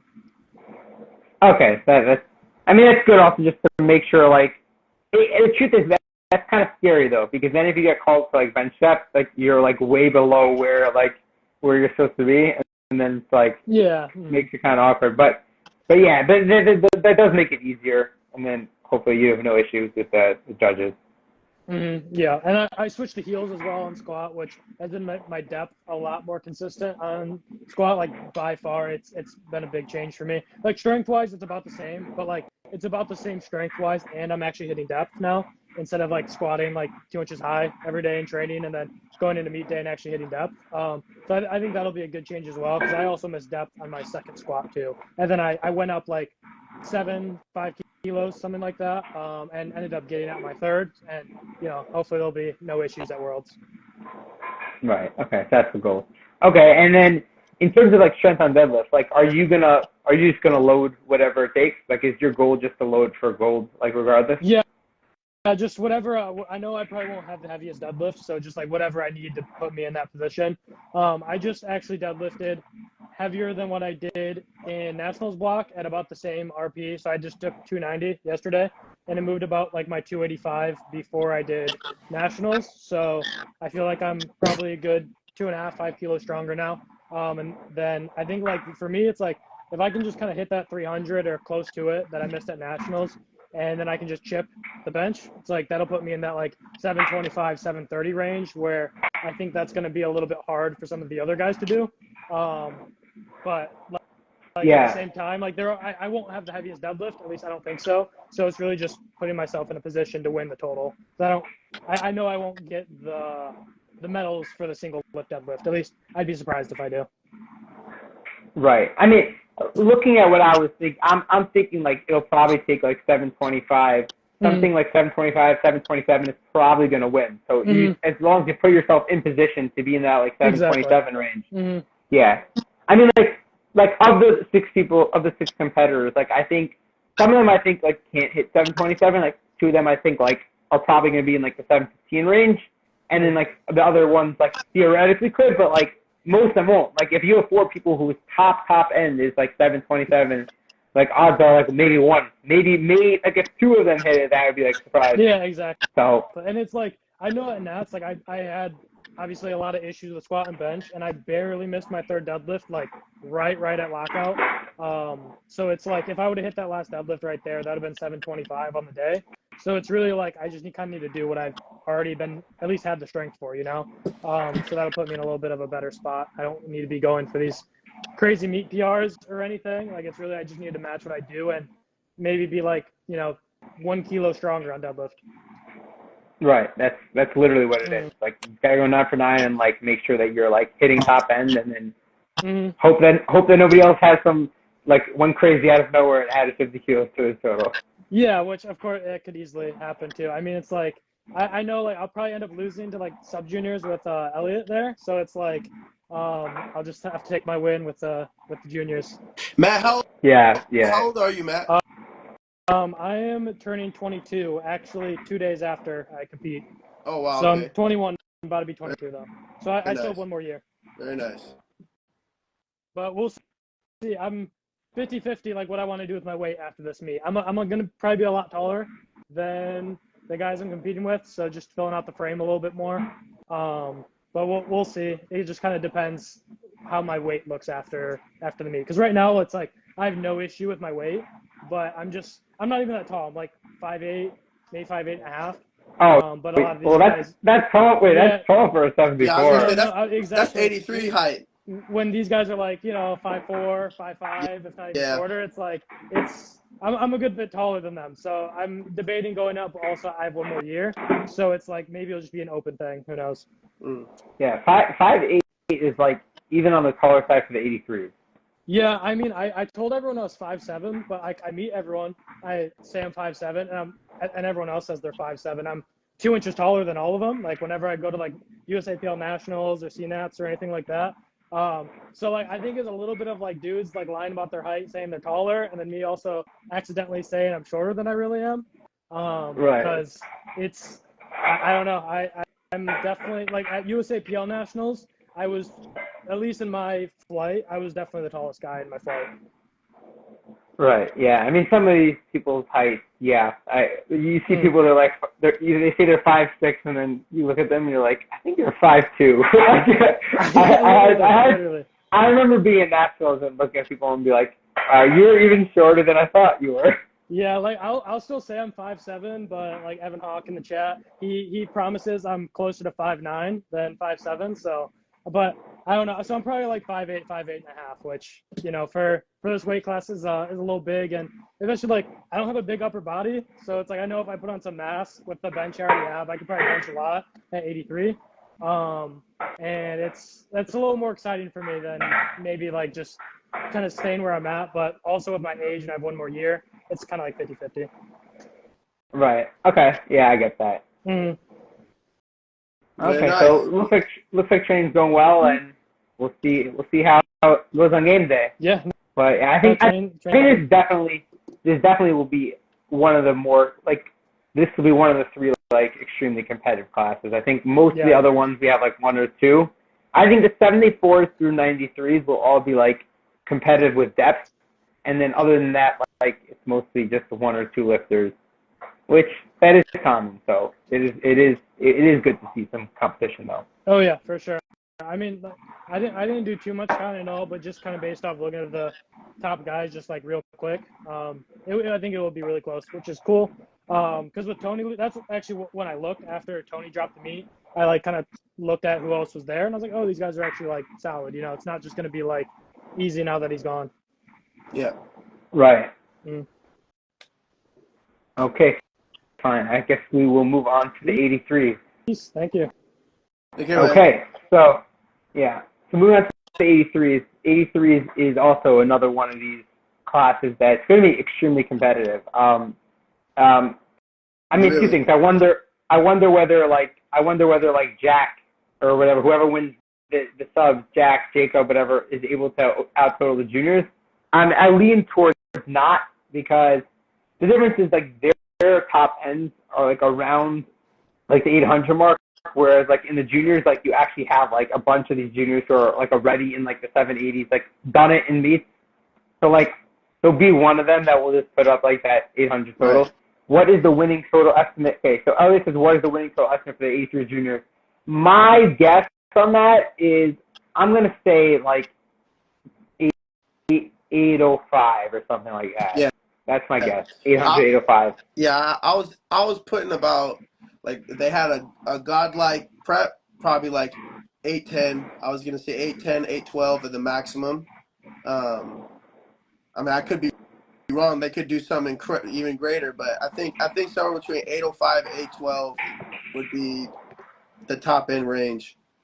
Yeah, I think even like probably on the lower end of that range, like 800, 805, just because like these people are all strong. So like it reminds me of a couple of years ago when there was like 4 people already in the 780s, and it was like who's gonna like how high is it gonna go? And then Sean Jin ended up winning with 797. It's just like it's really hard to like put on those like 25 kilos. Some of the Chip hack record for 18. Yeah, I mean, so I'll tell you, looking at what I saw, I think the person with the highest top end here. So we'll just go through the records in this class. So Tony, if you want to join in, just request. Anyway, so the world records here are 308 squat.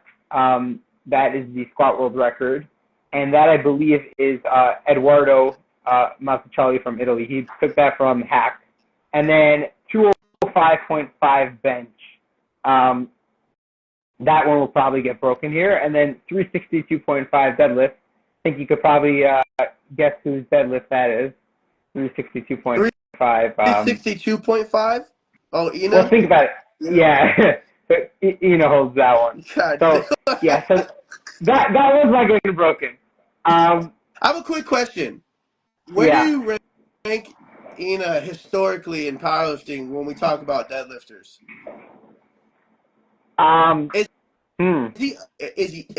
Does he make, pretty much I'm asking, does he make the case for one of the best deadlifters of all time? Yes. Yeah, for sure. I think I might have if he had hit one of those pulls for the wins at one of those worlds, I think I would have him at number one. Yeah. But without that, it's like hard to say, because in terms of pound for pound, he is the strongest deadlifter. Like he just is. Yeah. But he's not in the conversation. I think if he hits like 385, like at one of these meets, like I put him at number one. If is in top 3, your list is no, he's definitely top 3. The only question is because the problem is the people, let's say, who would be ahead of him, right? They're much heavier than him, and they're only pulling like 20 kilos more than him. So like if you look from pure number standpoint, he's definitely number one. Like just like he's just such an outlier that like he has to be number one. But I don't know, in terms of like he hasn't actually done like the craziest like in the meets. So yeah, he's always sending it. But yeah, so I his think second attempts are crazy. Right. Well, I mean, you skipped a second here, like it's. Oh yeah. I mean, I'm saying his Well, I say that from the standpoint of. Well, I won't go into their plan. Never mind. Wait, what were you say? I was gonna give some undisclosed information, but I'm gonna bite my tongue on that one. I'm gonna forgo that. Okay, fine. But I mean, yeah, I mean, he's a freak, and he is probably. I mean, objectively, he is. It's just he wants to be the best of all time. Yeah, right. So yeah, I mean, I agree with that. Objectively, right by numbers, he just is the best deadlifter of all time. Yeah, I mean, he has so much time, and there's that meet. I have faith that there's that meet where he's gonna pull something just incredible. I think it's coming one day. Yeah, no, I'm with that. So right, so his deadlift obviously untouchable, and then the total record is 813, which is John Hack's still. So one of the old ones. 813. Yeah. So I mean, if you're looking at like all these classes we've mentioned, basically every class we mentioned, not every, but almost every class we mentioned, like all these records are getting broken, and like they've been broken again and again. I mean, this is probably the longest like standing one. Like Hack was when was Hack a junior? Like 2015. Like it's been like 10 years. I can tell you that. I'll tell you this total record is from 2016. Okay, so it's been 8 years. So I mean, this is from the Hack versus Gibbs year. This is the 2016 from Colleen. So I mean, so that's like obviously a crazy record. I mean, as soon as Joe competes internationally, he'll absolutely shatter that. But 83 juniors, man, you can't let the sub juniors get you. Yeah, no joke. If that well, we already know the 74th is gonna happen too, because that's not even close. But like the 83 is interesting. So anyway, so let's still talk about some of the lifters. So we got a lot of people close here. I was like looking through like the 8-year record is mad in such a competitive fight. Yeah, I know. Like holding the record for like I already gave Austin's full plan. I can't speak for Coach Williams, Squats, and Ina, man. I can't put their plan out there, bro. Yeah. So in this class, so we got coming in first in the nomination. Actually, top two. We got Team Italy 1 and 2, half a kilo away. So at 783 and 782.5. So at 1 we got Gabriel Blomo. So his squat nominated 285, 172.5 bench, and 325.5 deadlift. Yeah. So I haven't seen anything like from his training specifically that like would make me think he's higher than that. But number 2 is Andrea Orlandi, and his training's been going well. So he's coming in nominated with 292.5 squat, 206 bench over the world record, and 290 deadlift. But in training, he's pulled 305, so he's pulled 15 kilos more than his comp deadlift, and he has squatted 300. So between those two, like, not that he's necessarily going to replicate it, but if he replicates his gym total, that's 815. Yeah. So that would break the world record, and that would put him as like the favorite, because he definitely has like the highest top end. I mean, he has a crazy bench. Yeah. We'll see. There's another lifter also with the bench like that, but so then we have a 200. Or sorry, I was looking at the 93s. You got a 206 bench here. You have two 206 benches here. Right. Wow. And the crazy thing is, look how close it is. Meaning 1 through 4 is separated by like 5 kilos. That's insane. So, and it's funny. It's also, and you got 2 Italians and then two Brits. Yeah, 2 Brits, 2 Italians, 1 French, 1 American. Yep. Yeah. So then the Brits, Manson, his training, he took 275, which is comp squat. He took that for a double, so that's good. And he benched 180. So he benched 5 kilos more in training than in comp. So that looks good. Haven't seen anything on deadlift, but like he's looking like he should put a little bit on there. So he's probably good for 790 or maybe a little bit more. And then you have the other Great Britain lifter, Matthew Pond. He's a subtotal specialist. So he has a 291.5 squat. So it's the second highest nominated squat, and then 206 bench. So actually, him and Andrea are the same thing. Him and Andrea are the number 1 and 2 on squat and bench. They both have like just the strongest subtotal. The difference is Andrea has pulled 305 in prep, and Matthew has not pulled anywhere near that. Yeah, so that's actually definitely that's pretty cool. Looking at that, you're looking at number 2 nomination and then number 4, and it's identical when you talk about the subs. Yeah. 10 key difference on the pools. Wow. It's gonna be a tight one. It's gonna be tight, but it's gonna be a tight battle. I'm thinking it's gonna be between. I mean, is Tony in here? Tony is supposed to join, but he said there's an issue. Oh, let's see. The chat saying he's surprised he doesn't break 300. They're talking about. Are you talking about chat? Are you talking about Matthew? Who are you talking about? Have the chat tell us. What are we talking about, chat? Chat, let's go. Tony's phone, bro. Yeah, called on depth and retook it. Who? Yeah. Hello. You gotta give us names. You can't just say he. Yeah, you guys gotta give names. Tony, jump in here. Oh yeah, okay. So they're saying Matthew. They're saying he's good for 300 squat. Okay.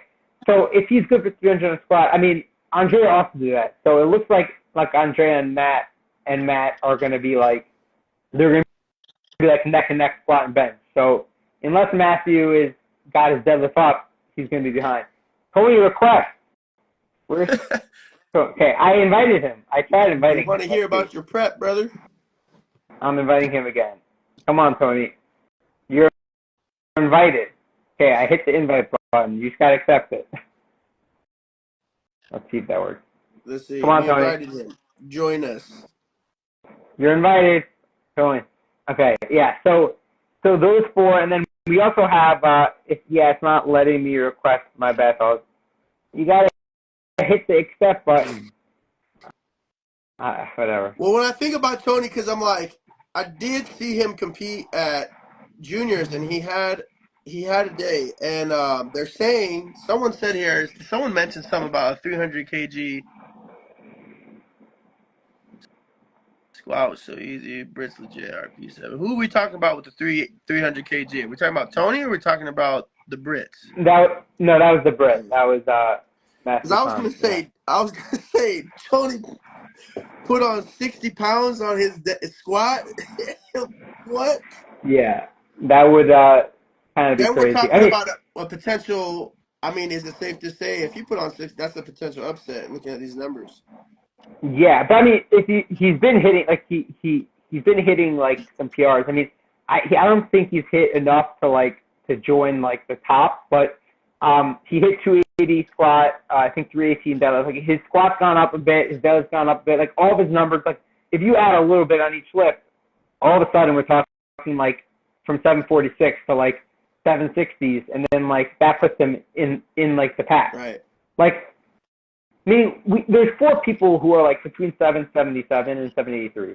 One of them will probably like go crazy and win, but between the other ones, like there's going to be missed lifts, and some of them are going to end up way down. So we'll see who it is. If Tony was able to make some significant gains on his bench, because typically bench is that middle point where if you can gain some totals there, gain some total tonnage, if you will. He has a really big deadlift.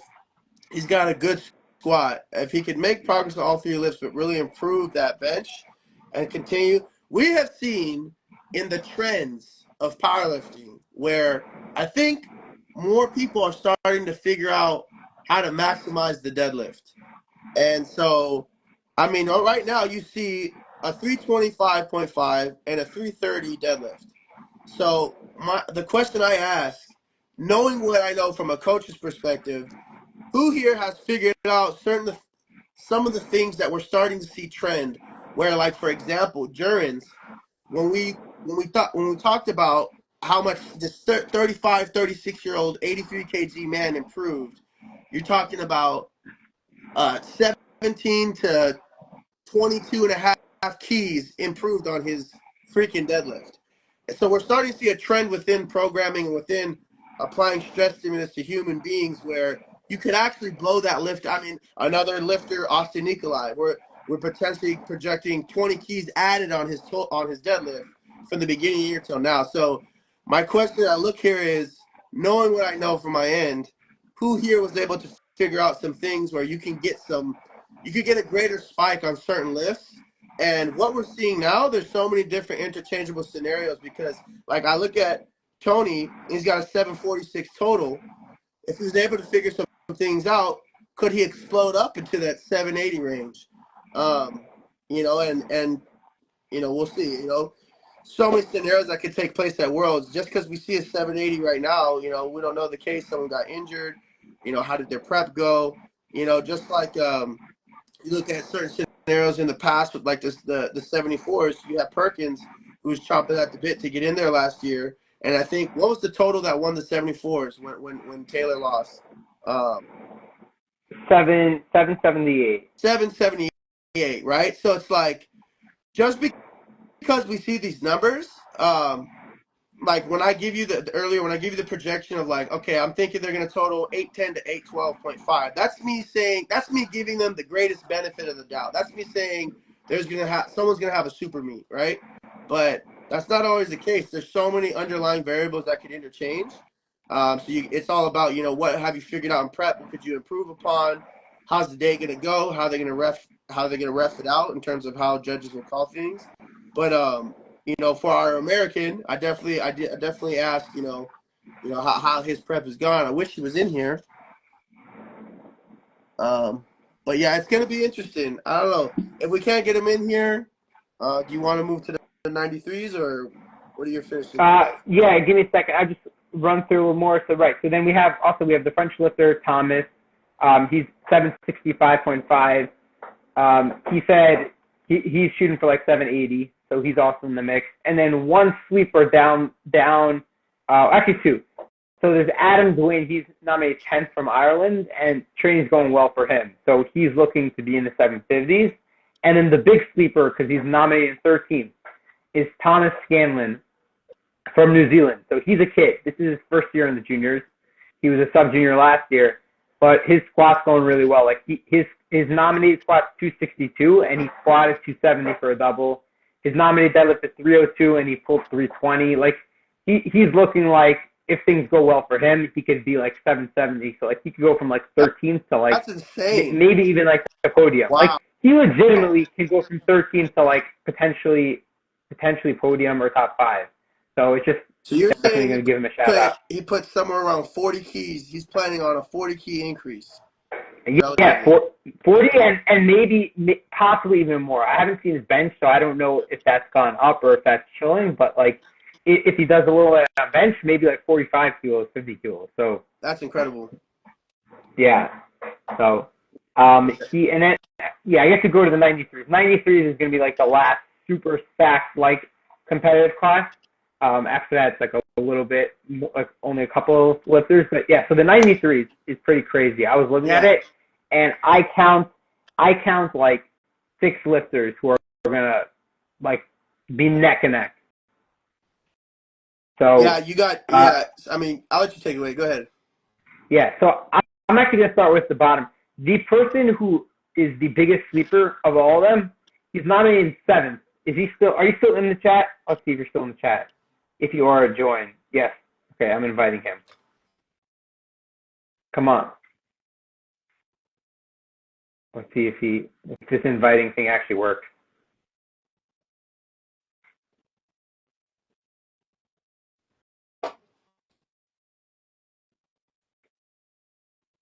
Looks like it's not working. Really? Yeah. Okay. Yeah. I don't know. Invite. Okay. Anyway, if I'm gonna cancel the invite, but if you're in here, then request to join. Okay. Okay. So basically, yeah. So nominated 7th from Romania. His name is Ian. I don't know how to pronounce this. Ian Kolmick. Yeah. Yeah. So if you're still in here, join. But basically, he's nominated 7th with 792.5 total, which like is a good chunk behind on nominations. But just listen to this in terms of training. His nominated squat is 290. His squat is 310. Wow. So we got 20 kilos on squat. Yeah. His bench is 180, and I think he tripled that. And then his deadlift is 322.5, and like he pulled like 315 as like a warm up. Wow. So if he does like what I think he can do, like potentially squat 315, bench 190, and pull like 335, we're talking like that would be like 845.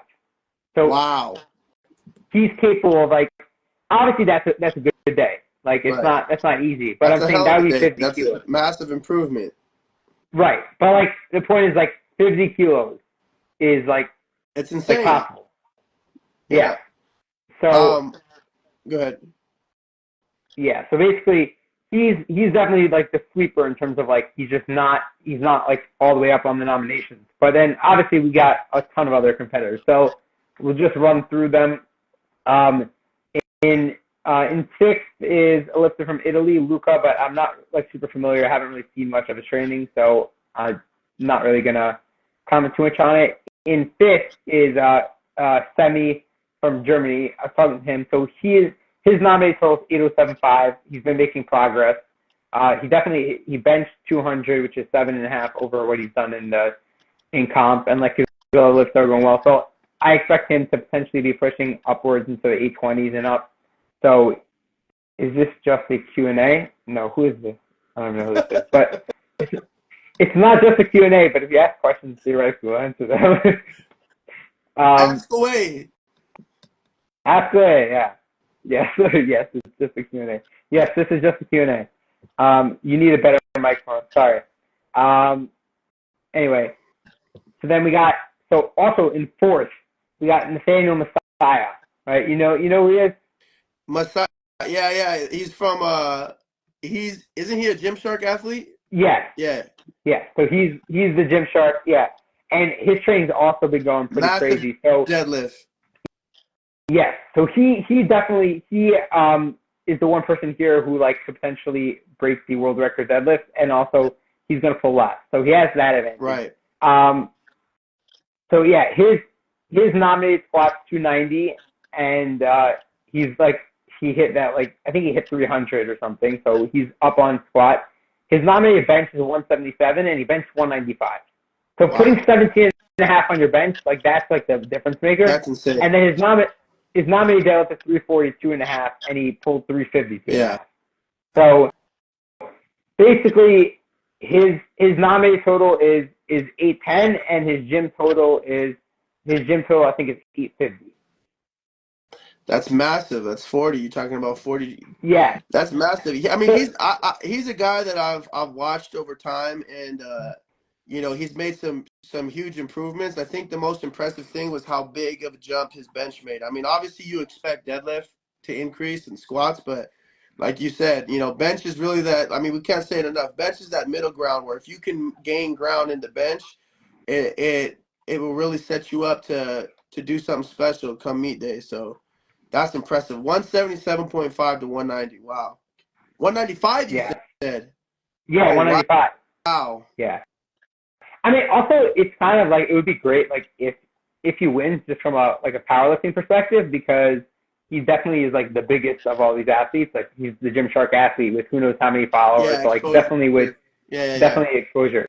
Yeah. 100%. So, right. So that's another one of the crazy lifters. Then we have in third, Rico Vaden from France. So he's been, like, towards the top of these for the last couple of years. Yeah. And his training is also going well.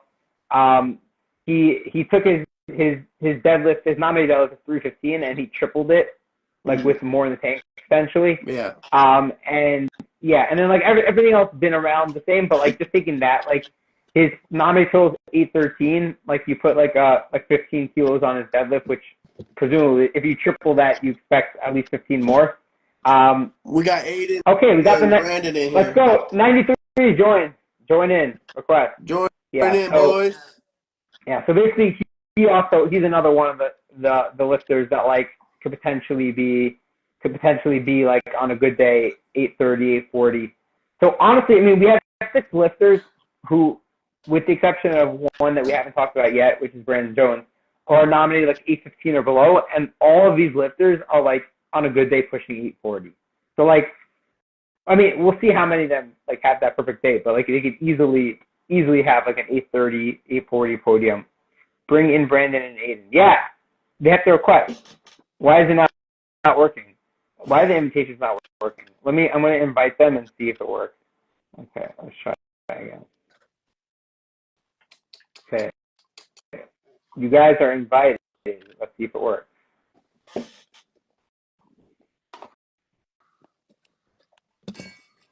Oh, declined. We got rejected. Hey, at least you know it works now. Wow, that's the first. What did he say? Driving right now. He's driving. Okay. You could go and just not use your video. Like you could still, whatever. That's fine. Anyway, we'll maybe have him in when. Might as well invite. Brandon, where you at? Did he leave? No, he's still here. Yeah. So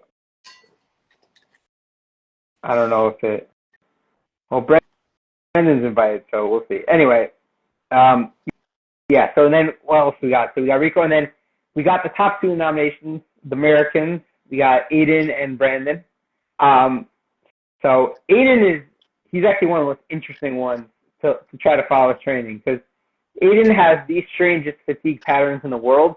They've actually looked a lot more normal recently. But like watching Aiden's training, it's so, like you'll see like some weeks like he'll pull like 330 on deadlift, and like the next week he'll like do like 200 for his sets of 5, and it's like it just makes no sense. Like I literally, his training is the hardest to follow like in the world.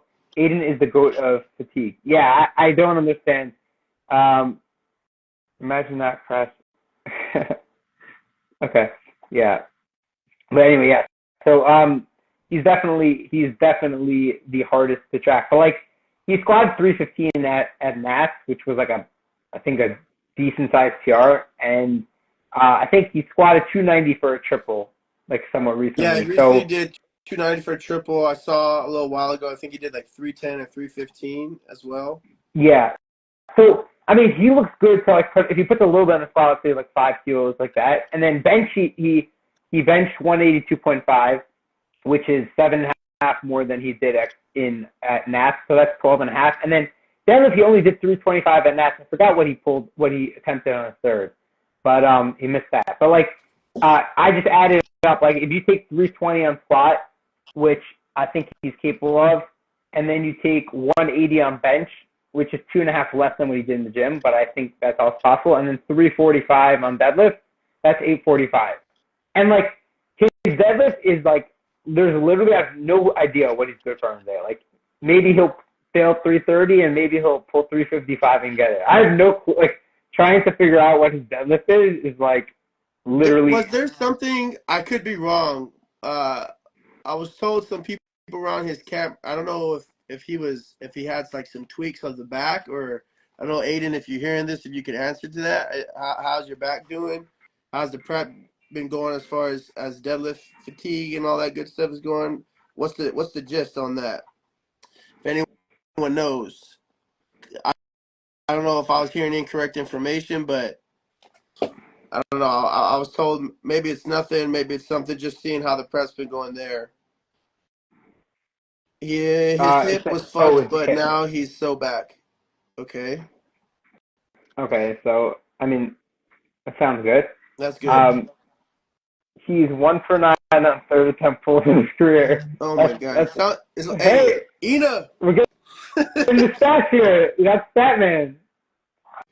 Yeah, but so you just added up your range. You thought was 340 or 845. You said. Yeah. And then you also had Nathaniel around there too, correct? Yep, and I had Ian from Romania there. I have, and I'm thinking even Rico from France. I think all I think all 5 of those lifters are all in that same range. Wow. So, and then let's get to the favorite. We got one more to go before, and then we'll get back to it. We got the favorite, which is Brandon Jones. He's coming in with a big lead on nominated total. He's nominated 832.5, and froze wow, fucking no, okay. He's nominated with 832.5. 307.5 is his nominated squat, and he squatted 320 in the gym, so that's a nice increase. 205 is his nominated bench, and he benched 215. That's also 10 more. And 320 is his nominated deadlift. I haven't seen anything huge on deadlift, but even assuming he's pulling the same, yeah, he doubled. If you add those together, you spoke on that just now, right? He doubled the 317. Brandon? Yeah. When did he do that? I didn't see it. I'm pretty sure he doubled 317.5 or 320. I mean, same thing. 317.5, 320, 700, 705. That's huge. That's a huge improvement if you look going off. Yeah, of I missed that. Oh, they said so he did double 317.5. It was a block ago. Oh, last block? Yeah. Let me see this. I don't see it. I do. I saw I spoke with him as well. I saw him at NAPFs. It was either 317.5 or 320. It's a huge double. Okay. And his bench, I think his bench is up too, right? If I'm mistaken, did I see that? I think I saw him load up 4 reds, maybe even more. Oh yeah. So he loaded up 4 reds a while ago. He hasn't recently 215s, what I saw at 10. So, but if he double 317, 320, so we're talking like 330 pull. So if you take 320 squat, 215 bench, and 330 pull, that's 865. Huge. So and this actually is we got a high record. Meaning the total world record here is 853.5 by Anatoly. It's still Anatoly's junior record. Say that total again by Anatoly. 853.5. Yeah. I mean, he's had a really good prep. I think he's navigated well. His squat blew up, bench blew up, and yeah, I mean, if he can just get with those projections on squat and bench, if we could just add 10 more is added there, that's going to be massive for him. So, but I think we're looking at what 1, 2, 3, 4, 5, 6. You're looking at least 5 to 6 guys that are going to be gunning for podium. Yeah. In a junior 93 bout, so that's pretty impressive, man. This is definitely one of those matchups that I've been waiting to talk about today, and I can't wait to see in person. It's going to be amazing. Yeah, so I think it'll be crazy because we really have those 5 or 6 lifters that are fighting for the podium, and then and they're all really every single one of them is putting up massive PRs. In terms of the individual world records, nobody's breaking Anatoly's 331, or who has the world record squat? Is it Anatoly? I think it's Anatoly. Nobody's taking his 331 squat. I don't think anyone's taking the 225.5 bench. That's actually, let me see if it's Anatoly. Yeah, it is Anatoly on the spot. And the bench is it's by Malik. He's the French kid who was who did it 1 year into the juniors. I don't know why he's not on the nominations. I think he was. He must have dropped out or something. But he would have been also in the. But nobody's taking the bench. And then the deadlift. Wait, hold on a second. You're talking about another French 93, right? Yeah. I think I know who you're talking about. He's got a gigantic deadlift. No. I'm talking about a bencher. No. There's a 93. I think he did Euros. He's on the rise too. He's got a really big squat, really big deadlift. But he also might be aging out. Yeah. Yeah. So bench he'll be taking, and then deadlift, Naseem side, he's the one who potentially breaks the 355.5 deadlift. But then the total's in range.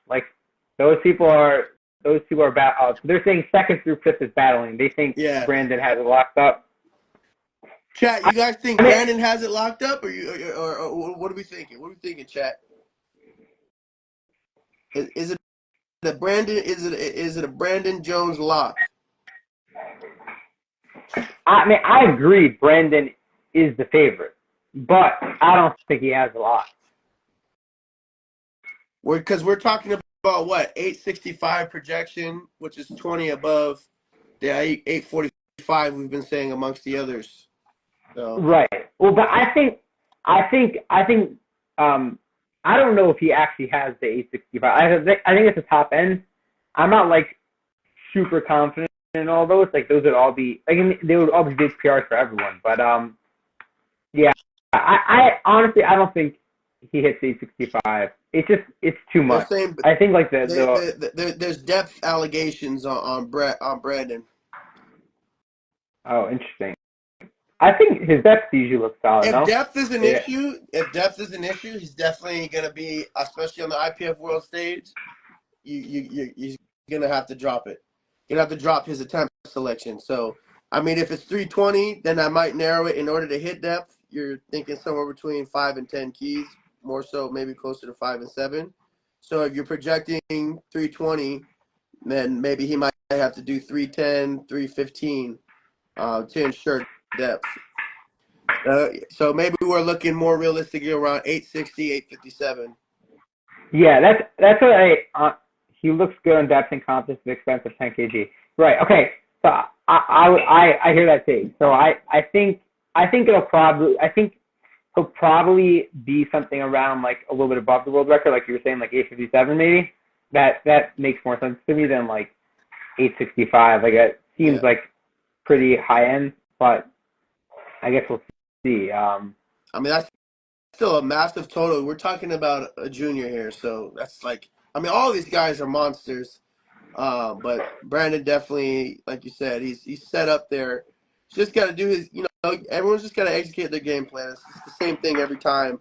But yeah, Brandon's definitely. I mean, Brandon, you're talking about 865.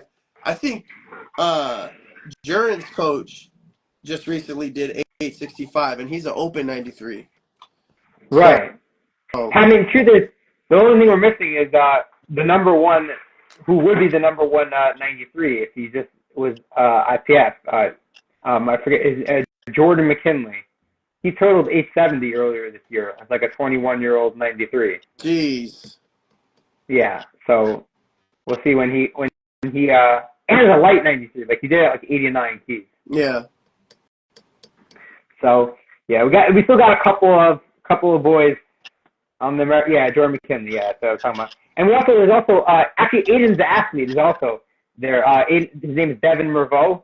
Mm-hmm. He squatted like 334, 332 or something at like 18, like at USAPL Nationals. Like insane. He squatted over what the open world record was at the time. Insane. My other goat, Evan Ross. Yeah, so we'll see. I mean, there's definitely a lot of talent. Like the 93 juniors are pretty stacked, like internationally. So I'm gonna stay in this class. I'm gonna take Brandon to win. It'll be cool. You know what? I'm gonna go Brandon for first. I'm gonna go Ian. Oh, my athletes. Yeah, my athletes Evan Ross and oh shoot, we only have 26 seconds remaining. Apparently, there's a time limit on this. Oh wow. I guess there's like a time limit of like 4 hours. You want to close them out? Yeah, we'll close it. We'll close it out when it stops, and then we'll just reset it. All right. Yeah. Give me. Okay, I'll respond to Aiden as soon as the new one starts.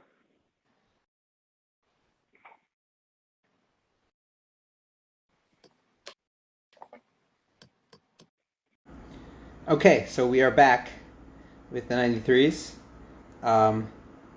Let's see when people. I'll wait for people to get back in.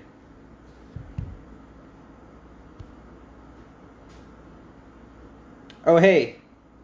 Philippe, we were talking about you before when we were talking about the 74s. You missed it.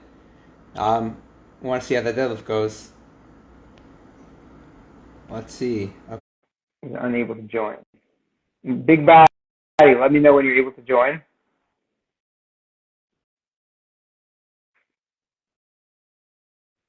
Okay, let's see if this invitation works.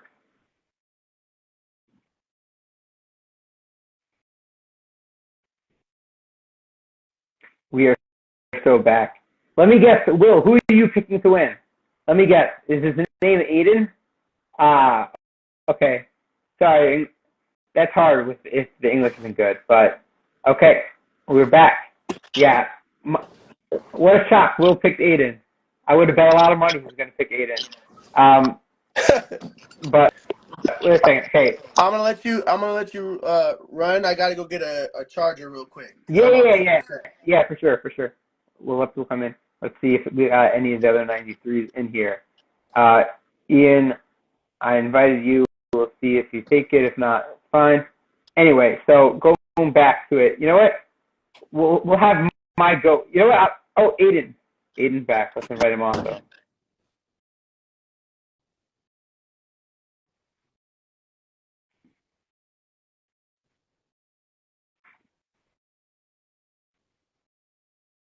Aiden. Are you still? Oh, okay. You are here now. You finished driving. What's up? So, no longer driving. Before we even talk about you, we'll talk about your athletes because I mean, obviously we saw Evan in CNAT, and he did what he's got to do, and then Devin. What's Devin been up to? He deletes his accounts and all of his posts every day, so it's hard to see. But I saw he pulled and benched something big. No? Yeah, he benched 45 with a pause recently, and then I mean he just tripled like 640 on squat, like it was like fucking nothing. So and his deadlift's going nicely. He's doing a surge meet with like John Hack and like Dawson Winham in like a month because he was trying to like make money, and he's doing an untested meet. Yeah, because he's not like he hasn't done PA yet, so like right. Yeah, you might as well take it. You might as well. Yeah. Oh, we're getting the 93s who are actually requesting. Okay, let's see. What else? Who else requested? Who is this? Who is breakfast villain? I don't know who that is. We'll see. But breakfast villain. Oh, okay. Okay. We'll see. Aiden can't win. He's in Peaches and Creamville right now. He needs to lock in. Matt. Okay. Yeah, so the 93s, I mean 93 juniors just all around they're stacked, obviously. Like you got like a bunch of ones who could win who are not even doing it this year. And then you got you guys. So Aiden, how's prep going? Like obviously you've PR'd bench. How's squat going? Squat is going quite nicely. It feels great. Hit that 290 triple on 4 weeks of training. So I'm pretty stoked with that because I literally thought it was over. Like my hip popped with 4 reds, like just squatting it in a training session. Good? And dude, is that Jordan? Yo, yeah. What's up, Aiden? How you doing, bro? What's up, bro? Yeah, my hip popped in training, and dude, I thought I was crippled. Like I thought it was over. Like I thought I was not going to Worlds, and so to be able to squat 290 for 3, which was a big PR on 4 weeks of training, I'm pretty stoked with that. Bench is going great. Obviously, hit my first 405 bench and 182. And deadlift, I'm kind of just deadlift feels good. I'm just waiting for something to happen, really. Well, yeah, I was saying before how deadlift is impossible to predict your deadlift. Like you could be taking 200 kilos in the gym, you could be taking 300 kilos in the gym. It just depends on your random fatigue for that week. Honestly, it's been super consistent. Like that used to be the way because I was in nursing school, and so I was getting I was super stressed, and I was getting a ton of terrible sleep every day. And I was juggling coaching and being in nursing school at the same time. So my variables were shit. Right. And I was also overtraining. So I figured that out, and it's been super consistent. It's just I haven't gone heavy yet. Okay. So I mean, either way, we'll see. It's going to come down to meet day. I mean, based off what I'm looking at, you're probably going to pull second to last or last, depending on what you load. So, I mean, yeah, it depends on how Nathan shows up on deads, but I imagine I'll probably pull second to last, and then he'll probably pull something. But I'm going to be pulling for the win. Right. So I mean, you think like 320 squat, that sounds reasonable to you? Yeah, that's the goal. Right. And then if you're benching like 185, 182, 185. Yeah, 180 to 185, I'd be very happy with, because that'd be a fat PR. Right. So that's right. That's what I was saying. Like you bench the 182 and 405, and like those like look pretty clean. So, and then if you're pulling that's the thing. I have no clue what you're gonna pull. Like, are you gonna pull 330? Are you gonna pull 350? Like there's literally no way to tell. It's just like, depends. Like, do you feel strong on meet day? And that's like literally what it comes down to. Dude, honestly, I mean, I'm gonna take whatever I need, like whatever I need to win.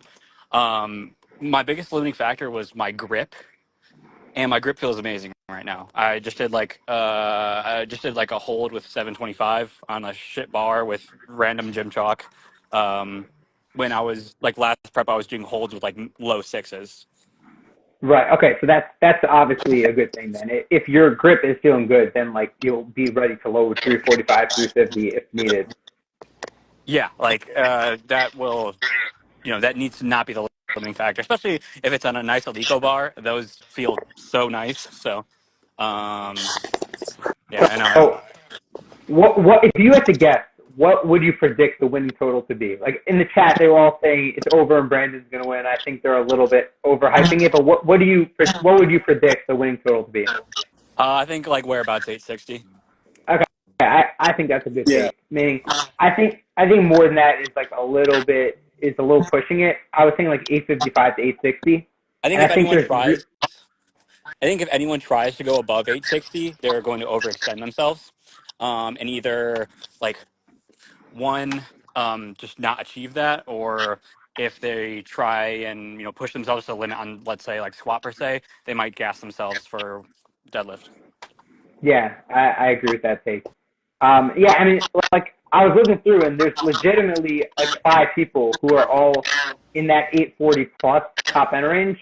So like, I think it'll be insanely close. Like I think the podium is for sure. I think the podium can be 840 plus. Dude, it could easily I mean, if people fuck up, it could easily be like you with the jumps that like we all take because we lift so much, that like people could easily miss 1 or 2 lifts and go down to like low 8s. Right, that's for sure true.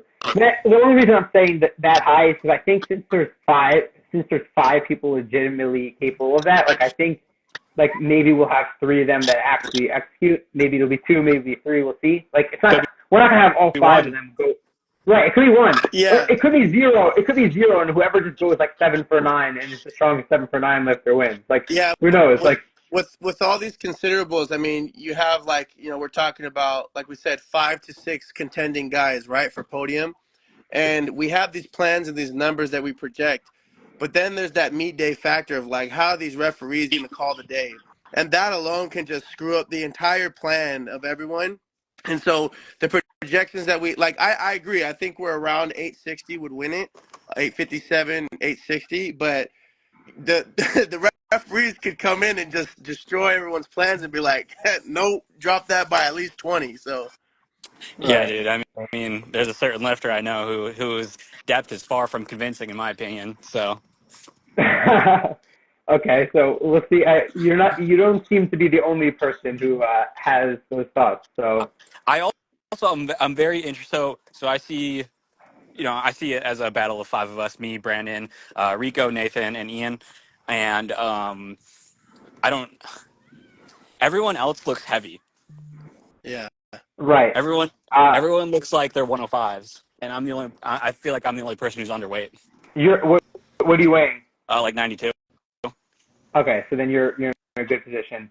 I mean, and also, I mean, most except for you and Brandon, the rest of them are Europeans that are gonna like fly 2 hours and get there. So that's also like true. a advantage. That is a factor, yeah. Yeah, so we'll see. I mean, I don't know. Did Brandon leave out of here? I'm gonna get there and I'm gonna be chowing down on Maltese delights. So. Yeah. How early did you get in? Like a week.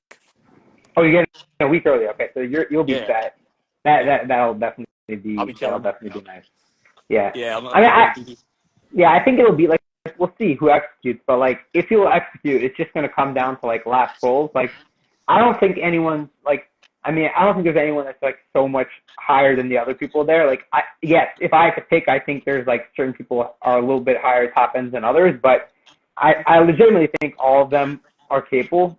I mean, every single one of you lifters of U5 like has put like significant like progress in the gym. Like most of them on like multiple lifts. Like we're not talking about like relying on just like pushing one lift more. Like most of you are going to PR like 2 or 3 lifts.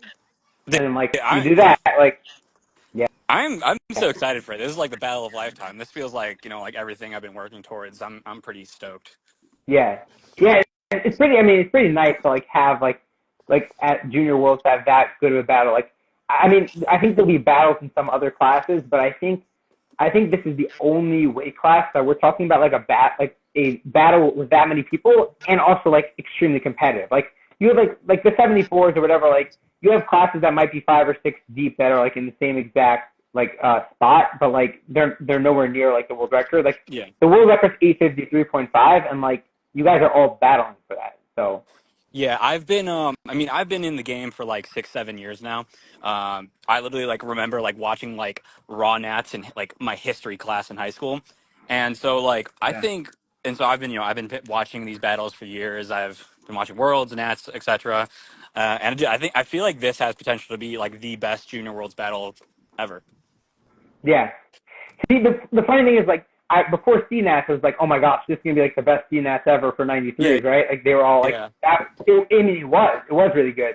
But, like, we're basically in the same spot, like, the same thing where we have, like, 5, 6 competitors, just, like, it's, like, an average of, like, 20 kilos stronger per person, or 20 or 30 kilos stronger. It's, like, so it's pretty crazy. Yeah. And then we potentially don't even have some of these strongest lifters. So, you know, Jordan, let us know what are your thoughts on the 93s.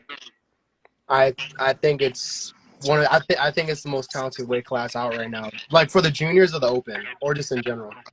Well, so most of the juniors. The open's also crazy, but we're mainly talking about juniors because Junior Worlds. Junior Worlds, I honestly agree with Aiden. I think it's gonna be, I think it's gonna be a show. I really do. And yeah, I really do. I think it's gonna be a show. Do you have FOMO? Do I what? Do you have FOMO for not being there this year? I mean, I guess you could say that, dude. But definitely planning on making it to Worlds next year. So, I mean, why didn't you leave earlier? It's disappointing, but what was that? Why didn't you leave earlier?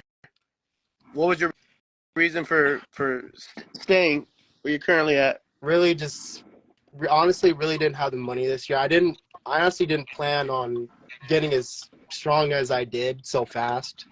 So I thought it would be the smarter decision to, save it till next year and, register till then. But you're 02, Jordan? What was it?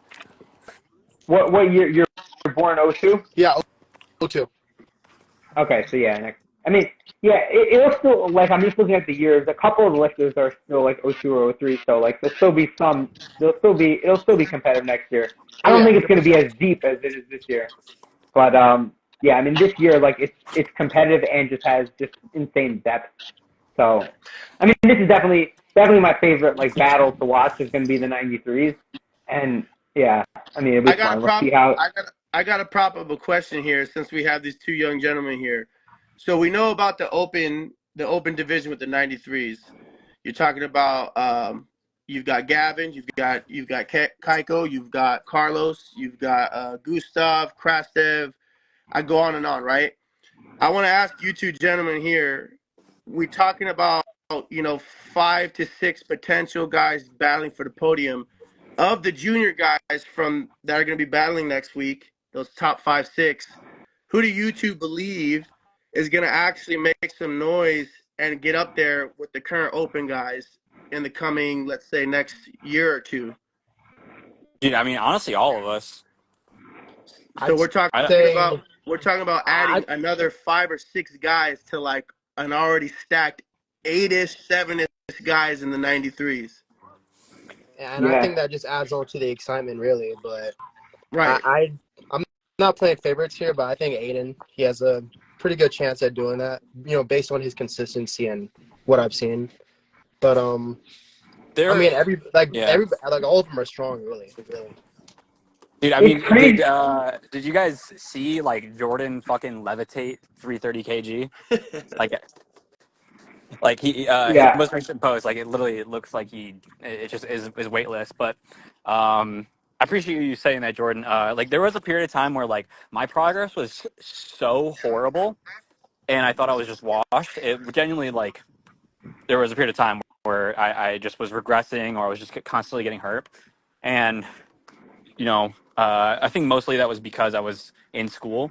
And now that I'm graduated, training has gone a lot better. So I do kind of have like a resurgence of like belief in myself of where I can go. And especially because I am underweight, I think I can, once I'm weighing what everyone else weighs, I do think I can get up there. Yeah. Yeah, man. I mean, I think it's pretty crazy. Like we were the Big Bad was talking a little bit about like the Open 93s like internationally, but if you just think about it in the U.S., right? Like in the Open 93s U.S., we got what's the name moved over? The guy who was doing like the untested stuff. Juwan. Juwan. Yeah. So there's right. So there's Juwan. Right? Brandon's in the chat if you want to bring him in. Oh yeah. There's a limit to hosts. Okay, we'll bring him in a couple minutes. We'll get him in. But so you got Jawan, then you got Gavin, you got Keiko, you got what's the name who just recently did the American Pro, Dominique Fuqua. Oh dude, yeah. You have Jamar. You have Jamar. Yeah, I'm missing. There's more. Who else is there?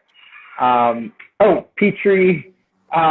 You got like 5 or 6 in the Open, and then like in the juniors, you got you guys, right? Aiden, who? Demetrius and what's his name? Gosh, what's his name? He's from Texas. Big bencher, like 500-pound bencher. Oh, Kyle. Yeah, Kyle De Leon. Yeah. And then just on the junior side, you got you guys. You got Aiden, Jordan, Brandon, what's it called again? Devin, Evan. Like you got you legit have like there's probably like if you did just a junior 93 like U.S. everybody like whichever federations everyone comes together right now, you have like 6 or 7 of them who like could total 850 like in the junior. Yeah. Open Nats, because I mean I'm gonna be in Open next year because I'm getting old, but it's gonna be like insanely stacked. Like like 10th place is gonna be like mid-8s. Yeah, legit. Jordan, would you do Open Nats next year also? Like, I mean, take a shot and see how you do there, and then depending on that, then go juniors. Oh yeah, really, that's the plan. Me and Evan, we talked briefly about it. We're pretty confident that I'm gonna be mostly competitive for the Open 93s next year. But if we cut it a little short, then definitely taking juniors. So regardless, I'm doing Worlds next year. Right, and you're still light, right? I mean, what are you weighing now? Yeah, usually sitting honestly like 204, 205, but I'm still 198. But definitely still a light 93 if I yeah. Right. So that's definitely another advantage, like actually being underweight. We'll see. I mean, I'm curious about like for Worlds, like how many of these people are cutting like a bunch. Like, I mean, some of them look big, like Aiden was saying. So we'll see if like some of them have like a 10-pound water cut and then come and like drop 20, 30 kilos from their training total. Definitely possible. So. Definitely. Okay, let's see if we can get Brandon in here.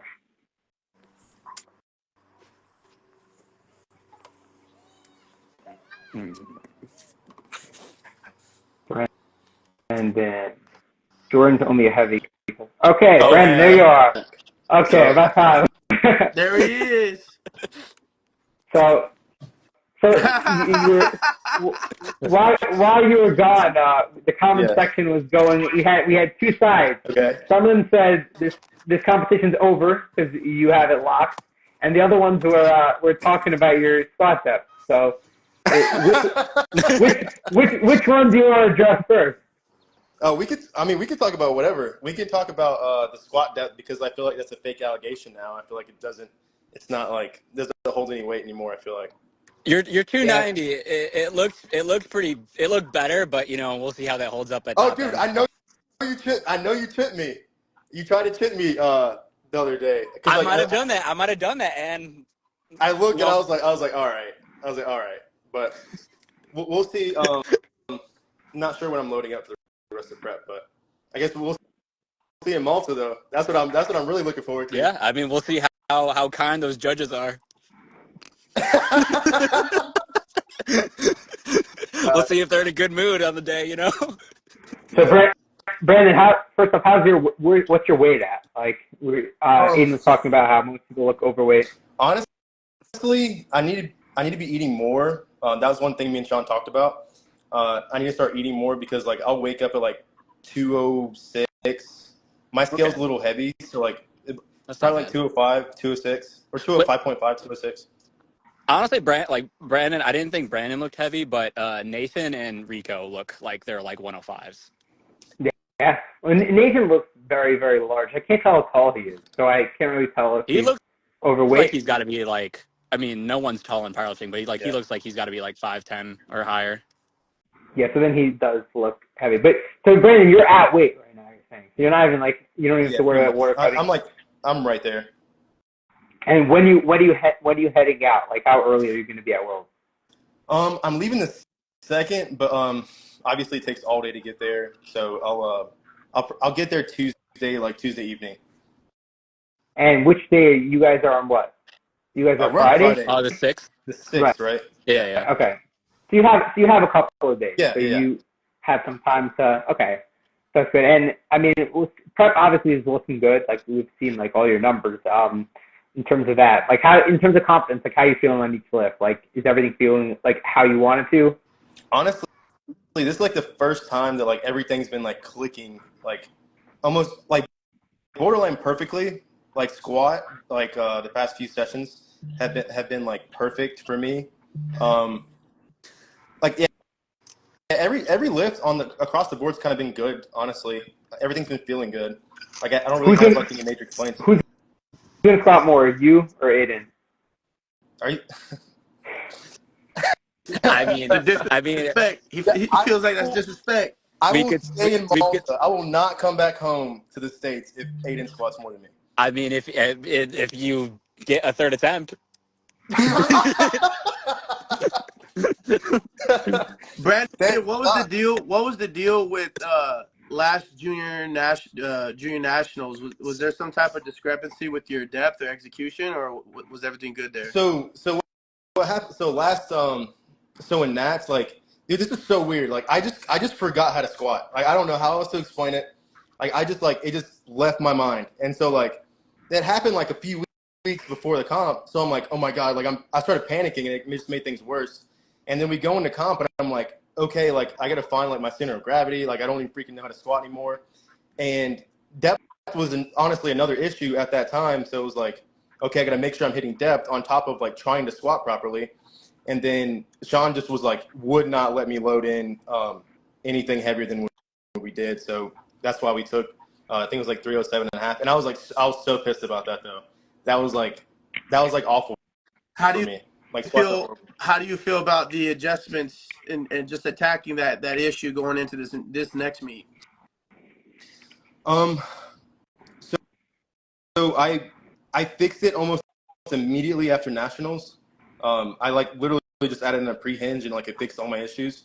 But going in now, like I've never been more confident in my squat ability, like pattern wise. Right. Like, and then recently, like obviously, honestly, Aiden, you and your goons talking crap have genuinely like helped me because I was like, okay, bet. I was like, if we want to talk about depth, all right, I got you something. And like it genuinely like made me better. Honestly, I knew it would. I was like, we're gonna start starting the spot here, but this is gonna actually like make him lock this shit in. Maybe I shouldn't have started anything. Yeah. Yeah. So now, I think the Team Aiden trolls are maybe the number one in powerlifting right now. Dude, it's just Will. You No, have it's your literally own just goons Will. that are like in chat right now. They're like, "Oh, he's gonna drop a third deadlift." yeah, that guy Will, man, he's been in here for a little while. He loves you, man. Shout out Will. I coach him. Understandable. Yeah. Yeah, so Brandon, we were saying before that we were thinking like that even though people have put up crazy training like that, practically it probably will take like 860 only to win. What do you think about that?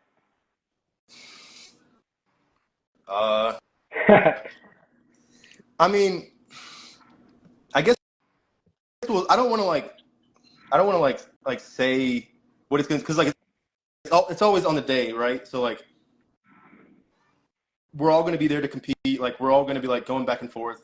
So like the numbers that I have in my head can be like completely skewed when it comes to competition day. So I don't want to be like say all these crazy. I have like numbers in my head that I want to hit, but if the circumstances might not like allow that.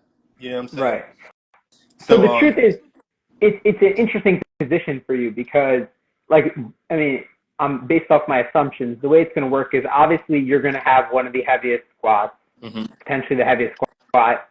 You are going to have the heaviest bench. That's like pretty clear. And in terms of deadlifts, though, you are going to have one of the lighter deadlifts of the competitors.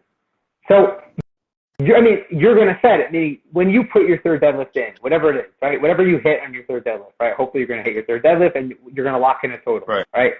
After that, you're going to have, let's say, 3 people or whatever it is who are going to try to pull for that. So you're going to decide, okay, this is the number. Like you have to take a number that you can hit. Like you can't like overreach yourself because everyone else goes after you, and then you're giving them like an easy target. So you got to just load a number. So you kind of set the pace for it. That's why it's like, I mean, everyone says there's disadvantage. Like it's obviously there's an advantage to pulling last and knowing exactly how much you need. But on the other hand, there's some sort of advantage to just like knowing that you pull first and you just need a load what you can hit. Like there's no reaching. You put the amount. Right. Yeah, that's true. So hell, they better be ready to pull like 850 or something because it's gonna be. If you make your third squat, I don't know if it'll take all that. If you make your third squat, it makes it a tough meet. Well, that's okay. So that's the thing. So if let's say I go 3 for 3 on squat, 3 for 3 on bench, then it's like that's when I think like it's like okay, somebody's gonna have to pull 8 plus because if I go 3 for 3 on both, then it's gonna be really hard. Especially if I hit the numbers that I have in mind, because especially with deadlift, I peak very well. So like I'm very confident. I'm honestly more confident in my deadlift as far as like numbers that I have in my mind.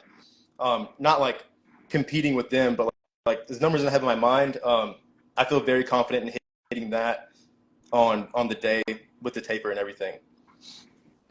Do you historically peak pretty well on your conventional? Oh yeah, very well. Yeah, that's what I'm looking forward to, honestly. Yeah, I mean, we were talking before, and I was saying, like, based off, like, just pure training totals and top ends, like, if you hit 9 for 9, like, hit, like, your top end, I don't know that there's anyone else that can be totaling 865, 870. Like, I don't think that exists of the other competitors.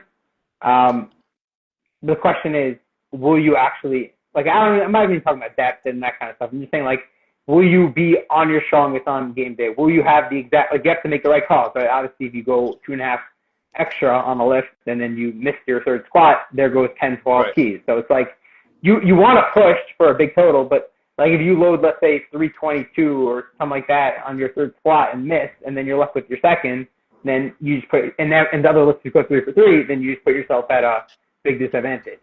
So, yeah, I mean, it's obviously, it'll be very interesting. Especially because with you going earlier on deadlift makes it like much more interesting than it otherwise would be. Yeah. But you gotta load that subtotal up.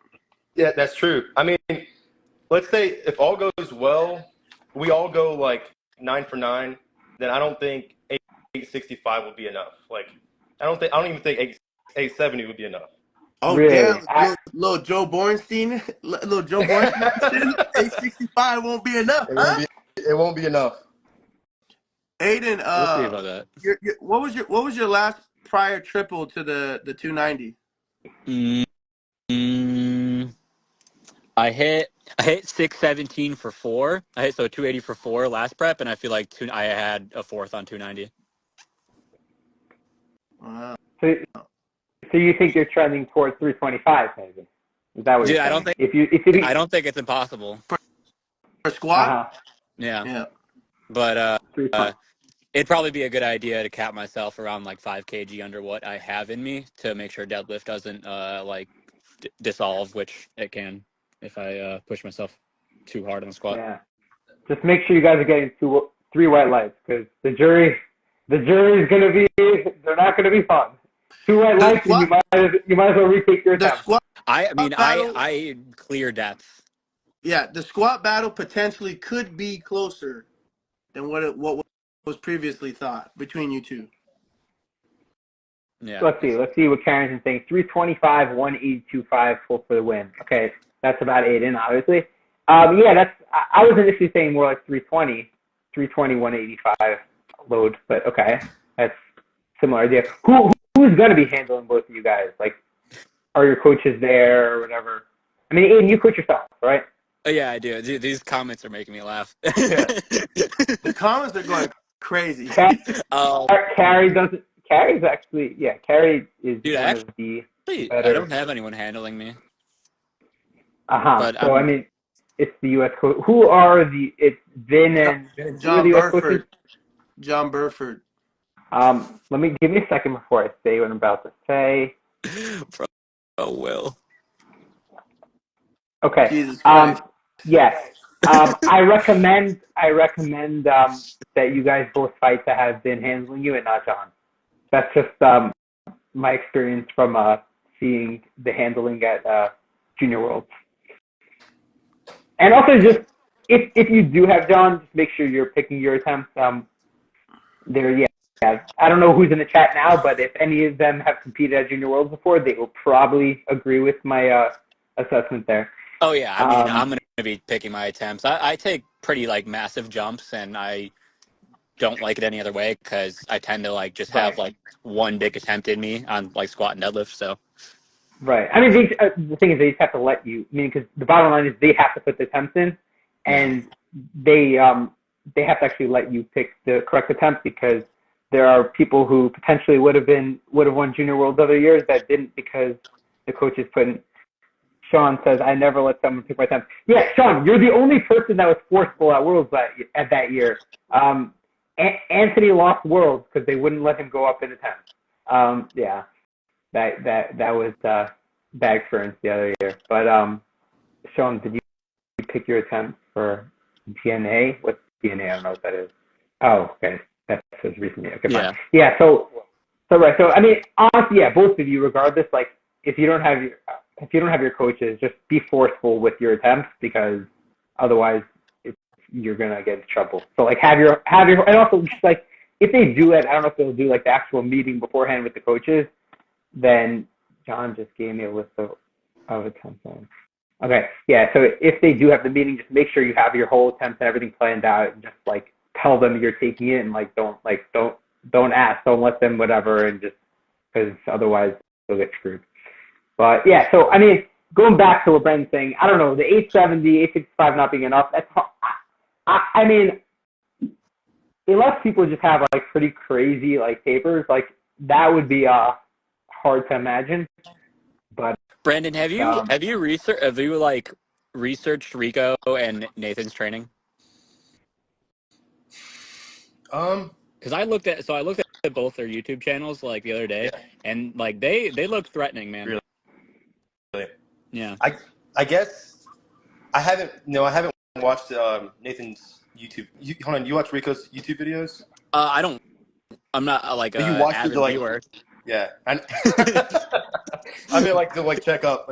Yeah, I checked up on them, and they just particularly Nathan looks strong. Rico, his training just looks consistent, and it's like it's going well, but like Nathan in particular looks dangerous. Yeah, Nathan definitely. Like, I mean, his bench going up a lot. Like, that was obviously big.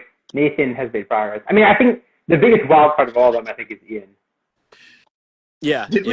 Did we have an American represent the Junior 93's last Junior Worlds? Yeah, Shane. Yeah, Shane. Yeah. And this is both of yours first time on the world stage? Yeah. Indeed. Yeah, I mean, it's crazy how much stronger. Battle. Crazy how much stronger the 93s are now. Meaning, like the last couple of years, like the 93 wing total was like maybe like 815 or something. Now I'd be shocked if 815, like 815 maybe puts you like fifth, maybe. Like it could be 830 puts you fifth. But I'm saying like we'll see. It depends on execution. But like yeah, there's no way. Like if I mean, all I gotta say is if somehow the winner ends up with under 850, you guys should all be disappointed in yourselves, even if you win. Go jump off a Malta cliff. Yeah. Something. Yeah, no, that's not gonna happen unless we all just like go 5 for 9. Right. Yeah. Yeah, so you gotta make sure it doesn't happen. But I mean, statistically, like all 5 of us aren't gonna go 9 for 9. Right. Well, you're not gonna have all 5, but like you need some of them too. Yeah. So who's better at Smash Bros? Yeah. All right. Well, this is good, man. It's gonna be dope to see what happens. And best of luck to both of you fellas. Well, thank you. We'll see you guys there. It's gonna be exciting. Oh yeah. Peace. Okay. All right, fellas. Good luck. Thank you. Good luck, both of you. Okay. Let's move on. 105. 105. Okay. 105. So this one is not nearly as competitive. Let's see what the last times were. Okay. All the trolls or whatever. Okay, so 105. 105. So actually, this is a Fox boy, I think, right? Regan? Yeah. Yeah, he's coached by Joe. Okay, yeah. So he's obviously he's the big favorite here. His training's going crazy. That was boring. Yeah. See, they're bored when we don't have the guests. And oh well. Anyway, so yeah. So in this class, the world records are 335 on squat, 233.5 on bench, and 365 deadlift, and 895 total. So that was Coco from France total. Regan, everyone's saying the 105 is boring. It's okay. Classic MJ. I'm forgetting his name. I know who that is. I know who you are, and I'm forgetting your name. You have a good MJ? spot. But, yeah. Malachi. Oh yeah, Beltron, right? Yeah. Yeah. Okay. Yep. Fine. Yeah. So it's not boring because the 105s are boring. It's just there's a much clearer like favorite versus having like 5, 6 people. Yeah, we just went from talking about like 5 to 6 guys that could podium. Yeah, we went from that to like this is more a matter of like we have like a clear favorite and like in my opinion a pretty clear second favorite and then just a bunch of people. So it's like yeah, so like he's the favorite. He has his nominated squat's 317 and he squatted 325 recently in the gym. Yeah. His nominated deadlift 350 and he pulled way more in the gym. Like I think he pulled 380 a while back. Yeah, he's gonna pull over 800 pounds for sure. Like he's well over. Yeah, so like he's gonna break the world record deadlift and he potentially. So I have him at like 325 squat, 207 bench, and like 370 like deadlift, which would be over 900. So he's gonna break the world record. Have you seen his bench recently? Yeah. Was he hit something big? No, I haven't seen anything like. Dude, he's hitting like I think he touch and go 230. Really? I haven't seen it. I have to check. I'm gonna go look back after. But yeah, it was okay. So if that's true, then like, so he's gonna shatter. Meaning the world record is 895. If his bench is like is trending the way you're saying, then like we're not even talking about world record. We're talking about like 920. Yeah, I mean he's coming from Denmark too, so like I got him well over the 900. I mean I'll tell you what I think. I mean, ultimately Joe will know, but what I think, let me add this up. Is Joe here? No, No, not anymore. He was here before.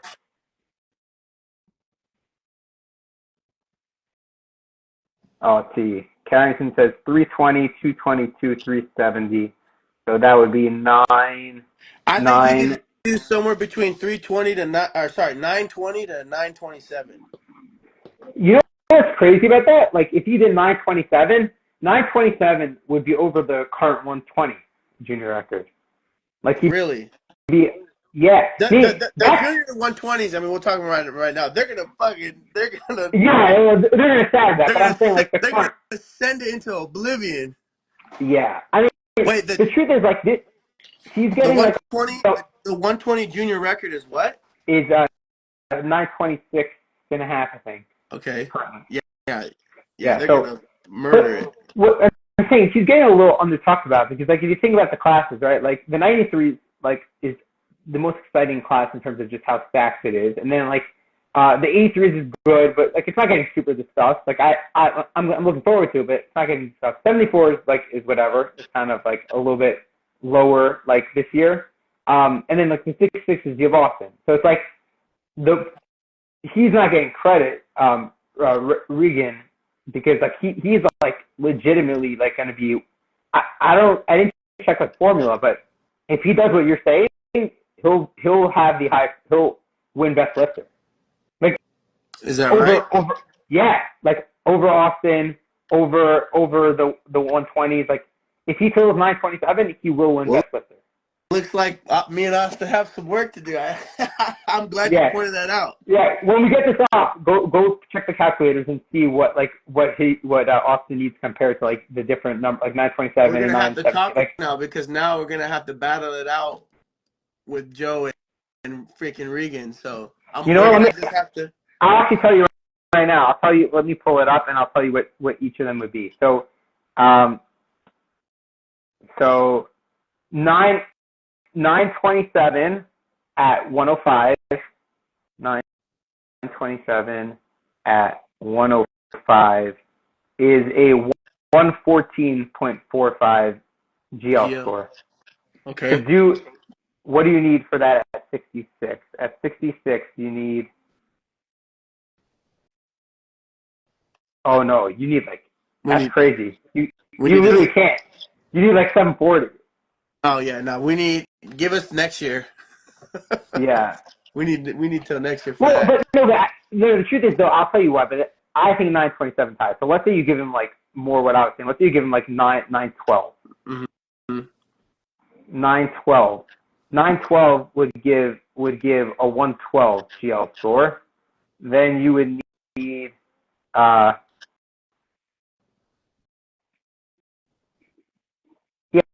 then 720 would do it.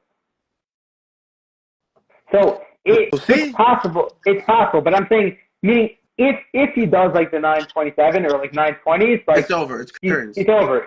Yeah, that's what I'm saying. Like, and he's not even getting talked about. Like, even I didn't realize that bench was doing that until you just said it. So, like, he's getting underappreciated if he's really in that range. Like, he's legitimate. Like, that's crazy. Right. Like, not 927 would have came easily third at Open Worlds this year. Right. Like, just behind Ashton and Anatoly. So, yeah. So, okay. So he's a major favorite, and he's going to for sure take the deadlift world record and total world record. And then after him, second place is Antonio Carras from Spain, and he's also, like, a clear favorite for second. Like, huge deadlift. Jesus. Yeah. He's a squatter in second place. He has he squatted the world record.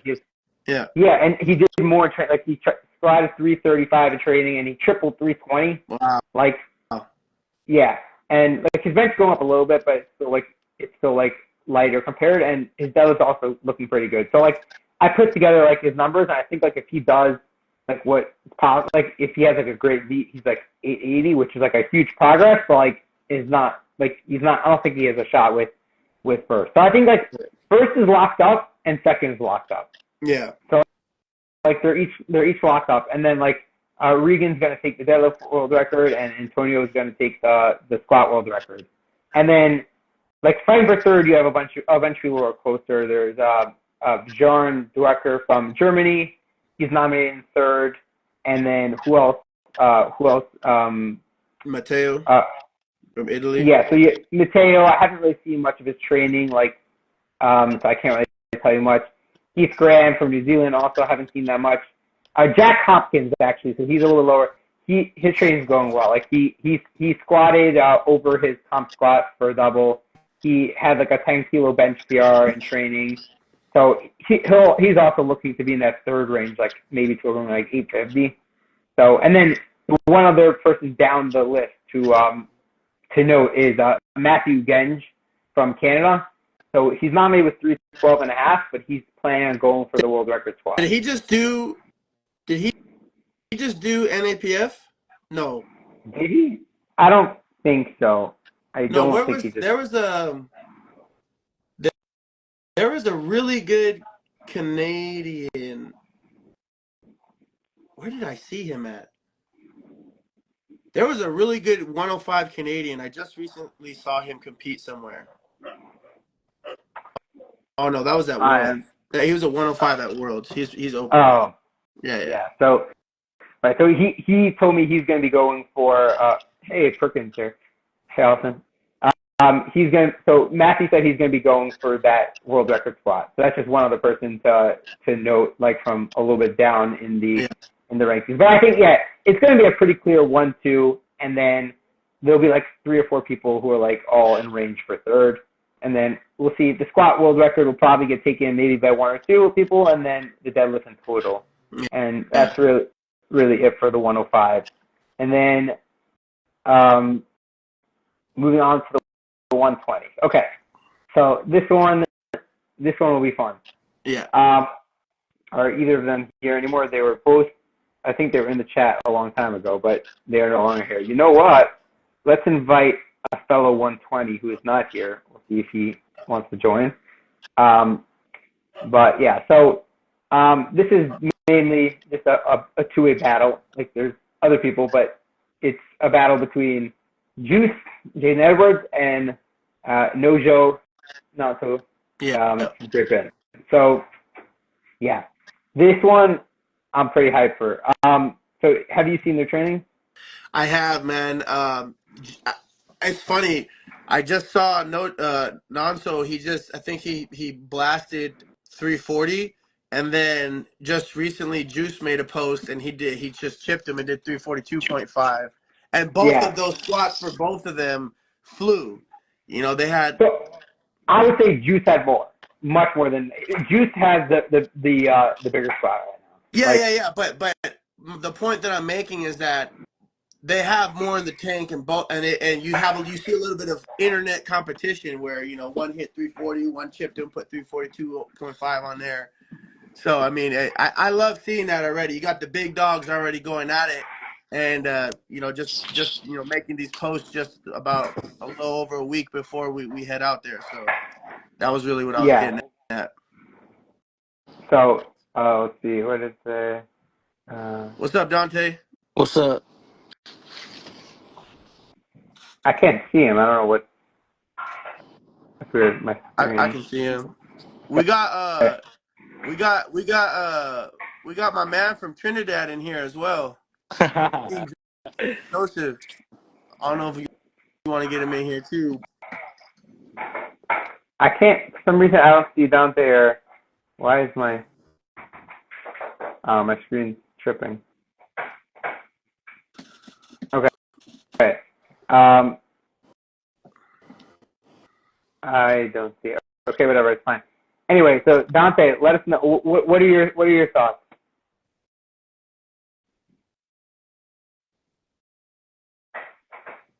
Hello? I think he left. So let's see if we can add in and then it'll actually work on my end.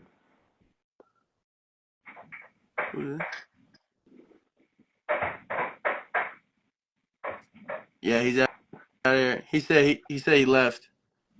Yeah, so let's see if this works. I accepted his Hello. He's back. Okay, I still don't see you for some reason, but I hear you. So, what's up, Dante? What's up, man? Yeah. So, what are your thoughts on the 120s here?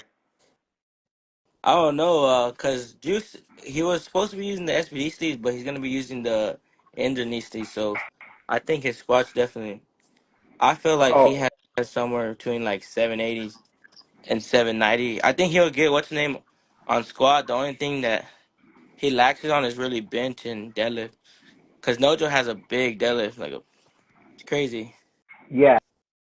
I agree with that. I mean, so what do you think? So let's go. We'll start with Juice. Like, what do you think he's gonna hit? Like, you think like 780 squat? Is that what you're saying? Yeah, I forgot what he benched at nationals. I haven't been watching his bench, but I just been seeing his squats. Yeah, I haven't really seen benches posted, so I don't know if there's like, For I don't know if Juice? like he just, Yeah, yeah, cause Yeah, I haven't seen him post it. I think he's keeping that one in the back pocket. but I feel like he does really well at the meets because we projected him at like 840, 860, and then he totaled 910 at Nats and whooped my that's ass. true. So I was That's like, it. He peaks really well. That's for sure. yeah, he does for sure. Yeah. So I mean, I would say I agree with you. Like on squat, like he just took 755, and like that moved easily. Like I Yeah, would say he very has easy. another 25, 30 pounds there. So bench is a question mark, and deadlift also is going really well for him. But the problem is like Nonso just has such a big deadlift that like it's gonna make it tough. Oh, Yeah, is well, I Juice feel like there? his squad is definitely gonna help him. It's gonna even out. It's just gonna come down to like bench really for both of them. Yeah. Yeah. I mean that's Oh, sorry. yeah. Yeah. So wait a second. You good, Let's bro? add. Sorry. Trying to add Nice. Juice, Yeah. but it's not working. I'm sorry about that. Juice. Oh look, Juice is in. Oh, he's at work. Oh, I thought he was in the chat. I thought I saw him in the chat. Yeah. Yeah. I don't know. Not sure if he's in the chat, but either way, yeah. So I mean, he peaks really well. So I'm curious to see what it is. Oh, okay. So yeah, he can't get on now. But anyway, so I think like 780 to 790 on squat, which would be pretty crazy. And then like if he can deadlift like something like 825 or something, then like he's gonna put up a huge total. Like 355 squat, like 205 bench, and then 375 deadlift is like 935. I can't join. I'm working. Okay, yeah, just working. I have some massive off of what I just Yeah. added right now. I mean, it's all just estimations because I don't know. I seen Nojo's squat, bench, and deadlift, and see, I don't want to Oh go yeah. crazy with this estimate. So he did 340 right in prep, right? Yeah. So let's say we add 10 on there, 350. Yeah. Okay. Well, I don't think he had 10 more than that though. No, But we'll well, see. Let's just. you have to factor in that he's a big boy. He's not going far, and on top of that, big boys peak really like for a 120 to peak 10 keys on their squat. If you say he had 5 more keys on that day, and you add on top of the taper and the rest, you add another 5. Even Right. conservatively, I'm saying a 120, young and healthy, not traveling far, could have something about 350. So and this is best case scenario or close to. So I'm saying so humor me for this, right? Yeah. Let's say Yeah. Nojo goes crazy.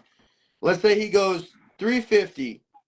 We go 212.5. He did 315 grinder, right? So we go 212.5, and then he did 400 in training. Yeah. Let's just add 5 to that.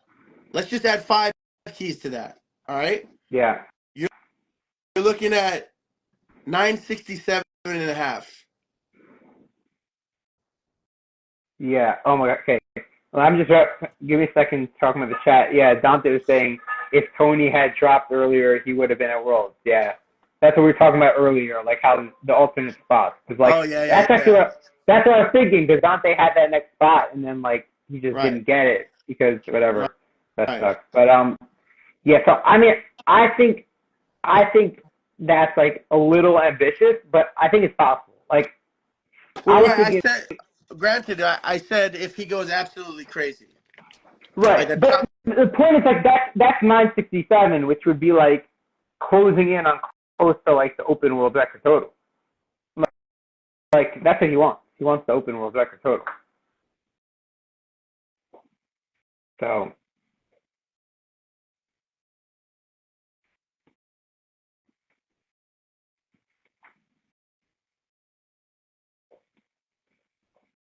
I'm losing connection. Why is it not working?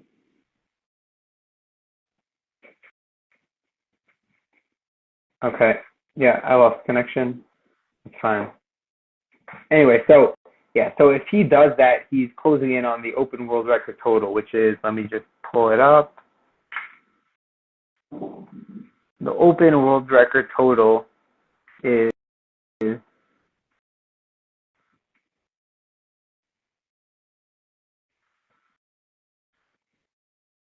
it's 978.5. So that would be like 10 kilos off of the open world record. So I don't know if he's capable of that, but that would be insane. I think it'll be closer to like 950, maybe a little bit more than that. I think like 340, like what he squatted in training, like that's probably around where his top end is. And then if he hits 400, I mean that would give him the world record total. I mean not world record total, the open world record deadlift. So that would be a reasonable goal. So I mean we'll see what he does, but I think he's just the favorite just because like first off he gets to pull last. He's just so like his deadlift is just so insane. Like 400 kilos is, I mean, it's the heaviest deadlift ever, and he's 19. So, yeah, I kind of agree with Dante. Said 940 to 955 is close to a 9 for 9. So I agree with that.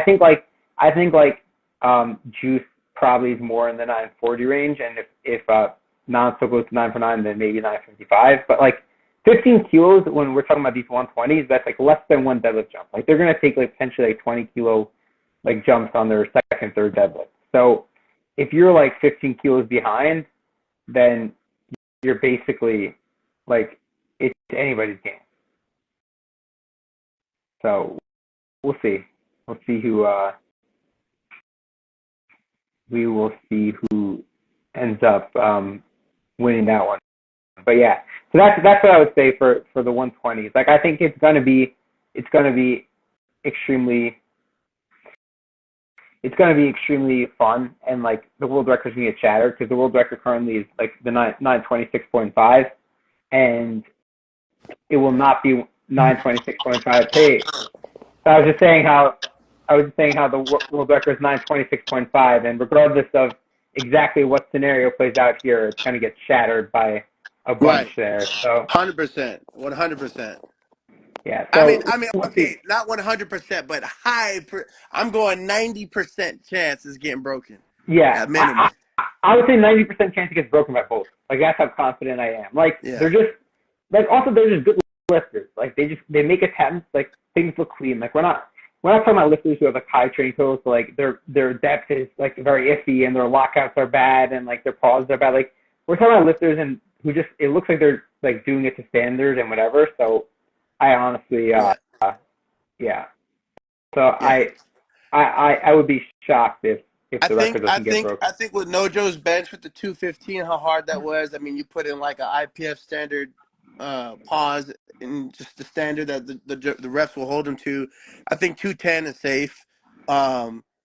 You know, and also I don't know what these guys' body weights are, but I gotta imagine they're like at weight or roughly around. So that's another factor to Right. consider. But I think their squats are gonna peak monstrously. I think the same thing for their deadlifts. Yeah, I think that my just I don't know how far you've gotten, but it just if there's any wrap up, I'll just say I think they're going like 950 plus, 945, 950 plus. In my opinion.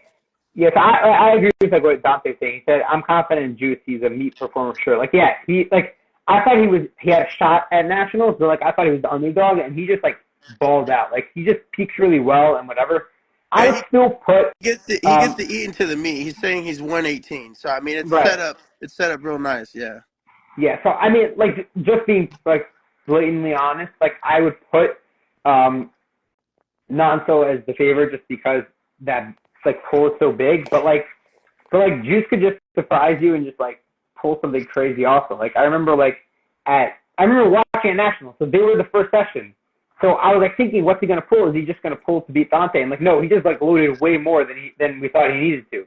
And like his deadlift is just like insane also. So like yeah, he's not gonna pull 400, but like he might pull 375 or something like that. Like I wouldn't be surprised. So I think like he probably can be good for like 940, 945, and then we'll see what Nonso does.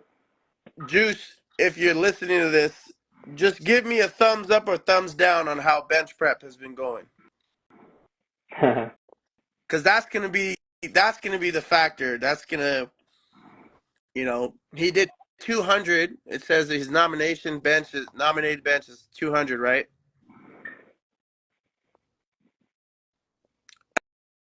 Five thumbs up. Okay. You know what? That just changed my pick. I now went from like having a favorite to I'm saying it's a pure toss up. It's anyone's game. You got a factor, right? He's saying so. His bench. I'm gonna take that as bench is really good, and he's 118 kg, which he gets to eat in about 4 pounds. Okay, so you're in the chat. At 6.5. Juice, you're in the chat. 463. Is that a good estimate?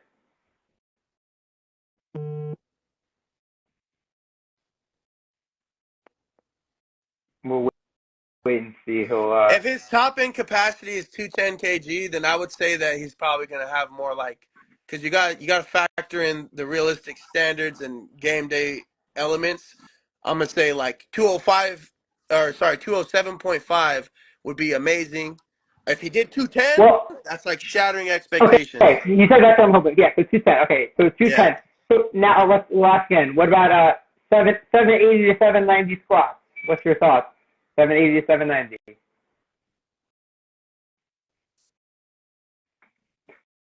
We'll see what he says. But either way, if those numbers are true, then he'll probably bench like around the same. If they bench the same, okay, that's good. So if they bench the same, and I think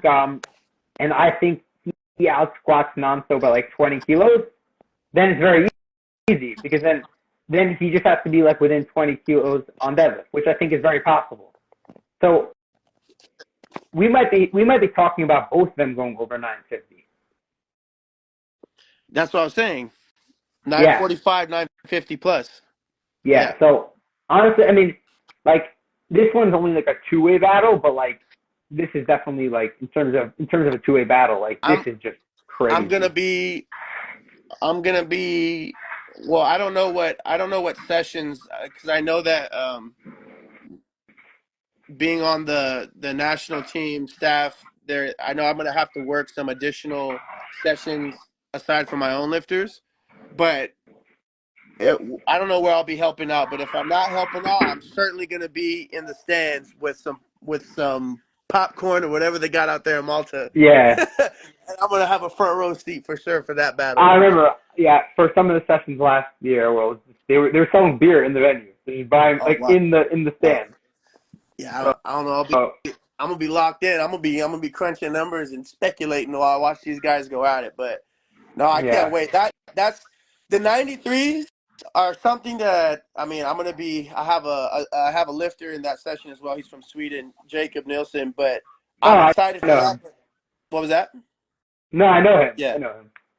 But the 93s is definitely an exciting battle because obviously going to be in it with my guy.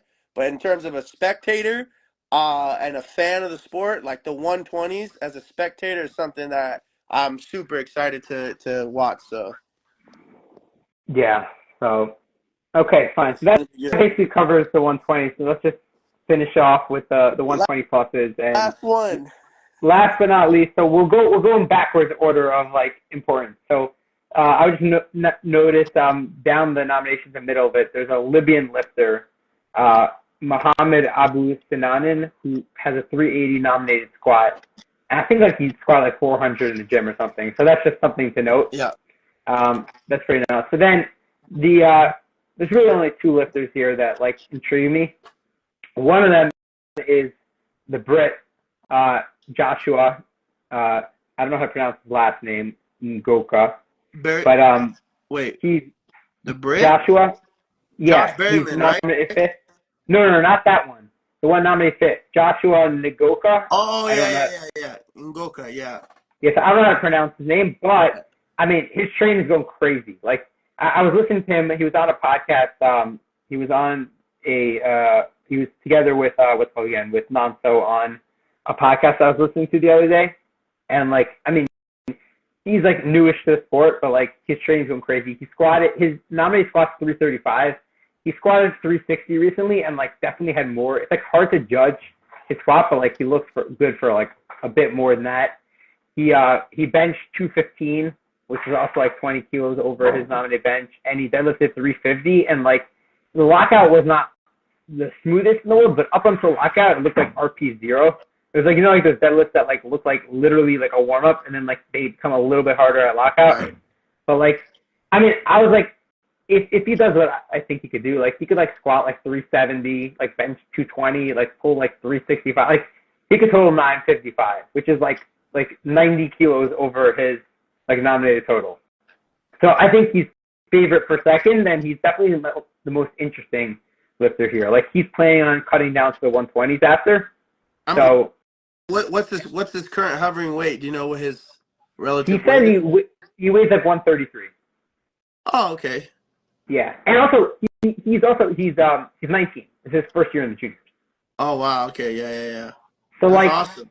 So he's gonna be in the juniors for a while. Like he's the same age as Nanso. Like they're gonna be bad. Like they're friends, and they're gonna be bad. Like they were talking about like they're gonna have a battle. You train with him? Yeah. Okay, I think I know who you're talking about. Yeah. I mean, he's a monster squatter. Like he has like his squat. Like I mean, he's like every lift is strong, but like his squat just like I don't know. Like I haven't seen him cap out. Like it just looks like there's always more. Let me know when we get to Timur. Yeah. So I mean, we'll get to him next. I mean, that's basically what's left. So yeah. So he's I'm looking forward to. And then we got the Georgian Bull. We got Timur. That's last but not least. Potentially maybe the freakiest lifter of all of the ones that we've mentioned today. I mean, this man, have you seen his training? He's been training like in the forest, like in the snow. Like he's like on vacation or something. I don't know. I thought he was at the beach. I don't know where he is. It's I can't even tell. But like the man is just like ridiculous. Like he is. Have you heard how he trains? No. So this is a joke we make, right? Because I was told that it's singles, accessories, and that's it, right? And there was a story of him walking around at Open Worlds, and he was smoking cigarettes. So like we were just like making jokes of like, it's funny how a junior who's 21 is progressing and threatening 1100 kg off of singles and cigarettes. that is really funny. I mean, so it's like, bro, like, I mean, when you think about it, like, could a large lifter progress off of that? Because like, I'm not going to get nerdy and go into depth of things, but like, there's a particular stimulus response that you could get with the large enough load. So if he's doing like, I don't know, like 5 sets of one with like a 400 kg squat, and then you bolster that on the back end with bodybuilding work, right? Like, wait, okay. Speaking of that, the crazy thing is before Open World, 2 days before he competed, he took a 420 squat. Like his squat, he squat 430 at World. Yeah, he took heavier than his second attempt 2 days out. That was his as a heavyweight. Like, you know, like lighter lifters usually take something heavy a week out, and like the heavy lifters like 2 weeks out. Yeah. No, 2 days out. Yeah, it's insane. I've never heard of that approach before, just across the board with how he trains, how he tapered. Dude walking around smoking cigarettes reminds me of Ashton Rusko at National Worlds meets, walking around drinking beers and stuff. So it's basically. It does. I don't know. It's crazy, but yeah, I mean, that kid definitely, he's coming. He was dangerously close to 1100, and then I think he did like a Euro strongman meet or whatever, right? It was a powerlifting meet. I think it was titled like strongman or something like that. It was the Strong Muscle Show or something. I don't know what it's called. Yeah. And I think he retook the deadlift he missed at Worlds, or he hit it. Yeah. I think he hit it or did a little bit more over it. And yeah, I mean, although he's large in the midsection, he's got more of the thinner limbs. So as far as his lockout goes, he's probably got one of the best lockouts on a conventional pool. You want to know something crazy, actually? You want to know something crazy? I was actually telling this to Joey. Because he's smaller and lighter, he actually had a higher like dots and GL score than Jesus did at Worlds. Yeah. I think. Well, did you say that on your past podcast? Yeah. I was talking to Joey.